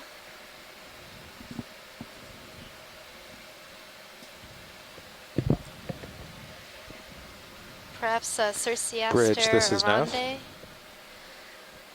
I have a hard time telling those Go two ahead, apart. Nav. Yeah, we'd like a ship move, please. 30 meters, bearing 230 degrees at 0.2 knots. Could you please repeat the bearing? 230 degrees. Nonetheless, that was this is a 20 different meters, type of goniasterid bearing sea star, cookie star, 230.2 that knots. feeds on corals. 30 meters. 30 meters. Definitely the place Sorry, to there's be a lot of if you're activity up here at the coral moment. carnivore. I can hear that. Okay, 30 meters, 230.2 knots. Good copy, Bridge. Thank you. Can you come in video if you want? See, we think it ate too much of that bamboo, and now it's so stuffed that it just has to sit on the rock and digest for a few years. It broke that bamboo. It's moving over to get the final polyps on the left-hand side. You know, we're joking, but that may very well be what happened. Bridge, move initiated. Copy that, Bridge. Thank you. I got a weird sponge while you were away. We actually had to go and drive to get our lunch, but we got back and we have to eat it outside. We could look through the window and we saw you collected some type of corbitellini, I guess. Looked like it was soft to me, but thank you. Got a very nice piece. That's good, yeah. I was looking through the guide and I was like, I don't think I've ever seen this. And it looked like it had a similar arrangement of spicules around the osculum like the one we collected the other day, but the rest of the sponge looked completely different, especially with those open, elongate, tubes along the body of the sponge. So I was like, well, I'm going to make the executive decision and grab Based it. on the 'cause it tether was now, it weird. looks almost like the current's coming from a bit behind us. Yeah, I think there's a good chance that that's a new one, Megan. It did not really match anything that we've seen before. There were similarities to a few things, as you pointed out. The tubules and looked like one, and the top of it looked like something else. But always annoying when as it's a from behind, whole, so it it really looked wants to spin different than you. anything. Maybe going starboard to port for us as well a little bit.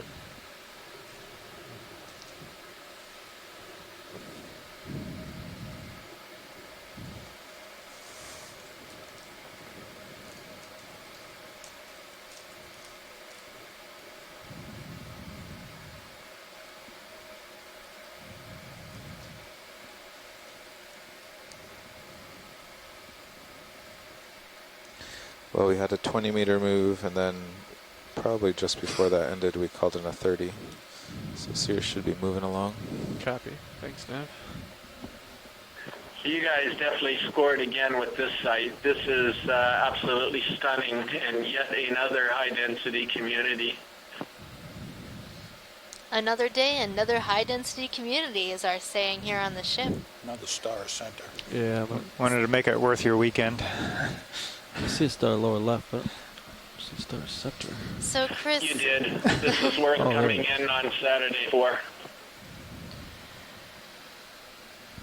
Going for it. So far, we've seen, especially at this depth, seen a lot of high-density coral communities.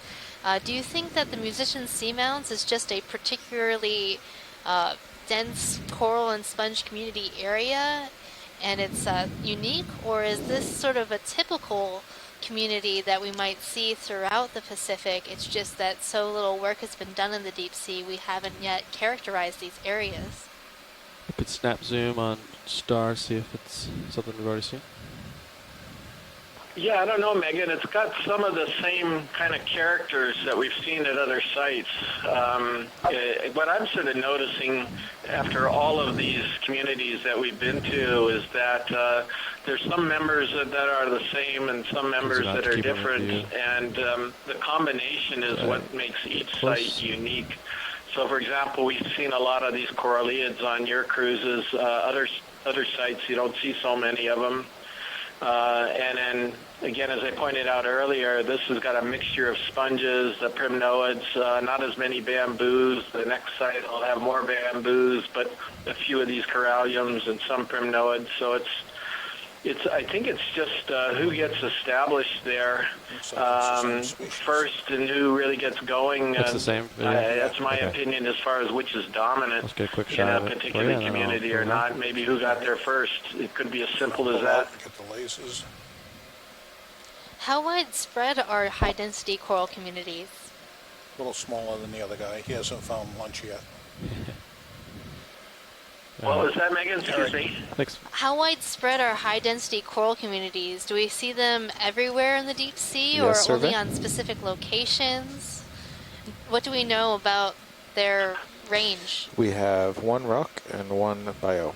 Well, back in 2007, well, actually 2015, before we started the Capstone cruise, we actually only knew of 3 really good high-density communities, all of which were in the northwestern Hawaiian Islands. Part of that is because there hadn't been really any or very little submersible work at the depths of 2,000 meters or so in the Marianas or American Samoa or Johnston or any of these other places. Now that we've been able to get down and sample this depth range at these other locations, we find communities that are in similar densities across the Pacific. We found them off of the Marianas.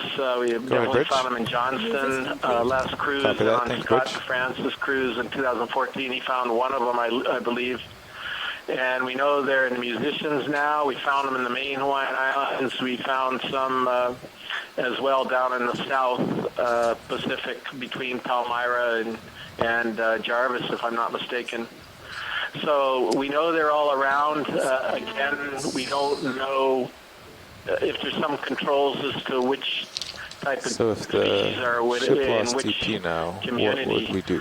But we think the conditions are probably the same that's attracting this type of density, high current flow, consolidated substrate where they can get established and survive for a long time, a lot of food, things like that. That's my best guess. Can we look at that sponge? Well, actually, did I hear you say you wanted to see a sponge? Yeah, it was just below us. Yeah, absolutely. And what would we do with the vehicles? Wouldn't we want to bring them off the bottom? You'd haul in. I'll try to zero the turns, which means D2 stays where it's at, Sirius turns port, if you have time to zero turns. Very good. Well, I think she would turn to port eventually anyway. Yeah. So this sponge right here, this is not Atlanticella. This is actually a brittle hard sponge, probably in the family Eurydidae. I wonder if we could get a little close-up would zero of it themselves, before we head off to definitely other want to do it things. purposely Yeah, in the right I direction. already told us to back up so we Levi could was look at correct. it, because I was video, like, come in. that's different. Try to hold this here.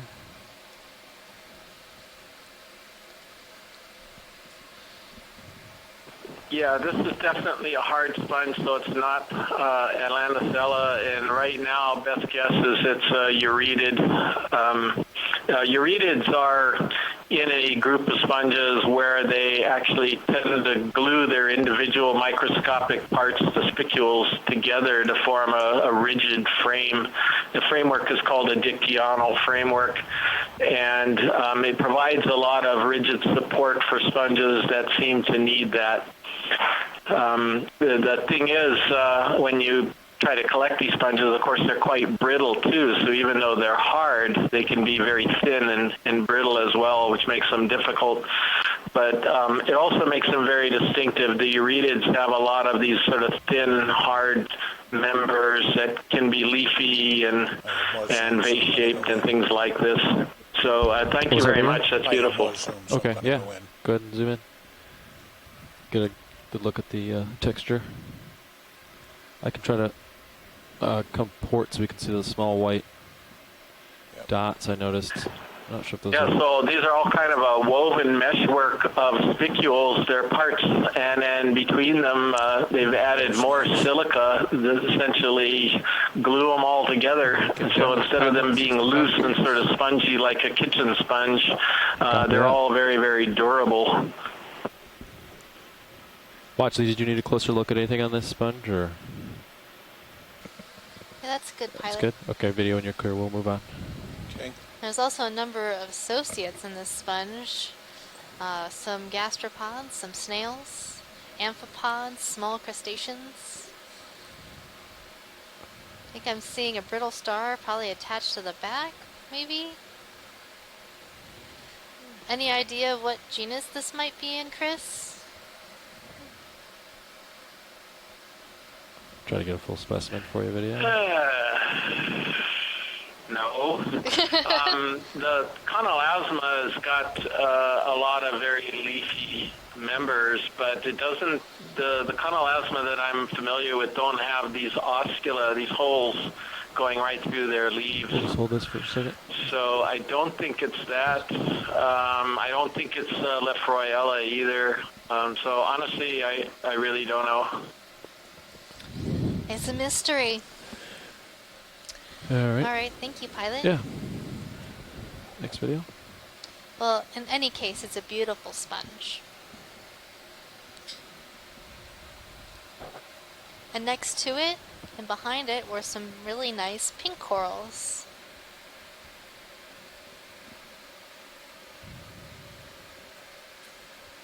So I zoomed out D2 sonar to 50 meters, and it Also, it's shows really a pretty interesting nice to note that ridge up here, crest. all of the colonies see that? seem to be a lot larger. Copy that now. We're seeing Looks like larger we're heading in sponges the right too. direction. Yeah, he's at 237.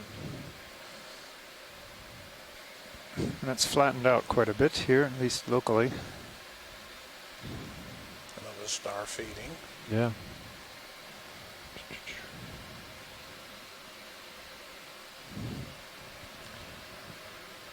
Nav, how long ago did the ship move in? It ended at about 41. Oh, sorry. Yeah, 31. So 6 minutes ago. Copy, thanks.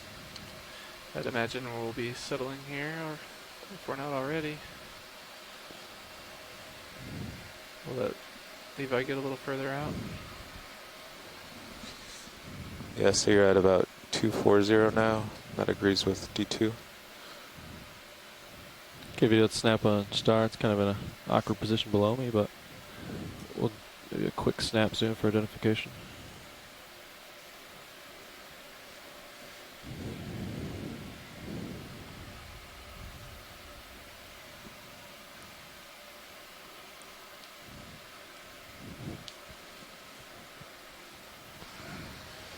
So we're seeing another Hippasteria goniastrid cookie star here, feeding on a primnoid coral, likely in the genus Narella.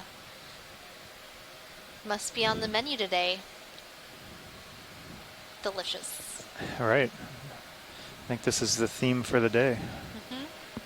We've seen a lot of stars, but that makes All right, sense next given video. the density Sorry, of I wasn't very corals. still shot. All right. They seem to be doing great over here. A little to my starboard, looks like 137 is the bearing of this A ridge. really nice place to live. And yet another one. Be like So you know they have prime ribs, so maybe this is prime noid on the menu. oh my goodness, that was good. It's a knee slapper there.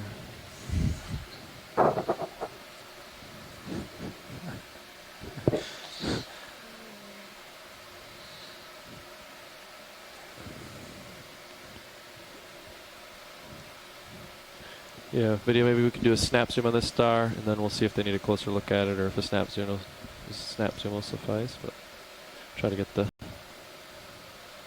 Probably need Another star, another meal. So again, looks like Narella, given that where the star is, all the polyps are facing downwards. They're like, no, don't eat us.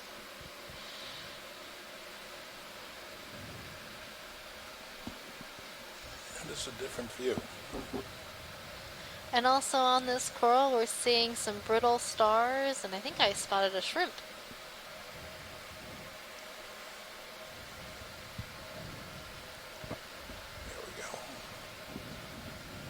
So Megan, I'm just going to throw this out. I don't know if Chris will call in about this, but I think it was when we were out at Wake, but maybe it was your cruise. I can't remember, where we saw a sea star eating a primnoid, and that was a pretty rare. I think it was on my cruise with Chris, and we saw it eating an unbranched Narella. But the thing is, it did not remove the calyces. It just dissolved the tissue from the actual calyces on the branches, so it was very difficult to see if it was even feeding on it. In this case, it looks like at least some of these branches have been denuded by the sea star, so this sea star is actually eating the whole thing. Yeah, Chris Mull did call in earlier when we first spotted this star and told us about that particular occurrence. Yep. Thanks.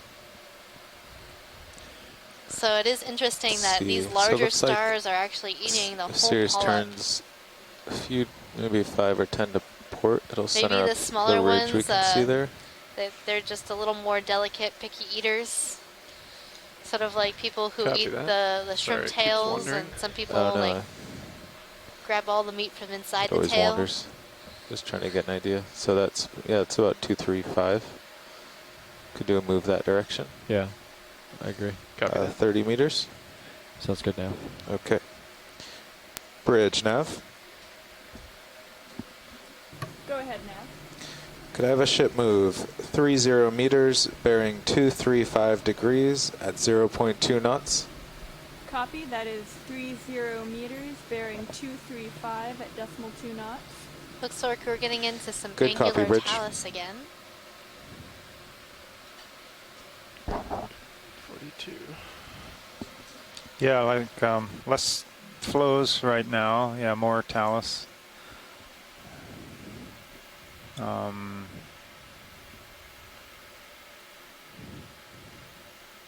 ROV Nav bridge, move initiated. Copy that. And over this talus area, the corals seem to be a lot smaller.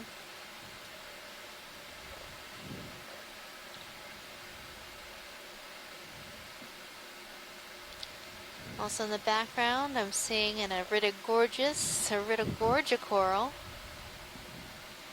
That's that spiraling colony that you see back there.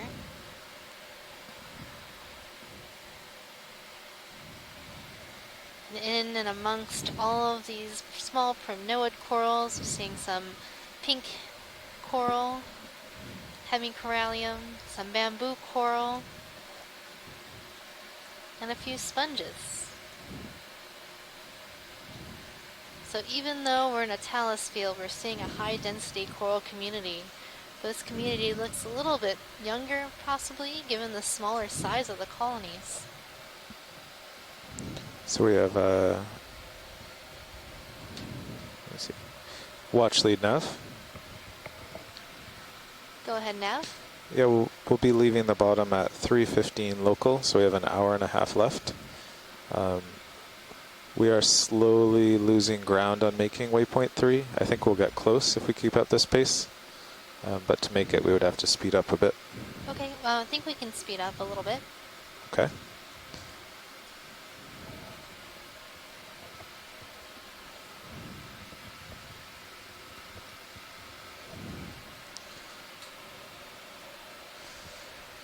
Okay, pilot and And then co-pilot. inside this So talus field are some larger as usual, as I've been boulders, checking, and we you can see that the larger I think John colonies are calculated on we had to these go boulders. 0.06, and then I calculated we had to go Boulders might be 0.07. harder to Now it's move, and 0.08. so they've been here Copy. longer. So we're What do slowly you think, losing John? ground.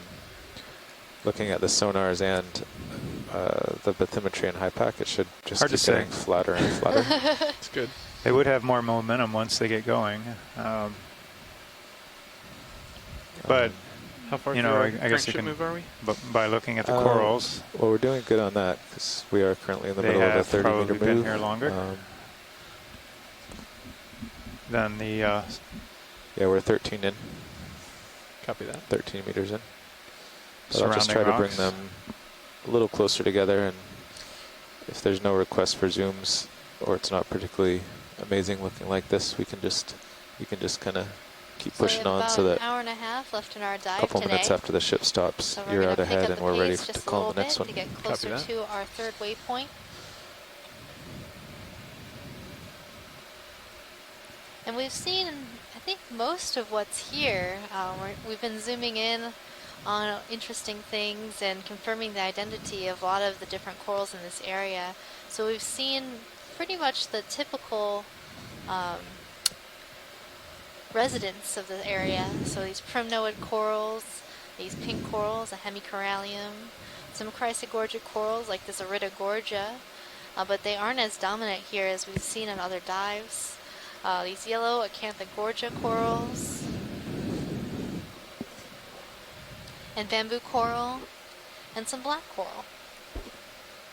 So there's a lot of diversity in this area, but it seems like our major players seem to be these primnoid corals and these hemicorallium.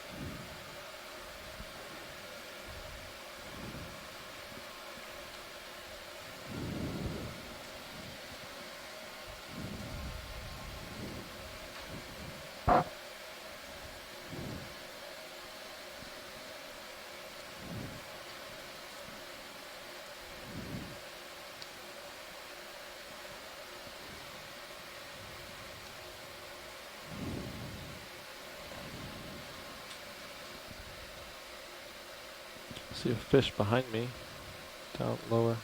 Yep. Maybe we'll get bold and come out in front of me. He's kind of below me too. Yeah. Just checking you out. ROV nav bridge. Go ahead, Bridge. Move is complete. Copy that, Bridge.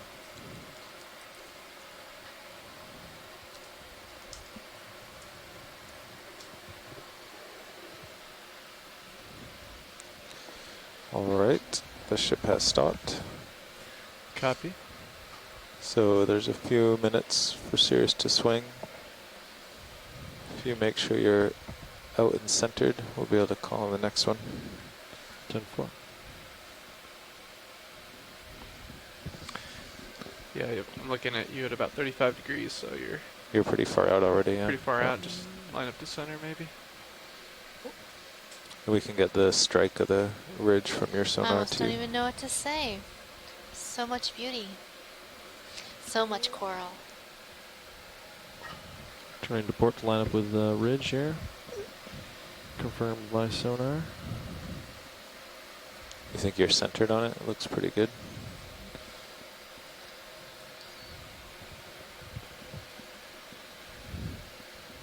There's definitely a drop off over to Certainly port have your where you are. choice of what to look at.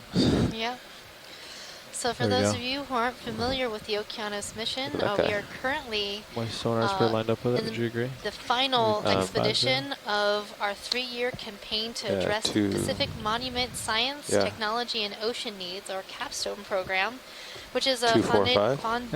a foundational science initiative to collect deep sounds water good. baseline information to support science and management decisions I in guess and the around Sirius- U.S. marine protected Looks like areas Sirius right and in ahead the looks good. central Yeah. and western Yeah. Pacific. But it might So start. our expeditions throughout the past 3 to years the have right. surveyed to the a right. number of Maybe areas for the across next the move. Pacific, Yeah, And yeah. 230. we're ending fine, here yeah. in the musician's seamounts. I'll stay in the center of you. So it's really great to be seeing these wonderful high-density coral communities here, which will definitely help in the future with making management decisions and understanding more about our deep-sea ecosystems. High-density deep-sea coral and sponge communities You ready for that move? are important because Ready they now. provide a lot of habitat for Bridge other now. organisms, and they foster biodiversity Bridge, go throughout ahead. the ocean. Could I have And a they ship also can move? contribute 30 meters, bearing 230 degrees that, at and are also 0.2 sources knots. for important biomedical compounds. Range So a number of 30 sponges meters, and bearing octocorals, like you're degrees, seeing here in your view, have been found to have Good copy, Bridge. specific Coming up. compounds within their tissues that have been used in the development of certain medicines, especially chemotherapies. Video, I'm And so going to go for NOAA the has a star, I think. responsibility to monitor and manage deep-sea corals within U.S. Waters. And this expedition will help us to better understand what lies just outside the boundaries of the U.S. EEZ, or Exclusive Economic Zone. So we're currently in an area of the RV ocean nav, move outside the initiated. U.S. EEZ, Copy in that, an Bridge. area called the high seas. And these Cover high partial. seas areas are very similar to the areas within our boundaries. What was that now? I was Because gonna the say we ocean definitely knows stacked no those a little bit. boundaries. The boundaries So that if humans have sample placed requested upon right the now, we ocean could really have Stop the ship if no it meaning to requested. the ocean Once the ship itself. stopped in a few minutes, we might think about backing up. So there can be a lot of connectivity and similarities between waters that lie just outside, like musician seamounts, and our waters within the Papahanao-Mokuakea Marine National Monument and the main Hawaiian Islands. Whoa. And now we have a photo-bombing crinoid swimming by. So that is a Sathramecha coral. You can tell that by its purple color and the long filaments on the ends of its arms. It's one of those micro stars too. And it, So this is a reminder to you folks at home who have been glued to your screens. Stand up, do the crinoid dance, wave your arms in the air like you just don't care. It's a good morning stretch. It is. Oh, and it looks like we might have one of those small Yeah. brittle stars Video on the got more rock. zoom. That teeny tiny little. I'll try to keep it Cookie still, star. No, it's that brittle star that's pretending that it's a sea star. Yep, that would be Astro Ophiura. We've been trying to collect one of these, but they only want to be on really large rocks. Yes, that seems to be the case. They know we're looking for them. Okay, video, and you're clear. I think we're ready.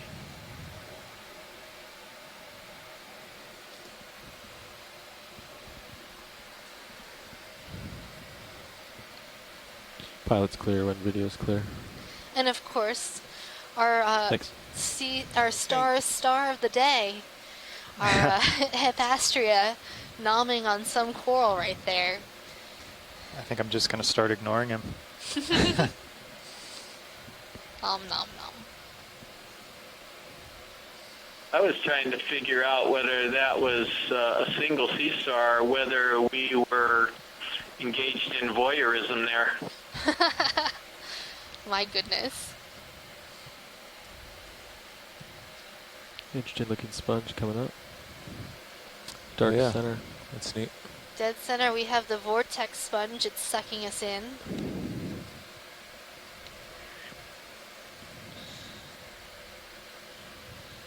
Don't stare directly Well, into it's it. very Leo. vase-like, whatever this sponge is. Got me in a trance. It looks like it has. Yeah. Yeah, we could get at least a snap zoom of this thing. That would be great. I think I'm seeing some antipathies growing on this sponge. Looks like it might have toppled over at some point. You can snap in. Kind of video. looks like that cowboy sponge that we sampled a few days ago. Looks like it picked a small rock and tipped over. Or is it more like a wizard hat sponge? I don't know. Which one do you want to call it? I think it looks more like a wizard hat. This looks like a wizard hat. The other one looked like a cowboy hat. Okay. Well, in any case, a really interesting upside-down hat sponge. So this place just has a cornucopia of sponges, doesn't it? Oh my. Yes, it does look like a cornucopia. Happy Thanksgiving. We had Thanksgiving dinner not too long Megan, ago. I would agree. Seriously that this does look like the one you sampled a little while ago, and you can kind of see that it did topple over. You can actually see it on a smaller rock up above. So it just outgrew its rock and then fell over, but he seems to be doing okay in his new position. Yeah, it looks like it was on a small cobble. You can see it sort of attached to that small cobble. Yeah, maybe it'll be all right, but you can see some sediment has gathered inside that sponge.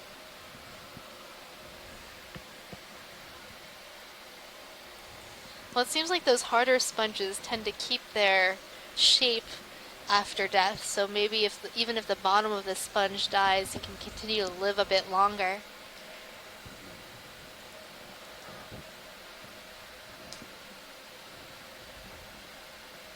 Megan, can we have a very brief zoom of the overgrowing? Can we snap back in on the Still jelly? associate coral? So that fuzzy bit? On the actual sponge? On the actual yeah, sponge, go ahead, video. yeah. Go ahead, Bridge. Move is complete. Copy that, Bridge. Thank you. Just want to confirm that it's antipathes.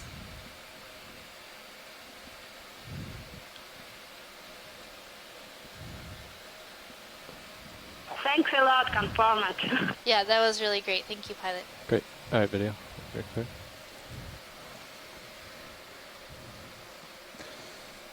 All right, the ship stops. Sirius is definitely underway. Copy now. Copy that. Navigator. I think we're doing better on our pacing. Pilot's still out in front of me, which is good. I've got a 45-degree angle on you, pilot. Okay.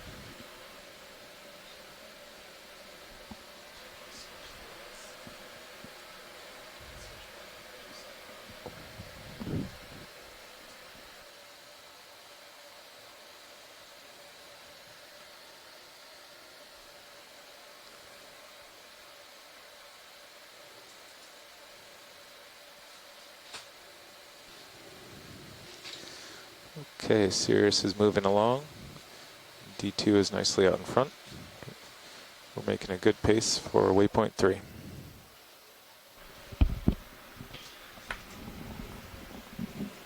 I think I got your Z-bias just about level. So if you... Yeah. Copy that. I would like zoom around a little bit just to get a feel. Calibrate. Yeah, take a look around, find a new coral. I think we've seen a lot of things. So.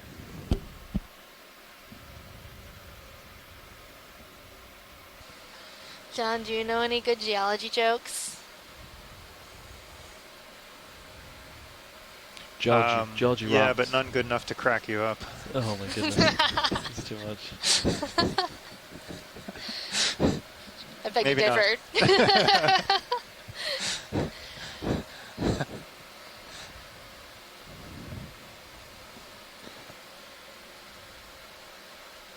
So right now in view, we've So I got a always look couple between my different main bamboo HD because corals, that's what as well everyone's as some seeing. But then primnoid the corals and Use some the nips. the hemicorallium. nips kind of get your height above ground and make sure you're not hitting anything. Seeing I a was trying lot to get a more of good this feel for the angular Z-bias talus. Yeah. How long it took to react. Yeah. It's pretty good. We're trying to make our way to waypoint 3, which is the very top of the feature that we are on Rapano Are we Ridge full right wide now. on main HD? Seeing another type of black Copy. coral, the yellow colony to the left of the screen. Reminds me of Stauropathes. Yeah, and on flat ground like this, it's maybe good to tilt it down a few degrees. Copy. Maybe till you can just see Skids a little bit. see at least the top of the scoop holder. I always find is a good angle. There it is. Yeah, that. there it is. That way the screen's not half darkness, you know? I like that. Yeah. So at the moment we only have 2 samples, right John? We have one interesting sponge and one rock piece. Yeah, I'm looking for rock candidates as we go. Kind of moved into Mostly talus, How broken much rock time do we area have again. left? 1 hour and 15 minutes. So we have an hour. We have an hour and 20 minutes, about hour 15, 20 minutes, I think we were told. Yeah. So before you get too far over, safest So about and easiest place is just to say 18, stay centered. 3:20 p.m. On the Hawaii screen. time. We will be moving on to the midwater portion of the dive.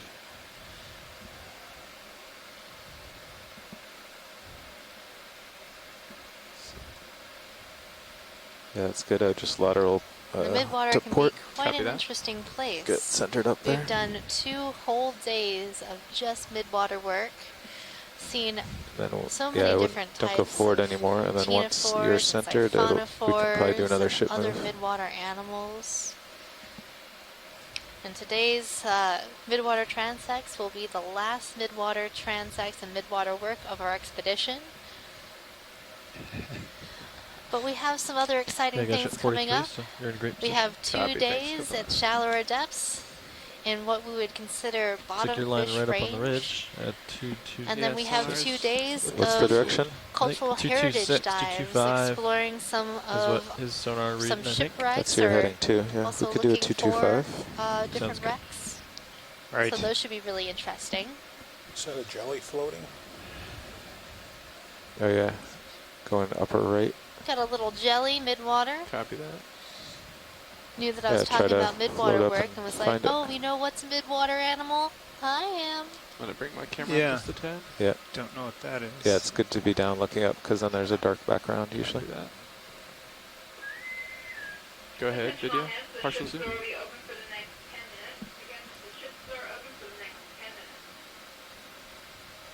It's not a jelly, it's one of those. Oh, Well, it's debris. I'm no midwater expert. My first zoom. But maybe it's beautiful. It's amazing. Debris. You can come out. Maybe. Some fuzz. So yeah, maybe a piece of a siphonophore. See if we can find you something more interesting. Who knows? Oh, look, something more interesting. Coral.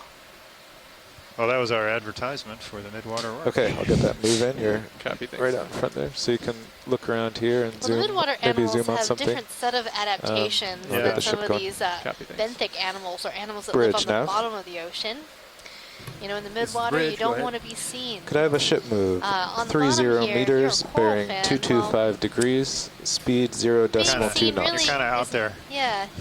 It's like being seen isn't necessarily Range 30 where you're going. meters, But you can bearing have some other 225 degrees, adaptations. speed 0.2 like knots. having Good copy, Bridge. bioluminescence. Coming So up. gold coral, I think I talked about that earlier, actually does have bioluminescence. And if a predator comes by and starts to nibble on it, it'll luminesce and attract other predators to the fact that something is feeding on it. Or you could be like a bamboo coral and just, you know, create a lot of mucus. No one likes mucus. I mean, some people may, but I'm not one of them.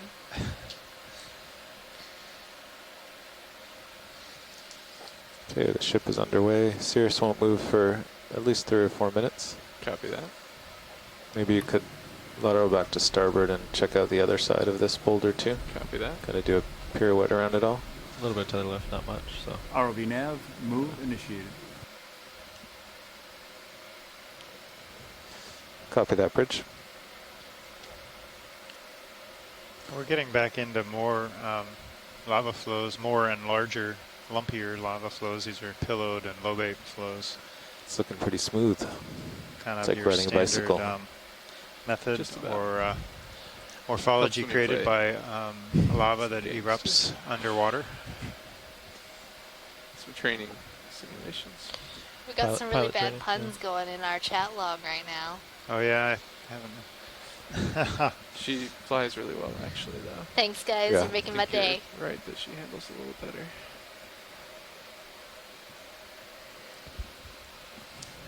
So for those of you who are curious, Casey, our expedition coordinator, was telling Scott France that we found the corals he was looking for. And he replied that, well, clearly the musicians' seamounts were so named because they are so fond of corals, like in the type of song.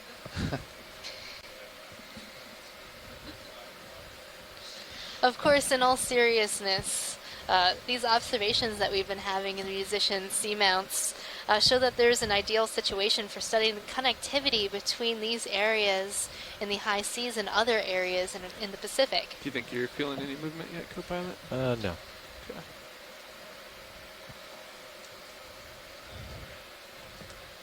Are you seeing anything interesting, watch lead, or just enjoying the view in general? Oh, I'm enjoying the view of these really large pink coral colonies, so we don't really need a zoom on them. Copy that. Because we know what they are. And I'd really like to move along at a decent clip until we can find a good rock for John. Copy that. Yeah, we can start looking for rocks that are loose at the base of outcrops. That sounds good. We have another ship move, I think, that was just initiated a few minutes ago.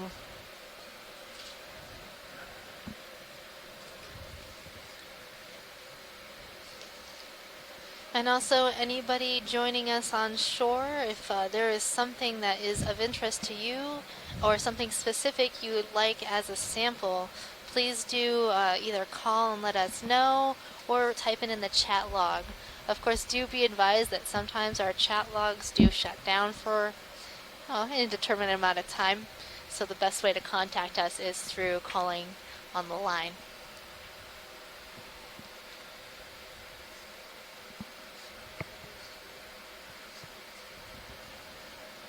Yeah, Megan, is it just my imagination, which it definitely could be, or did we switch a little bit to more bamboos and less primnoids?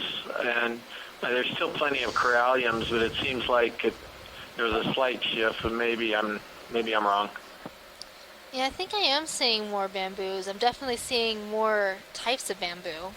A lot of this like leggier colony, and then I saw a few whips, and then there was one of the bushier, branchier species, and then also what I've been calling Jasoniasis. And the primnoids seem to be a lot smaller, and they're also really hard to tell the difference between these small primnoids and the small bamboos at a distance. But there's just no way we could zoom in on every single colony. So whoever gets to annotate this dive is going to have a fun time. And less, I do see sponges, but are there less sponges? There are different types of sponges now? So I'm seeing still a number of sponges.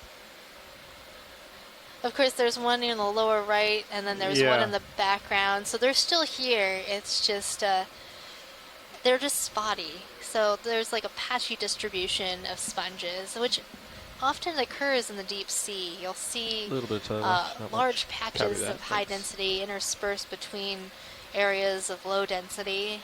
And, you know, that could be a function of a number of things. For some reason.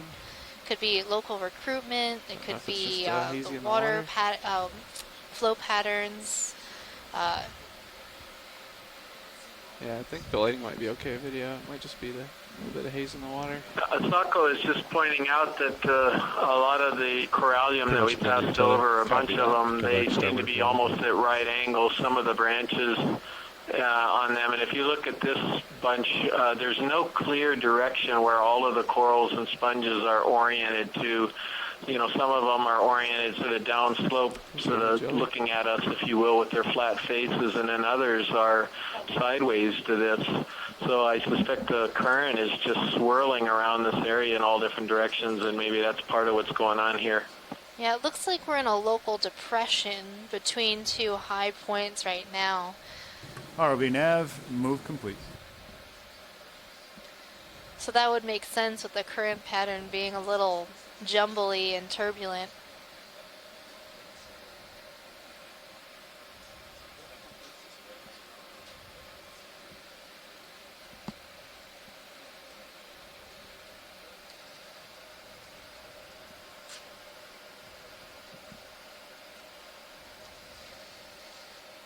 So Scott France is pointing out in the chat log that prior to this cruise, we had no idea that there would be significant communities like this here.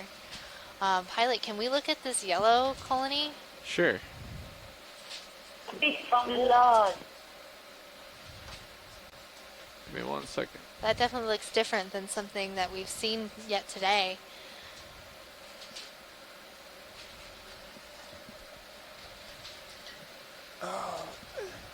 Yeah, it looks thicker than. Okay, this yellow one's got us stumped.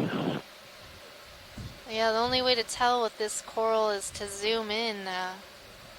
It's quite interesting looking. And it's on a very nice angular piece of talus. I pulled it over some too. It looks like Yeah. it's not standing straight up anymore. This is an example of what happens when you get too All right, big. video. Should we go for partial? One day this might full fall when you're over. ready. It's got the. I'm not sure. It could be an extremely large Acanthogorgia. Yeah. It Go looks ahead, very video. tree-like. But the polyps are really tiny. Asako, what do you think?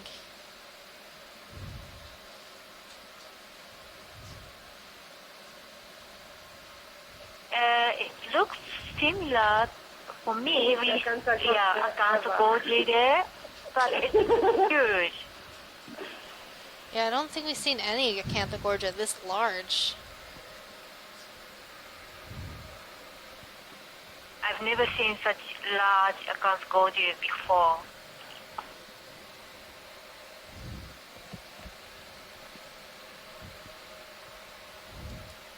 Is that what we think it is? Yep. Probably one of the largest So that we we've can seen. call this Gigantogorgia. And on some of these denuded branches, we're seeing some hydroids and also brittle star and a shrimp perched in the branches. Additional hint, building operations being held in the forward lounge in 5 minutes. Repeat, operations being held in the forward lounge in 5 minutes. Come on out, nice and slow. Yeah. So we have a request. Both Pina and Asako think this would be a good collection possibility because, as they're what's our pointing out, the status on that? stems, the barren stems, are typically dark colored on Acanthogorgia, and Say this again, is Copilot? not. And What's the this could be status on some that type most of recent plexaurid. Stand by. Yeah, I was considering that too as a possibility to collect this. Just because this is really odd to see such a large Acanthogorgia. Copilot, we're holding position right now. Okay. Do you know when we stopped? I see I'm still moving, but if Yeah, I'm gonna well, stop let's soon, make a that'd call. be okay. We If should you're have gonna collect it or stopped Well, I think we should collect it. about 6 minutes ago. Okay, great. So I should It So- could be settle down. Acanthogorgia. Yeah. They're still pointing You out, should but already it's be an settled down, I unusual think. You feel size. like you're still I mean, moving? nobody's seen an Acanthogorgia that's anywhere near this large before, so maybe it's a different species if it's in that family. Looks like at least a half a meter or more wide.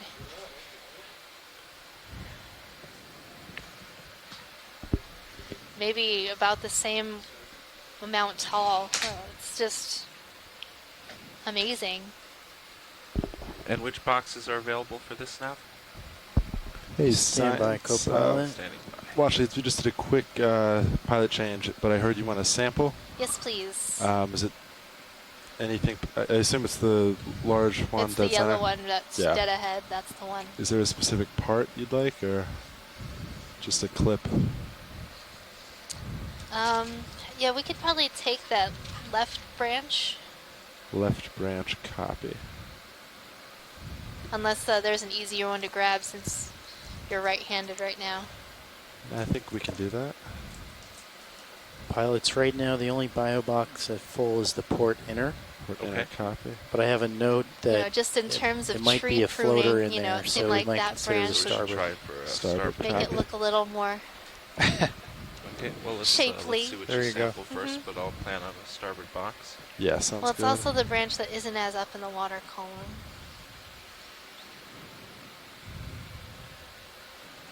Looked easy enough to grab. Just come in. You should have all the time you need. I think we're pretty good here. Copy. Now, actually, the whole thing looks kind of big. Can I just take part of it? Yeah, just a part of it. Okay, great.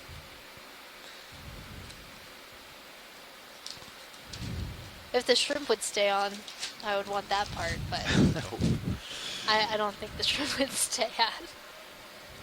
Yeah, they usually don't, but we'll see what happens.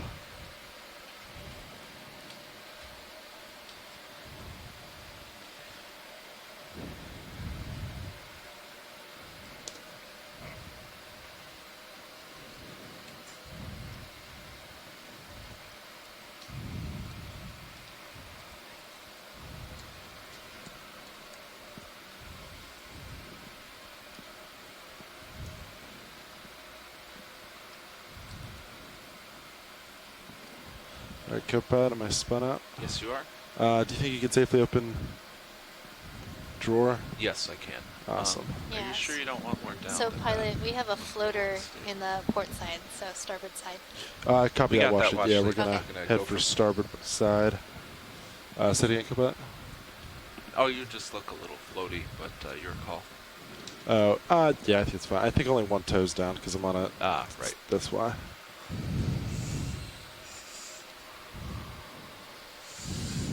All right, arms coming on. 3, 2, 1.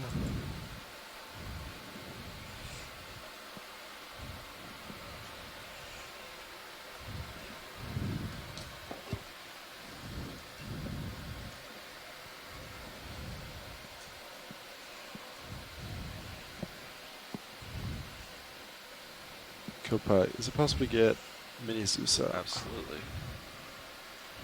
I'm gonna take it. Yeah, if you just want to center up on specimen, that's.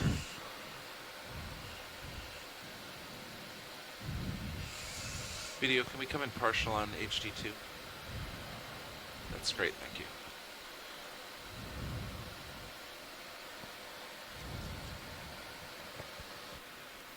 Holding there. Nice. That's good. Thank you.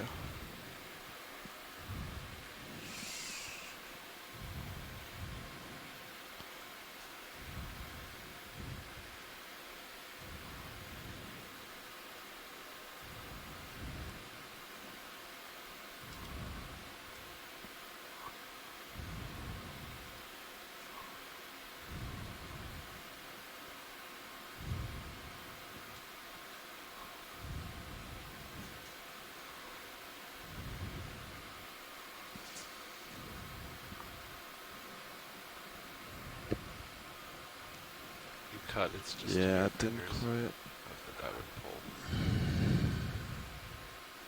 There we go. I'm gonna follow you down. Copy that. And over. Tell me when you're ready for drawer.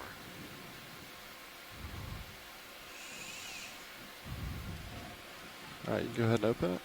Okay. Video, can we come wide on HD2? Thank you. Here comes the drawer. I'm sorry. Let me try that again.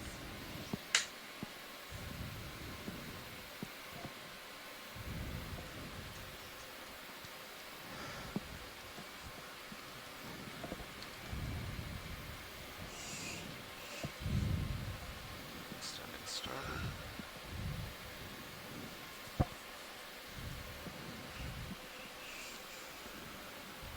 All right. Nice.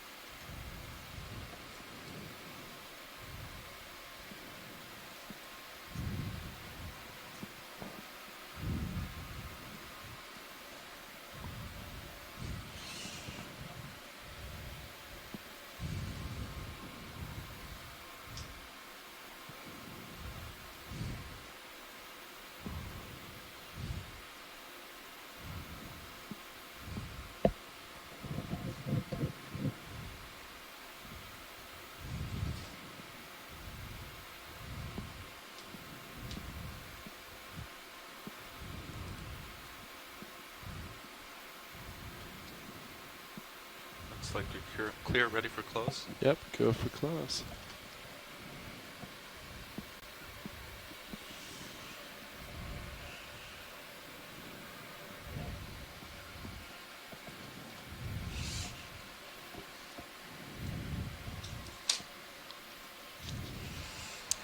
That was a beautiful Arms collection. off.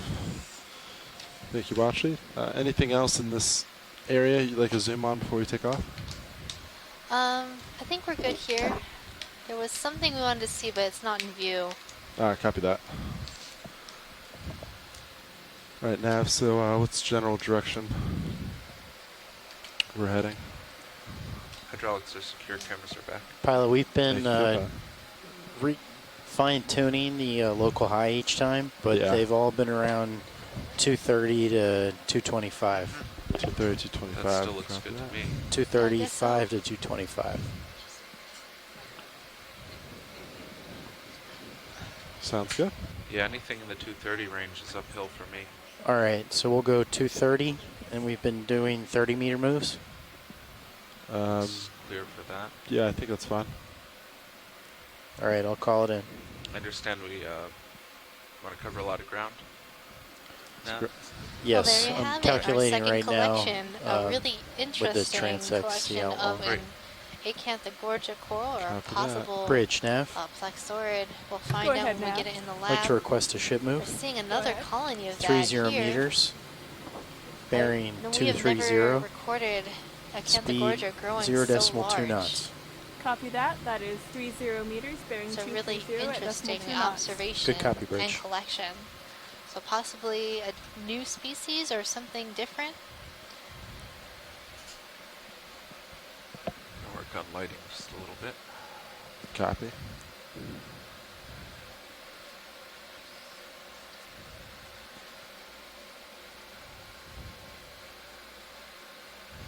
RV nav bridge move initiated. Thank you, Bridge. Seeing a dead base sponge. It looks possibly like the one that we collected earlier. But now you can just see the framework without the tissue. You can tell it's dead given the color. It's all brown and not that bright white like the one we collected earlier. In the background, you're looking... Yeah, and I think it's not the same as the one that's further up the slope, even superficially. They look like they're the same kind of funnel-shaped base. I think this is very, very different. This is a case where your hard and soft sponges can have quite a bit of similarity in general appearance. So the one down below, I think, was the corbitellid. It was in the family Euplectellid, and I think this is a uretid or something that's in Siptulophora group. Hard sponge, you can see it doesn't have any of those really big holes in it like the dead one does. So again, generally morphologically similar. They're probably sort of doing the same thing. Water's coming in their sides and then exiting through the opening at top. But very interesting.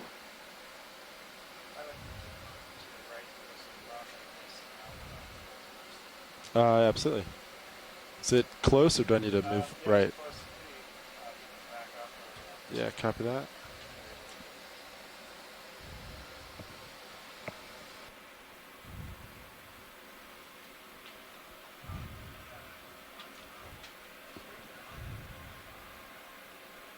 Is John still being a snob about us, or is he looking for a rock at this point since we're getting kind of close? Yeah, I was just trying to sneak it past you.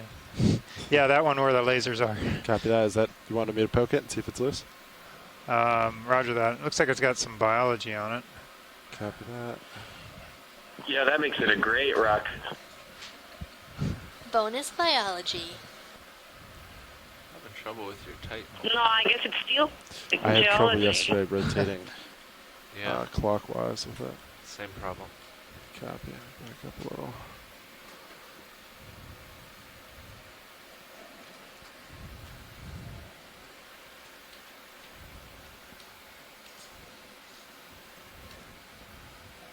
But we love the rock. Alright, our hydraulics up. You don't have enough flow. Now Copy you that. do. Awesome. Nav, what boxes are open for rocks? Rocks, we have port forward. Port forward. Copy. I'll poke it, and then I'll open the lid. If I'm John still on doesn't 3, like 2, this 1. rock, there is a tiny one with Santa Mastas. So we're still underway. Do you want me tiny, to call Tina. in an easy stop?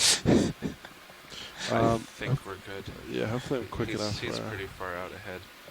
And when I was above him before, it was still comfortable, so I'm not worried. Copy.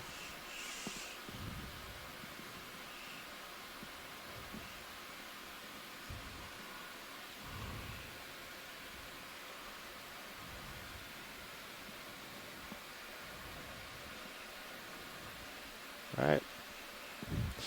It's loose. Do you want to go for sample? Yeah. Copy Yeah, that. pilot. I that'd be don't good. like this tone anymore. Wing inboard. Yes, Yeah, absolutely. broke I'll off the also give you, hemicorallium. Now another it's worthless. camera. Nice. Port wing in. Here we go.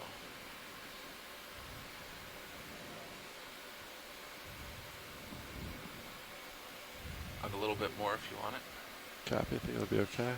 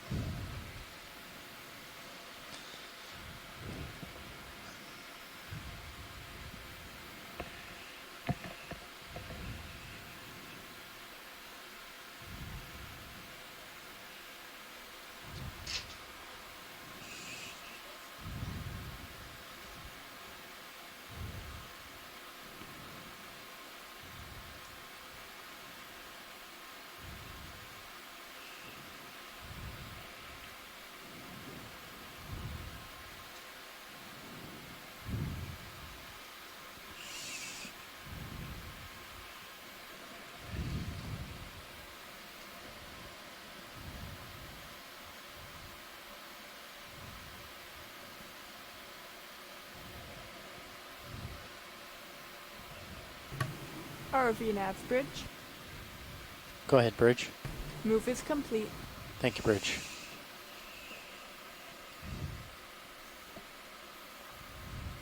All right, video, you want to come on in?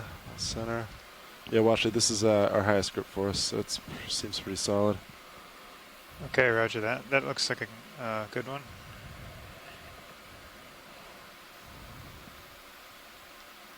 At least there's a tiny piece of coral left. Very tiny. A chance. All right, video, you happy with that? Nice.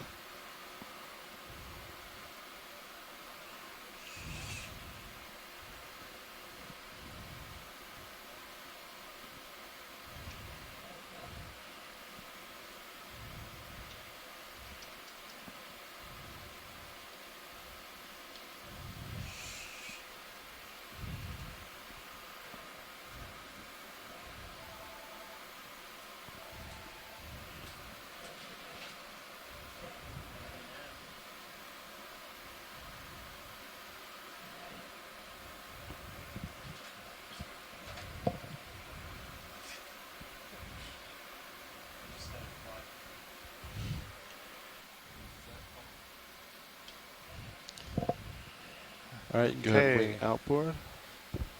Good job, guys. Rock collected at 0028 UTC, 1910 meters. Oh. It's not indexed. My fault.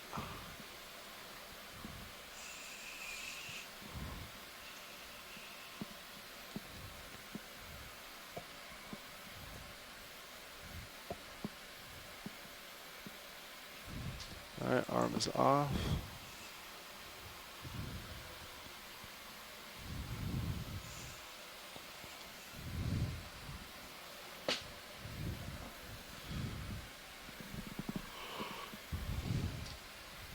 All right, let's move forward. I'll speed up a little bit real quick.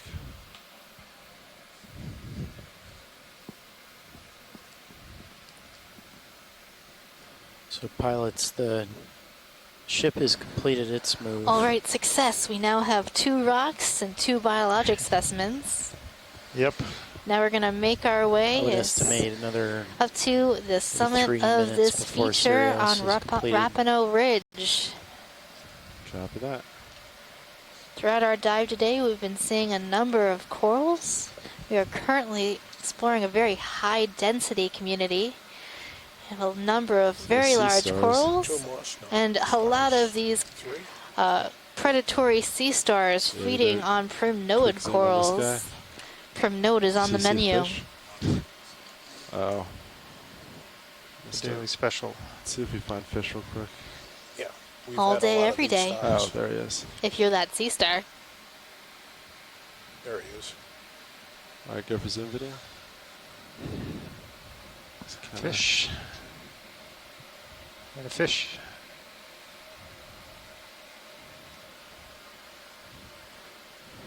Well, it is a cusk eel, a fish in the family Ophidiidae, and it is hiding its face. So that's the idea you get. Very shy. It's a rockfish. All right, video come wide. It's not quite behaving for us. Do you want any zooms on starfish? Watch leads? I think we're good with this starfish. Yeah. Copy that. Yeah, there's one there, and then there's another one to the right. Copy Megan, video. can we Watch look leads are at happy the now. small colony in front of the sea star? Oh, sorry, we're panning away from it. Do you want me to pan back? Watch leads? Okay, sorry. What was it that you wanted to see, Tina? All right, just gonna push forward.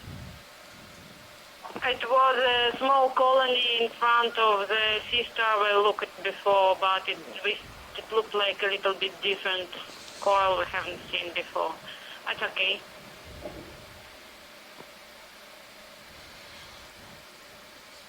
Yeah. So this looks like another glass sponge, a different type of vase shape.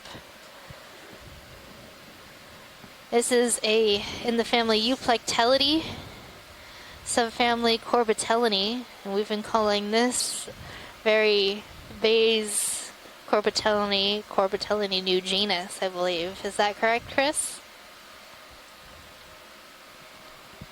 All right. That's my guess, Megan. It's because So we that still don't ship's have a clue what done, right? that one is That's right. in terms of Maybe got a little bit more. but if where you it wanna keep belongs. It pushing, still needs to be described. I think it looks Yeah, if I comfortable. dilly-daddle, just let me know. I'll Yep. keep pushing. I think we could do another nav. Yeah, it's pretty much Yeah, that one should was be first pretty much done collected right now. in 2001 So on a 230 dive range that still looks good to I me. think John Smith Copy and that. I did, if I'm Oh, not that's mistaken, for in the the Pisces submersibles. Yep. And then the Yeah. material was I'll sent call in to another one. Dr. Henry That's good to Reiswig in Vancouver afterward, or it was to the But he's on Smithsonian, bottom, and he so accessed you it from can there. have it. But Yeah, anyway, that's that's what I'm the still best trying he to could figure do that with out it. right now and So verify it and because of nobody's the had a transects. chance to actually work on it further. Bridge nav. Go ahead, Nav. I'd like to request a ship move. Go ahead. 30 meters. And now we're back into the bearing land of pinks. 230. Seeing a Speed number decimal of 2. pink coral colonies, Copy, that is 30 meters. along bearing with some 230 at speed Acanthogorgia, decimal 2 some knots. primnoid copy, colonies. White, pink, and yellow are the colors of the day. It's definitely downhill over there. That's good. Yeah, I think that's a good sign we're going the right way.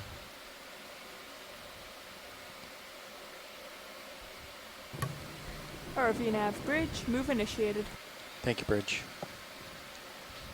So we know that these corals grow at extremely slow rates, so when you see large colonies like this, you know that this community has been here a while, and these corals have taken, decades to grow, or possibly centuries to grow, or more. Right. We do know of some deep sea corals that have been aged to over 2,000 years. So some of these species can be extremely long-lived.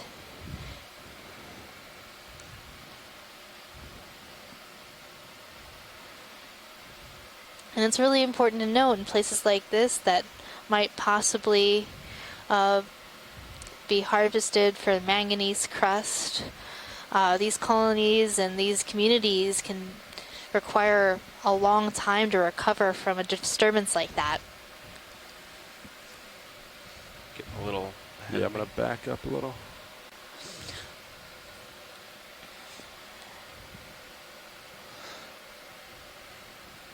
I think I got a little... Megan, excited looks like before. the current's going fairly strongly from right to left. Is that right? Or did you guys mention the direction and potential intensity of the current that you've been I don't think there is experiencing? any, actually.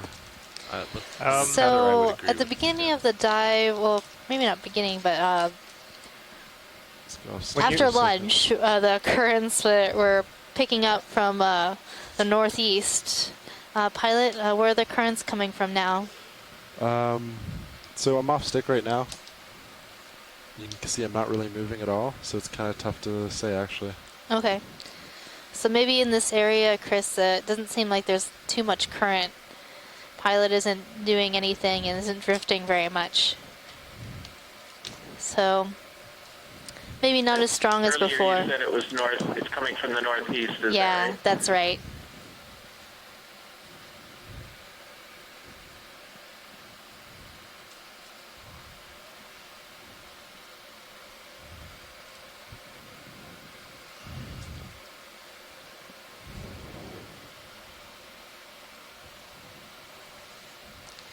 So I haven't seen any of these sea stars feeding on the corallium coral. I wonder if that's because the coral will break if the sea star climbs on it. What do you think, Chris? These hemicoralliums are really fragile, Copy. Pilot nav. but very. That's We a have really about good question, 39 Megan. minutes of bottom time left. Boy. Copy that. So let's try to, I don't cover as know. much ground and just kind of keep First of poking all, anything I was high. surprised to see them on the primnoids because it just seems like the primnoids are all calyx and very little tissue, but they're consuming them. Corallium, maybe it's kind of the same thing where there's just a lot of hard parts that may not be digestible. It's not worth it for the sea stars. I honestly don't know. A ton of sea stars down here. Is this of any interest, Washleads? This is another Iridogorgia, but it doesn't look to be in the best shape. Yeah, he's looking a little sad. It's a sad Iridogorgia. Alright, video, yeah, go ahead and come wide.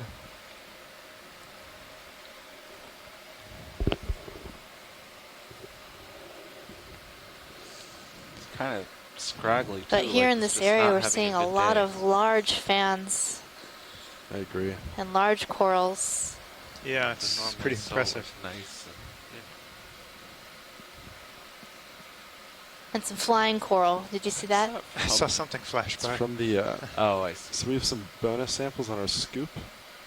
I noticed when I sat down. I think they're just kind of flying off as we go. Go ahead, Sure Nav. exactly what- Just be advised, we have a little bit less than 40 minutes on the bottom. All right, thank you.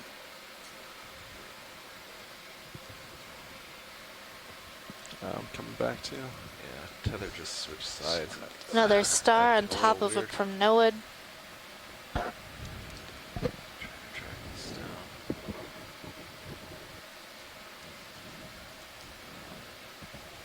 I wonder if there's coral. There might be some in the, maybe the drawer in the RV somewhere.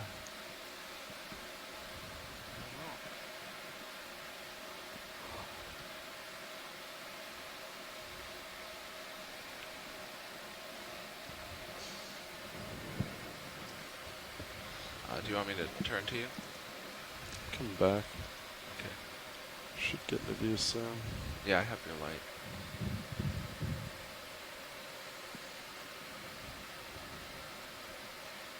There I am. There you are.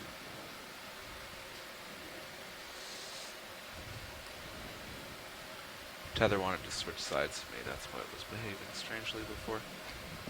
Copy. It's happy now. Do you have any function on pilot cam? ROV nav bridge. I can go left. Go ahead, Bridge. I can go up Move and is down. complete. We're all the way Thank you, left. Bridge. Do you guys, if you can, do you want to zoom in on the scoop real quick? I could do it with the Minzus. Easiest to, yeah. Anything would work. Yesterday, if you just like were really, really persistent, it would eventually make it Yeah. over there. Oh, I see why you wanted. Okay, I'll work on it with the Titan. Carry on.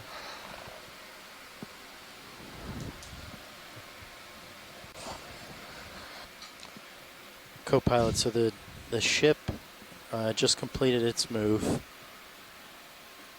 So at this depth, I would estimate about 4 minutes, 4 to 5 minutes. Would you agree? Yeah, somewhere in that range. Sounds I about right. agree. Okay. Copa, do you know you put the port swing arm lower? Kind of inboard like that? Alright, so we're moving out of the flow area, lava flow area. Pilot, I've into been seeing it sag another pretty talus decently. flow. Wow, that it did that As by we're itself. scooting up the last part of the ridge. In as little a toward the time summit. as 20, 30 minutes. Yeah, it was up there when you were sampling. I'll work on that. I just say because it's kind of blowing Looks like out we're the dropping starboard off cam a little. the larger fans to the right and the smaller. Well, so I don't want to speak too soon. Looks like in the distance we have some larger ones coming up.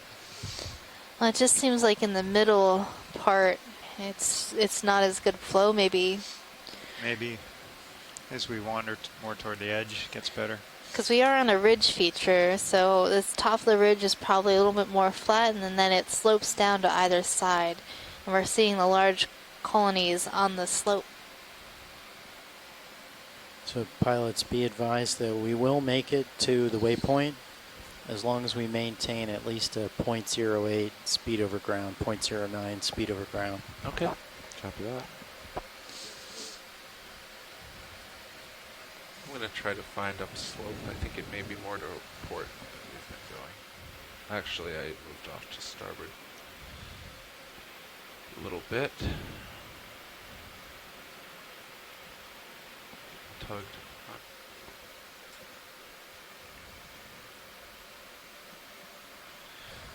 I think it's 220. 220? That makes sense. Kind of been swinging back and forth around there. All right, well, we'll make the next one 220. Okay. So we are currently at a depth of 1,900 meters. We are diving on Rapano Ridge in the Musician Seamounts. This is your biology lead, Megan Putz. And your geology lead, John Smith. We're both from the University of Hawaii, and we're excited to be here exploring the Musician Seamounts. We are. We've done this a few times. Yeah, we're. This is a seamount group, about 25 different seamounts and associated ridges, volcanic ridges, north of the main islands of Hawaii. So currently we're 400 some miles northwest of the island of Oahu. And on our way back down, after doing a loop up north in this seamount chain the past 2.5 weeks. We have another week to go. A few more seamounts. Nav, I think we a few can more do other without a features. Copy that. Pilot? Exciting dives. No. All right, I'll call So it if this in. is your first time tuning in, we do want to Bridge, encourage Nav. you to join us again for the rest of our Like to expedition. request a ship move. Go ahead. It's really 30 exciting to be meters. here and exciting to Bearing participate, 220. even if you are not on the Speed ship. decimal So 2. there's only 2 of us scientists on the ship. We're sort of like the go-betweens from ship and shore, copy, but we Bridge. also have a lot of shoreside help and scientists Pilot, I on think, shore might participating be and right leading on that. dives and lending us their What if expertise. someone hit something? Or they were scooping something. And So we are eternally stuck on, grateful or- to them. We have geologists, RB Nav, biologists. bridge move initiated. Thank you, Bridge. Yeah, they're pretty good. I Might think we got a recover bonus. some. So speaking of the public event, Tell us about the public event. so when we Videos return of to Jelly? port in Hawaii, we will be pulling into Pier 35, the University of Hawaii Pier. And that Sunday is October 1st. We will be having boat tours of the Okeanos Explorer, telling you a little bit more about what we do here. If you've ever wanted to explore an exploring vessel, this is your opportunity. We'll also be joined by the Falcor. Tell us a little bit more about the Falcor. You've done work with them. Yeah, that's the ship from the Schmidt Ocean Institute. That's a private foundation, and they have a vessel of similar nature to the Okeanos Explorer, and they also do similar type of things. A lot of exploration and higher risk studies. And currently, they've been in the Pacific for quite a few years now, and they will be also kind of in between cruises at the same time. So if you are visiting... Is that Sea Star on the Corallium? It looks like that Sea Star is on the Corallium. Yeah, pilot to the left, there was a star. It looked like it was on a corallium coral. Oh. We were just talking about Curious, this. since you brought that up, I thought we might have a chance to take a look at this since it's pretty interesting. Yeah, definitely. Well, Sorry 'cause for the interruption. I wonder if it's a different type of star too that's on this corallium versus the ones that we've been seeing. Well, it's definitely on a corallium, and it Been eating a lot. looks Hippastria-like. And it's eating it. And it's eating it, Back so up real quick. that's a interesting That is just rude. observation. All right, let's try that again. How rude. Come on in. It's a drop coming up. I mean, we let it eat the non-colored corals, but when it starts eating the colored corals, then oh boy, that's just going too far. Okay.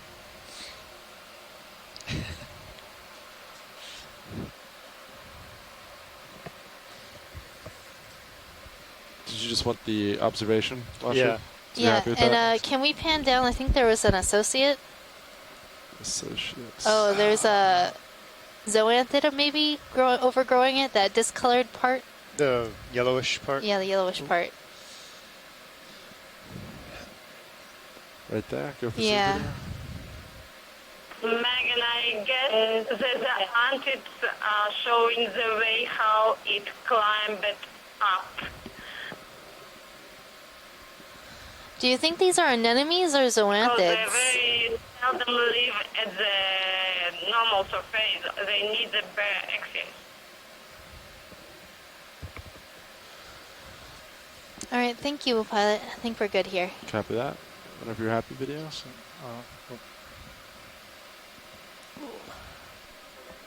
Did you catch Tina's comment there? She was suggesting that the zoanthids are indicating how the sea star actually crawled up the branches because it denuded that main stem there as it crawled up, and then the zoanthids and colonized it afterward. Because I can see it back in both. Yeah, my I know. binoculars. That's a good theory. That happened. That's weird. I'm gonna bring them all the way out. So they're creeping inboard And that as would well? show that the zoanthids are, I've you know, only noticed them colonizing creeping inboard. opportunistically So look at, on bare skeleton of corals instead I of had put it about overtaking the there. coral tissue. So that's one of those questions that we have yet to answer Yeah, it's about different some of full these out, zoanthid corals, is whether or not they forcibly See, I've overtake a noticed colony the, or if they starboard opportunistically lower, colonize areas that are basically bare on deploy corals. more, kind of Yeah, sag down. that little sag. That's That I get. understandable, but I'm pretty sure they're creeping in. Creep inboard. That's.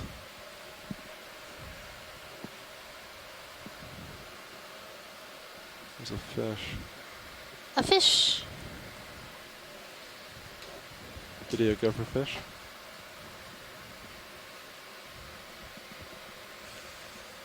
So it looks like a current or a rat tail fish.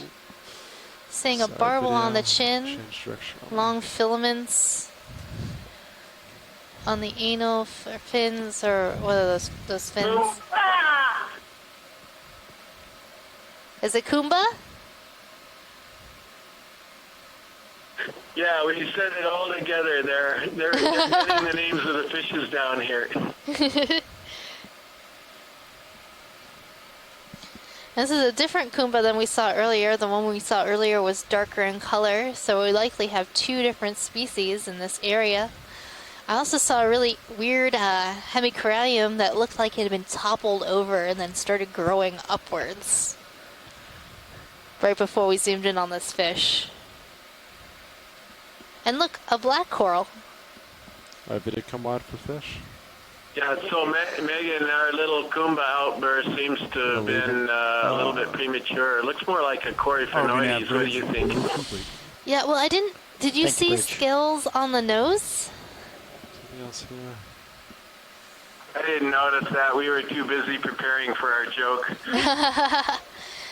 Yeah, it looked like the nose was a little more jelly-y. Oh, We're going to watch the instant replay. So Kumba does not have scales on the nose, and Coryphaenoides will. Also, Coryphaenoides has like a little bit more robustness to it. Video, there's that What do you fish see again. in there, Caitlin? Go for zoom. Let's see if we can get the nose real quick. You seeing scales? Oh, here we're zooming in again. It's not really looking at us. Oh, well, stop moving, fish. Jeez. I'm not sure.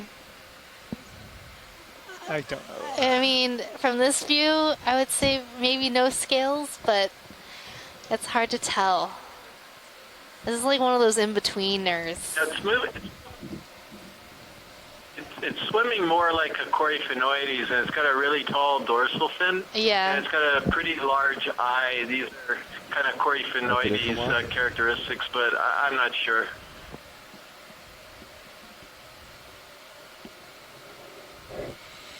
I mean, it could be. It seems to, be swimming a little bit slower, and the long filaments and the barbel look more Coryphaenoides-like. I would agree. This is why you need Bruce on the line. About 180 from us. He knows these fishes so well. Copy due south, large boulder. Potential large boulder. So now we're in a garden of pink corals. Look how pretty. And then in between the pinks we have our yellows, our Acanthogorgia, some primnoids, maybe some bamboos. And of course you cannot forget our wonderful glass sponges. You know, here and there, beautiful flowers. Turn to port to follow you. I think Most of those glass sponges that we saw look similar to Atlanticella, so thinking they might be the Atlanticella face. Yeah, so I'd say maybe even more. Uphill is south, right? Almost south, yeah, at this point. 90 maybe? I show it even further, but yeah, explore that area. Yeah, we do 180, 190. Yeah, for next move I think it'd be good. Let's do that. Copy that. 180. Sure. I mean, with the air on the bathy, we're pretty close. Yeah, We're almost on top. Right.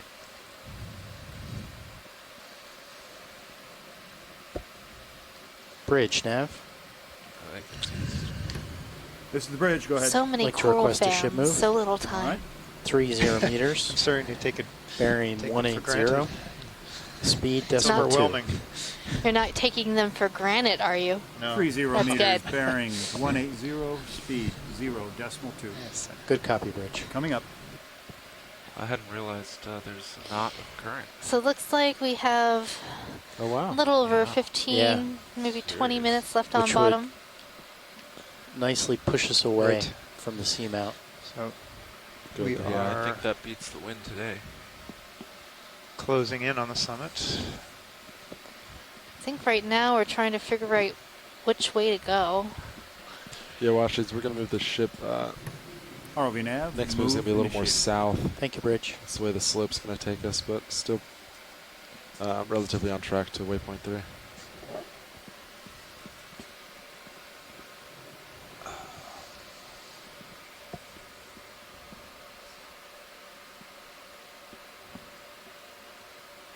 I think it's southeast, but we'll see next move. Yeah, once we peek over this local high, Yep. level. Yeah, right. It might just be local. Actually, if I have tether, I might take a quick peek. I can give you a little bit.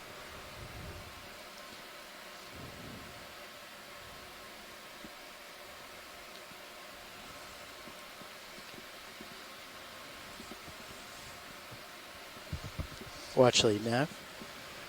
Video, do you see maybe Go jelly ahead, Nav. water? Just to give you an update, we should reach the summit of the seamount with a little bit of time to spare. Awesome. Thank you. You're welcome. Oh, we're having a jelly moment. This is our preview to our mid-water work later today. Right. Hey, there he goes. Oh man, I know that one. I've seen it before. I drew a picture of it so I remember. Hold on a second. I drew way too many pictures. Well, I think it's That this one. one.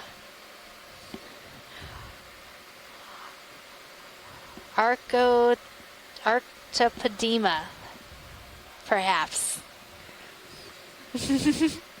that's what I wrote. Don't know what family that is, downhill in but it's every a type of jellyfish, and yeah? we'll soon They're learn more downhill in about every it, because direction I'm for you. fairly Might be. certain, I can almost guarantee we will see one in the water column later So today. should I cancel that move then? That's your No, preview. let's keep it going. I think it's still right according to Sirius sonar. I Okay. don't see a fish. I don't think so. No, I think it's a shadow. There's a number of dark rock It does look faces like there. a fish, though. But there are like a lot of dark rock faces there, yeah. That happens a lot, though. We've definitely... There's maybe something. What was that?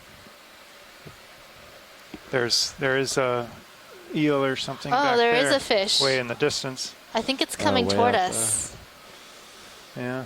Definitely coming to check us out. It's on a beeline toward us. Video, go for zoom.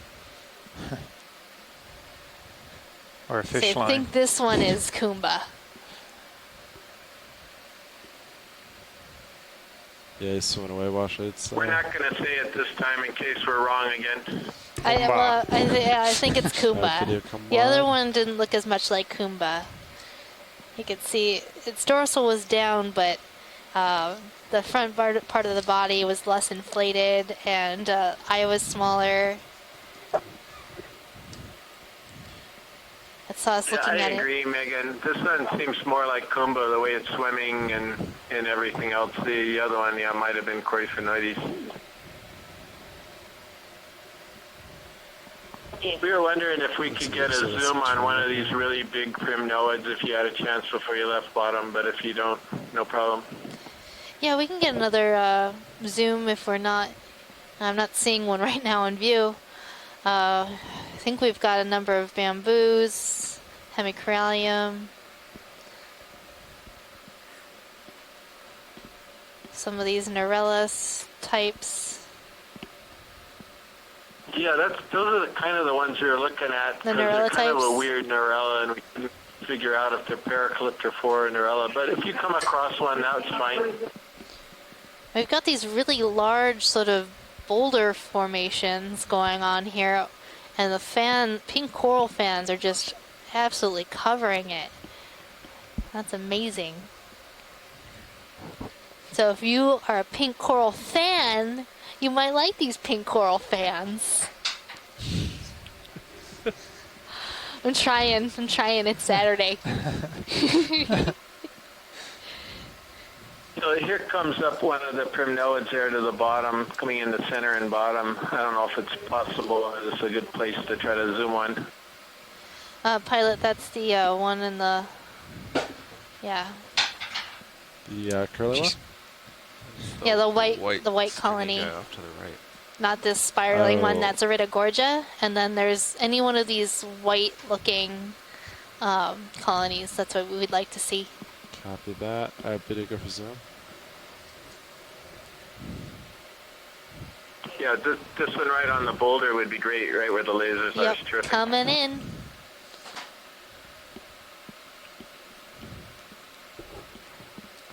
So these polyps seem a little bit smaller and more delicate. ROV nav, move complete.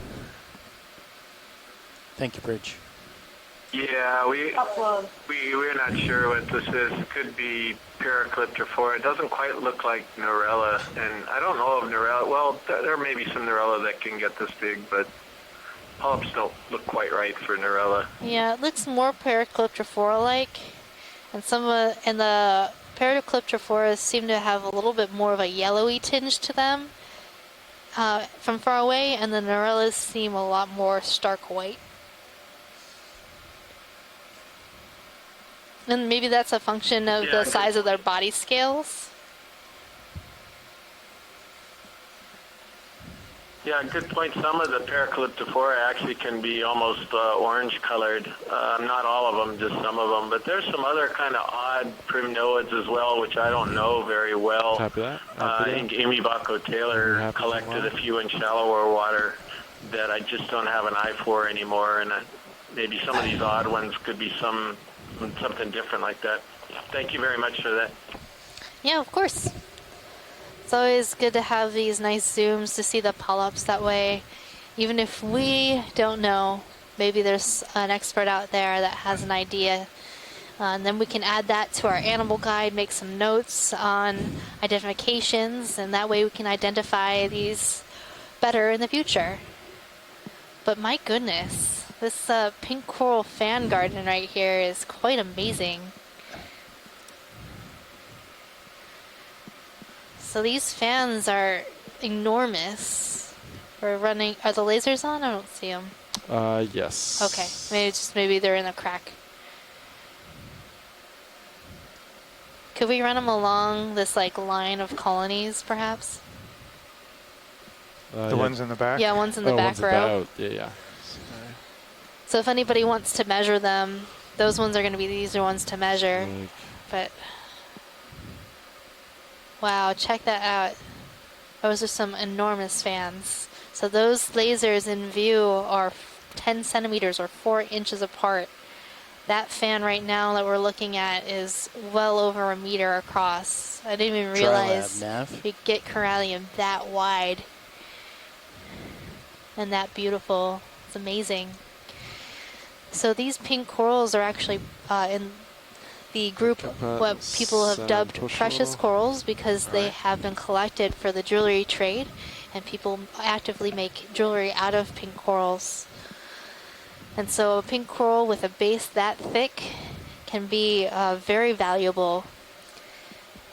You can polish the skeleton to a nice bright sheen and set it in jewelry.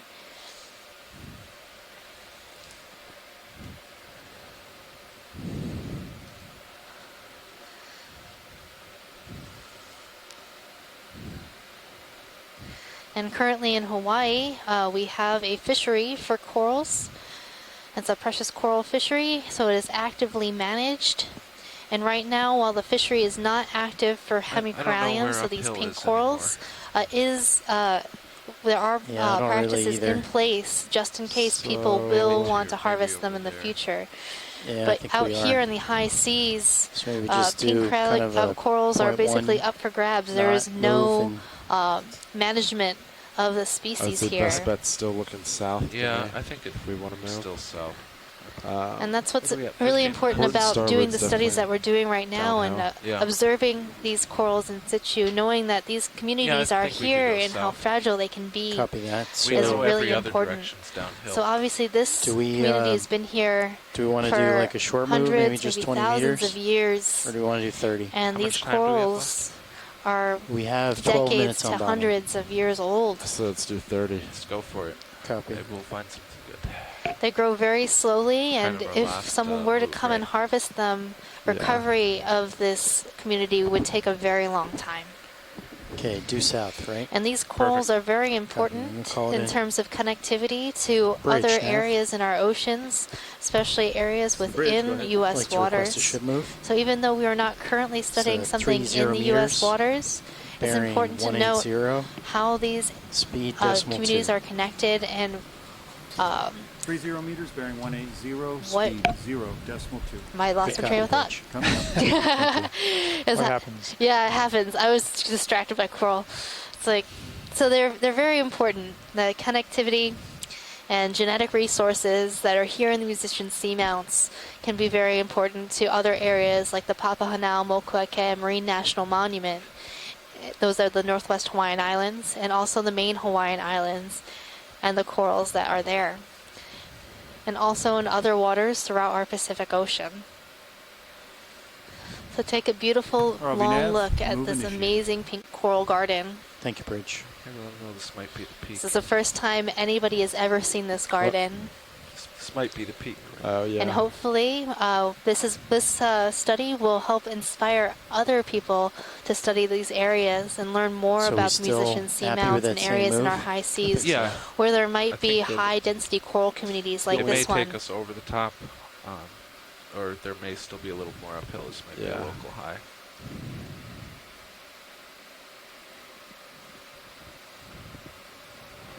how far are we from that waypoint?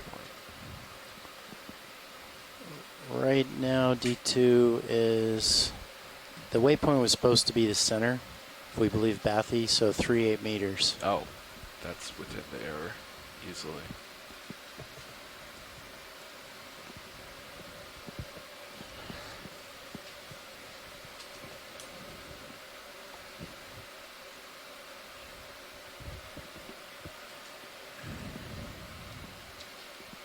East is downhill. West is downhill. North is downhill. Just one more to check.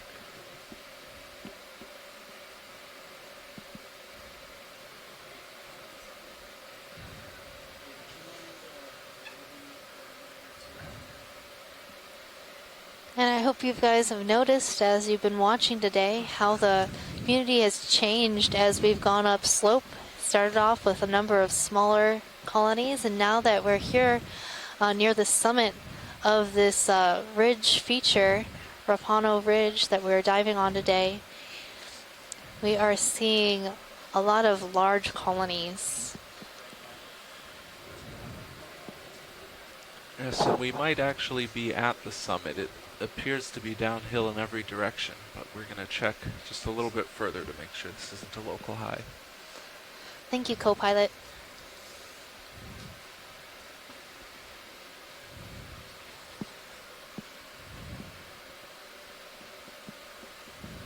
Well, I was really excited to see what was at the top, and I was not disappointed.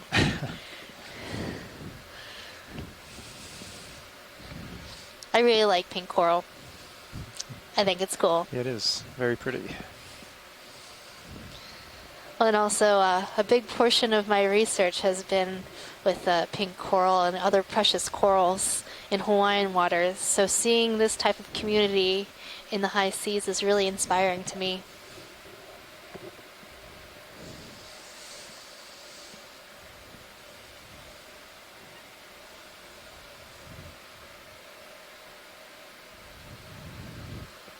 Okay, co-pilot, we have about 15 meters left on that move.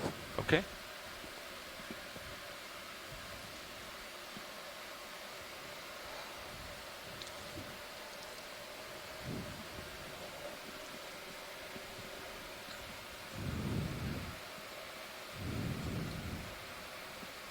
Anything notable about the geology here, John? Well, it not so noticeable. I mean, notable, but it's kind of been kind of somewhat consistent as we got on the summit ridge toward the top. A lot of intact pillow lobate flows, kind of isolated, at least what's visual, or obviously that we can see on the surface, and then those are separated by areas of sediment and talus or broken rock in between. So a lot of the way up the ridge, it was kind of like, even looked like kind of a sculpted garden of little rock oases, and separated by like gravelly areas, and then of course having all the corals kind of on the outcrops and the more stable areas. Kind of look like almost somebody drew it up that way. But yeah, as we get to the top, we kind of have a mix of flows, sediment, talus, and of course everything's covered with these corals. So yeah, gives it a completely different look than if you we'll have to keep had an eye it on barren. that. Yeah. It wouldn't be nearly as fun, admit it. It wouldn't. Did you go for zoom? You get distracted by them, say. Is that just yeah, I think that's a schmutz. Alright, pelagic fuzz. I like that. I'm going to use that for water column time. Pelagic fuzz.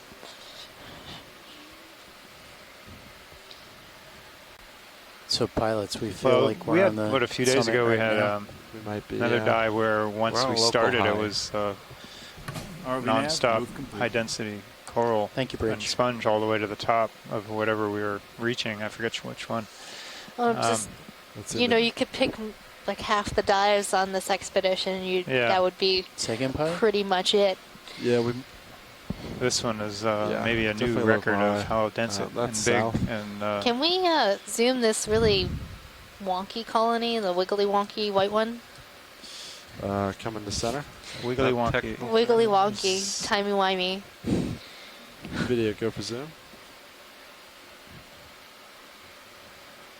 It's a primnode coral. It's just, it's doing something crazy with its branches. Tangled up. So usually It's Paraclipter. doing the crinoid dance. Yeah, it is. It's waving its arms in the air like it just don't care. So Megan, you need to now, looking at this colony, you need to have an interpretive dance for a primnoid coral. That's my hair. I'm gonna make it nice and curly, beachy, wavy. It's more coral-like that way. Yeah, I think I'll do that too. Yeah, it would look beautiful, John. Okay. You need to style your hair more. I'll work on that. So the polyps on that coral look even smaller than the one they were looking at before. And the branching pattern looks a little bit odd for Paracliptrophora, but I can't think of what else it could be. Yeah, it's a pretty odd one. You know, I guess you probably fill up all your boxes already, right? But, we have about 3 minutes left on bottom, Can you do it? so I don't think we have time for a collection. We have 3 Or you minutes. could ask. Right now. Pilot's opinions? If we go for it now, we could try, or I could push out to see what's south. So it's up to you. I think we should Look just more- collect this. All right, copy that. All right. Let's be quick. Video. You got If we have time. Armpit box and the one with the floaters. So this is a weird primnoid. Is that the? Yeah, it doesn't like whatever it's doing with its branching is really odd.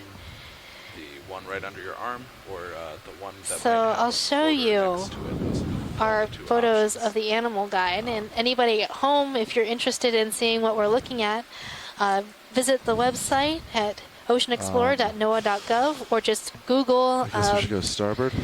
Animal Guide Okeanos or something to that nature, and it'll pop right up.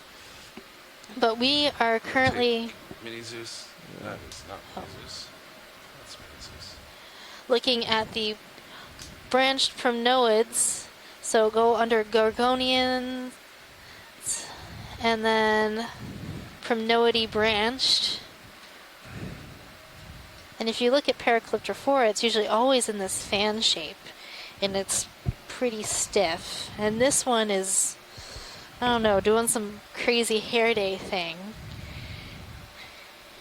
And as we're going through, I'm not seeing anything that is that large and does that. So Norella, like Chris was saying earlier, generally doesn't get that big, and the ones that we have seen that large have larger polyps. What do we want?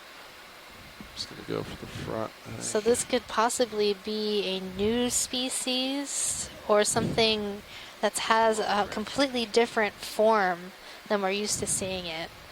Either way, it's going to be really informative to us as to what is going on in this community and possibly be a new record for us.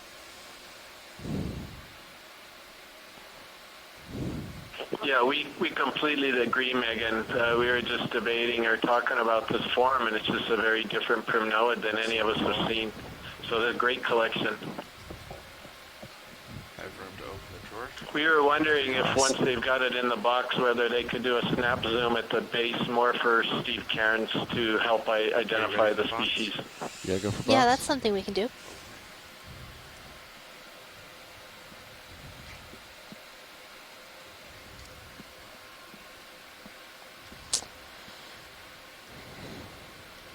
It's full.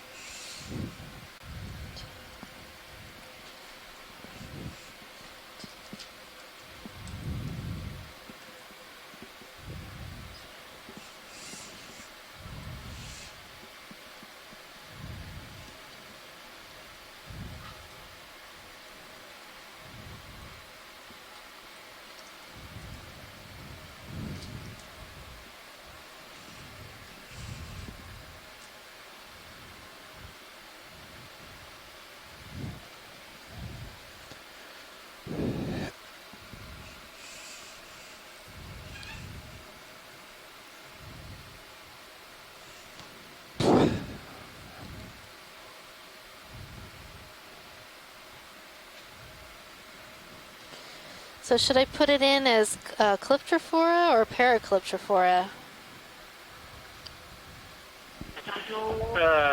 Boy. How about Primnoid?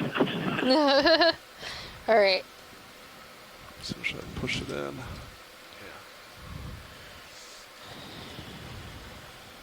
I'm sorry, I'll help you with some light.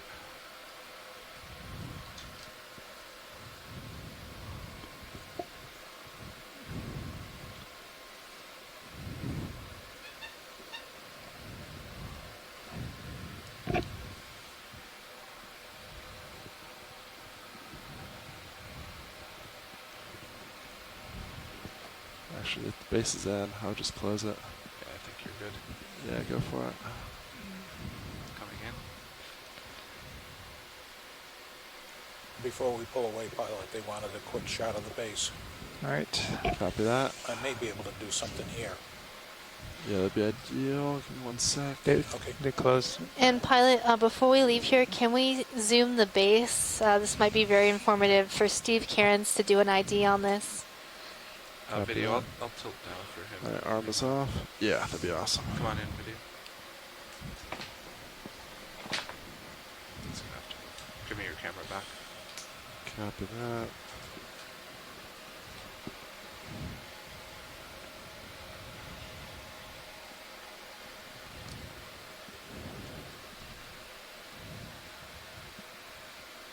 It's a new speed record, pilot.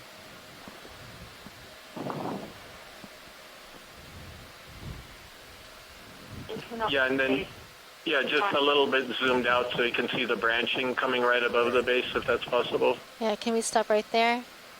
See what? Right there? Yeah, that's great right there. That's fabulous. That should work just like that. Thank you very much. All right. Video, let's come wide. And nav, I assume we're out of time? Yes, we are. Copy. Okay.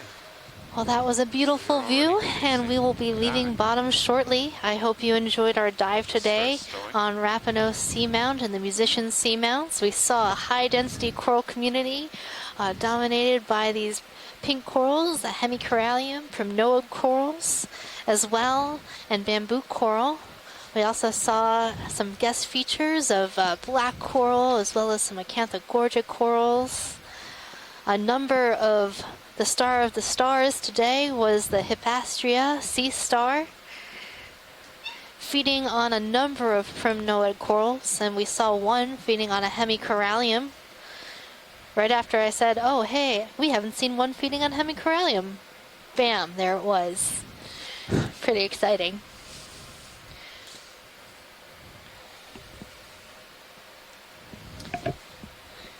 The geology changed as we went up slope. Mind summarizing that Bridge, for us? Nav. This is Well, bridge. we started in a. Be advised, the ROV is coming off the bottom a right saddle now, between but two it will of be the a while peaks, before so it was recover a because we're gonna flat do bottom, midwater and it was transects. sedimented with ROV kind of a off the consistent bottom at covering of 1519 small local. Alright, you're full cobbles stone. or Thank small you. rocks that Hold were this whole covered by position for now, please. manganese Roger, crust. holding Come up a little And then bit. we you. got to the base of the 20 meters, then we can do a slope, spin. base of the ridge that we were going And, to ascend, and yeah. this slope not sure which steepened direction. dramatically to like 20 to 30 degrees I need right to away, and we turn. moved right Oh, I into know that, but, larger I mean, pieces of because we have this very broken small rock Oh, yeah. from intact lava the flows surface, from you know, upslope. but it is deeper. And then as we moved up and across the slope, it just varies a lot. You have this talus, you have lava flows intact, then you have combinations of those. Sometimes you have the massive walls, and the slope was varying up to greater than How high 60 would you like degrees to at go? some places. Go to, And go to then 30. kind of leveled That's out good there. All right. as we got near the top and Slip onto it the back ridge. underneath It's kind of a broad ridge feature. And we got into kind of smaller isolated lava flows and some boulders and a lot of talus in Down at between. 80. And that kind of persisted until we got to the top. So Pretty exciting dive, if I do say so myself. All right, ready to you say. I do. You're still a little far. Oh, Well, that's 90. Okay. Tomorrow, we will be Yeah, diving 90 on now. Schumann Seamount. We'll be diving at a depth of about that for ya? 2,300 That's great. meters to All right. start, So and we'll be turn. making our way And are to you the going to summit make that full turn, or of are you gonna Schumann do some as well? at I about think I just need to turn a little bit and then- 2,047 meters. So we'll be Right, trying and to then you run just the need to ridge turn a little bit. line I can do the rest. as much That's as fine. possible and characterize the biological community there, hopefully another high-density coral community, and also collect some geological specimens on the I'll steeper start to push slopes. forward. So join us tomorrow for Schumann Seamount. On the line But with the wait, ship. there's more. Nice. What? Is there more? There is more. What can more there can there be? Midwater transect time. Yay! Nav, what do we need up? So we'll be transiting up What to do we need up for 800 time? meters to start our midwater Well, we're pretty good. transects. We'll be doing Actually, we 10-minute ended up, transects at coming off the 800, bottom a little bit 700, shallower than I 600, expected. 500, 400, and 300 meters. So we're 300 more or less meters? on schedule. Awesome. At 300 meters? At 300 meters. Wow. All right, I'm going to come out of Even imagine that. auto depth. And I'll start rising a So little bit. there's Get 2 delta. hours more dive Just have you in time. my Titan now. It's bonus day. Bonus.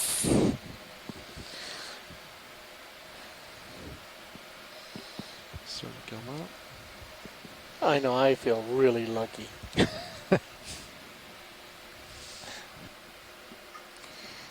So it'll just take us, about 20-30 minutes to get on transect at 800 meters. So please do stay tuned. But it's a great time to go get a snack. Use the facilities, stretch, do Nice. some yoga, do the crinoid. We'll be back shortly. So do we want to hold Thanks position? for a great pilots, dive or- today, guys. I look forward to talking to you tomorrow. Start coming up. Copy that. Put it in Talk to you Z-bias. tomorrow, Chris. I'm ramping Enjoy up. your evening. So quick.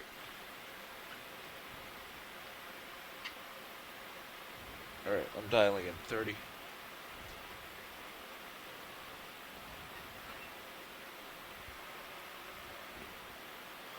All right, I'm going about 85.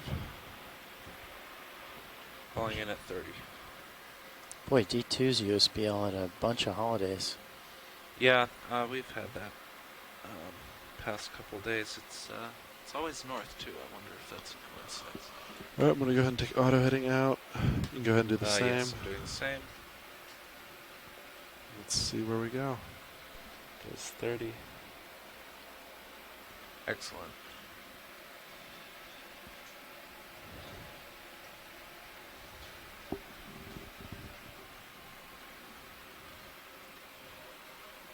You point it down a little bit.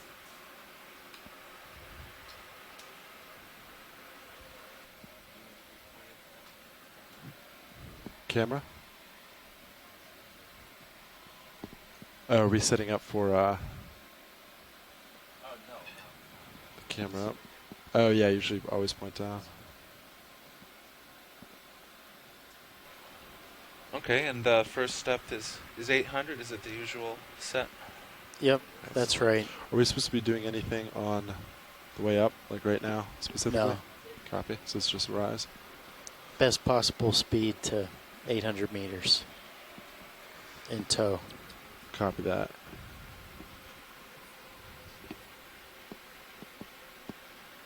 And then it'll be old style, 10 minutes for each transect. Since you guys did that sample so fast, I'm revising my plan to only have 1 minute for setup. I wouldn't count on that. We also have a watch change right in the middle.